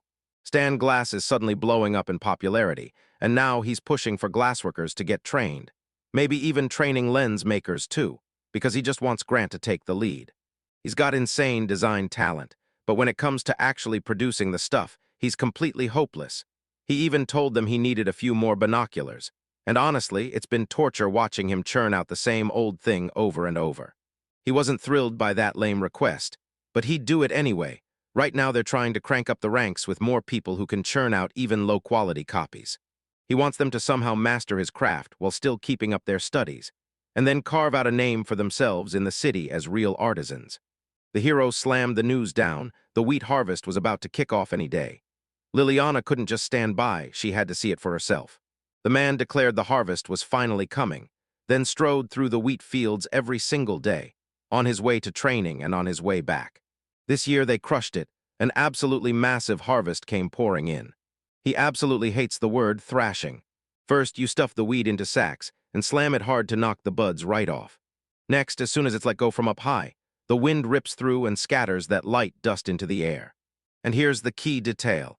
Only the wheat's weight can't be swept away by the wind, so it drops right into the container below. He couldn't even wrap his head around how many hours he'd be stuck out there in the wheat fields. That boy had such a soft heart that he couldn't bring himself to tell him, "Stop calling me General." Now spells have supercharged the harvest, more crops, better crops. Yet the local tech stays stuck in the past, because men keep getting dragged off for long military campaigns. The hero said he had to thresh a whole mountain of grain. As a kid, he forged a thresher bristling with 1,000 teeth. Turns out the tooth was carved from wood, and that made him furious about how fast it would wear out. Still, he wasn't giving up on building something tougher. He built a foot-powered rotary thresher that could knock out tons at once. And when the man saw it, he practically promised he'd be even more grateful if he could get his hands on something like that. The guy promised Grant a rough blueprint of how it all worked, and then vowed to whip up a prototype. He can't trust him to churn out mass production, so grab the task yourself and start taking notes alongside the students at the vocational training center. At this pace, the thrashing will finish fast, so the hero will build a bunch more machines and crank them straight into mass production. If they crank up that thresher, it means they're gearing up for the next big push. The hero insisted that the man's heart was locked on winning, because when you build something this useful, you can't help wondering what comes next, right? But the boy shrugged and said he had no clue if he'd pull it off, and there was no point banking on him this time. It was just an idea. They promised him this would be weird, some strange stunt, just like always, and he could already feel them waiting, restless and eager. People swear he's the kind of guy who can't do anything normal. He's always up to some wild, baffling move.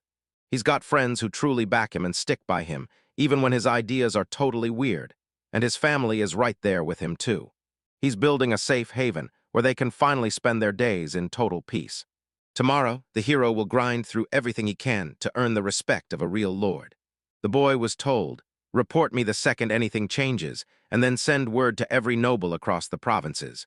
We had to finally crush that ages-long fight once and for all. That foot-pedal thresher cranked up the efficiency of heavy thrashing like nothing else.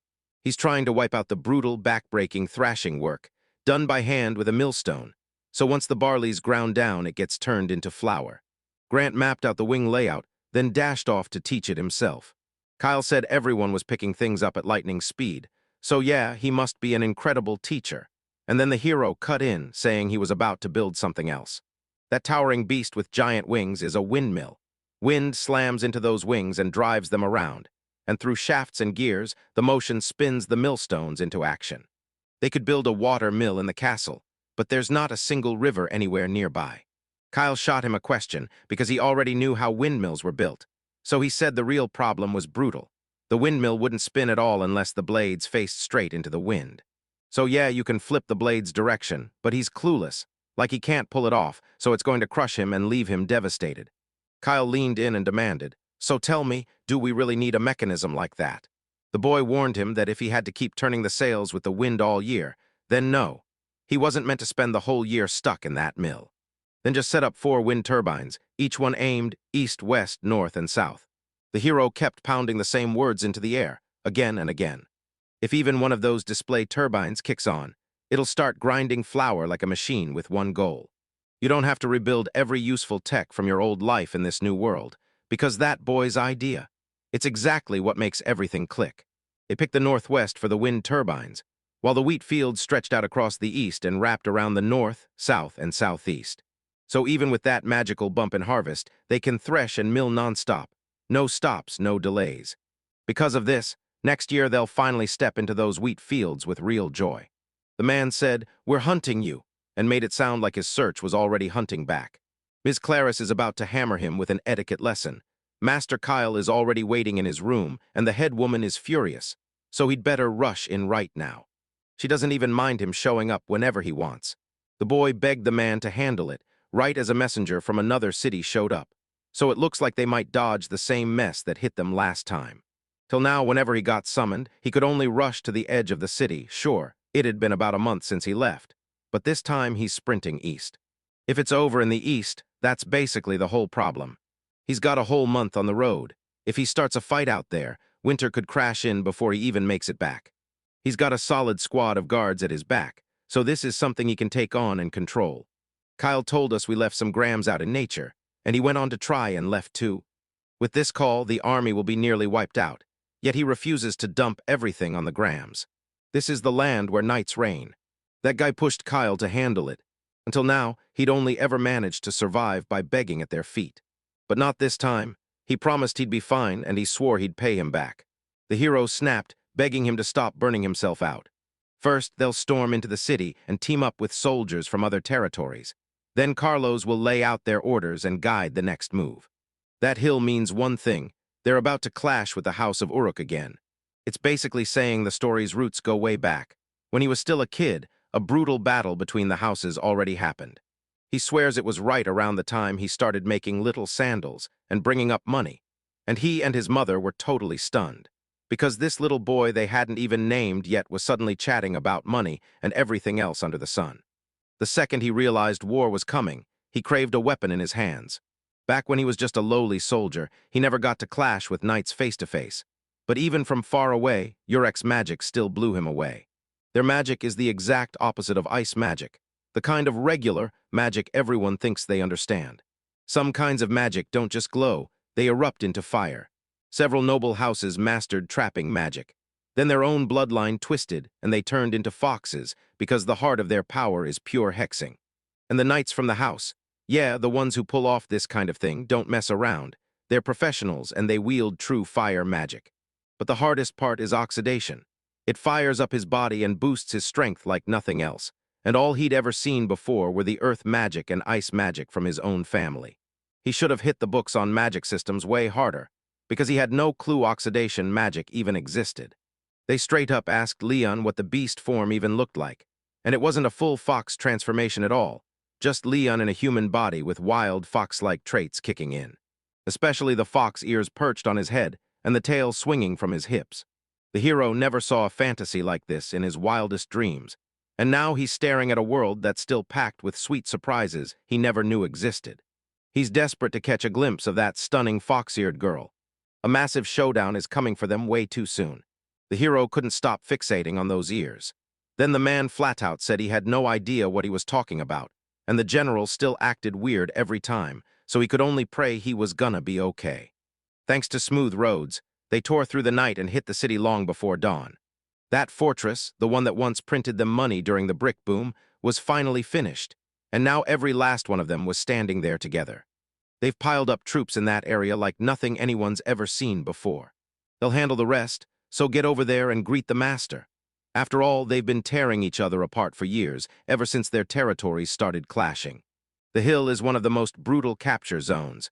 Both sides swear that holding it means claiming the enemy's territory, because it's so hard to reach and nearly impossible to wipe out once you've taken it. They can't stomach the Uruks, barbarity anymore. These monsters are itching to wipe out the territories nearby, even after those places were protected with blood and lives. The Uruks didn't just seize that hill. They tore through the surrounding territories too, all because they crushed the vizier who ruled every fountain region. The chaos erupting at the fountain felt like the perfect opening for the Uruks to snatch even more territory. A few days later, Carlos Jr. grabbed full control and crushed Barca, then added fuel to the fire by marrying the Graham's daughter, his own blood kin and a political rival of Raymond. So the House of Uruk locked in and kept a hawk-eyed watch on the Fontana region. Thanks to Carlos' sharp leadership, a full invasion never hit, though the hills around the area still got seized. And as for our hero, he keeps refusing to jump into real combat. They trekked all that way just to fight, and what do? They start laying roads. The hero snaps that protecting routes and getting supplies through is a huge part of any military operation. The Uruks have locked down the hill with ruthless defenses, so they'll start by stationing troops to strike back and reclaim the villages that got captured. They'll have the surrounding lands locked down, setting themselves up to strike the hills like a hammer. And the boy would rather finish a mission with zero fighting than run headfirst into a fortress that won't budge. He told them straight up, "I want more fights, keep me moving. I'm done hiding. I'm about to show everyone exactly what I can do." If he'd been born in peacetime, he'd have struggled to fit into society at all. Ars suddenly felt something off in the forest, just a flash, like a blur in the corner of his eye, and the man immediately told him there was nothing to worry about. Magic is everywhere, but in this forest, it's all jammed into one single, glowing spot like the world can't hold it anymore. Then came a savage enemy attack, hitting without mercy. If they don't intercept it, every single person working there is going down, because they won't be able to pull it off. And if you're judging by that magical spot's size, this isn't a swarm of 100 or 200, more like a handful racing at full speed, all of them yoked to a messenger beast. He figured they were still busy setting up camp, that a full-on battle had plenty of time to come, but he was dead wrong. If they keep waiting for everyone else, they're going to miss it and end up late. "I guess I'll have to take that risk," he said, because the scouts kept swearing the enemy lines were still, with no sign of any real movement. Enemy soldiers had only just rolled in there, probably dropping into rest. So with all their advantages, he couldn't imagine they'd risk a surprise strike. This quick strike will seal their win, then they'll unleash a brutal bloodbath. Enemy lines stirred, some troops spotted the movement and sprinted to cut them off. But seriously, that shouldn't be a problem at all. Small forces that rush in panic without proper preparation will get crushed.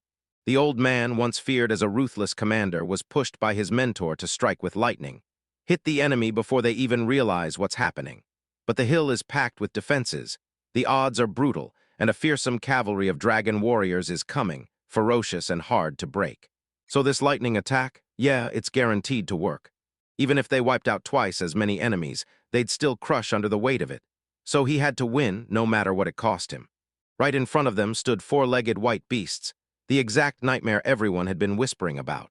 Raymond, perched on the fountain, got gunned down during the barge rebellion by a rookie boy with zero experience, and people swear the real reason he fell, despite his brutal combat skills and bigger numbers, was a pack of hounds that tore through the city like a living storm. These magical service animals are so priceless that losing even one can shatter everything.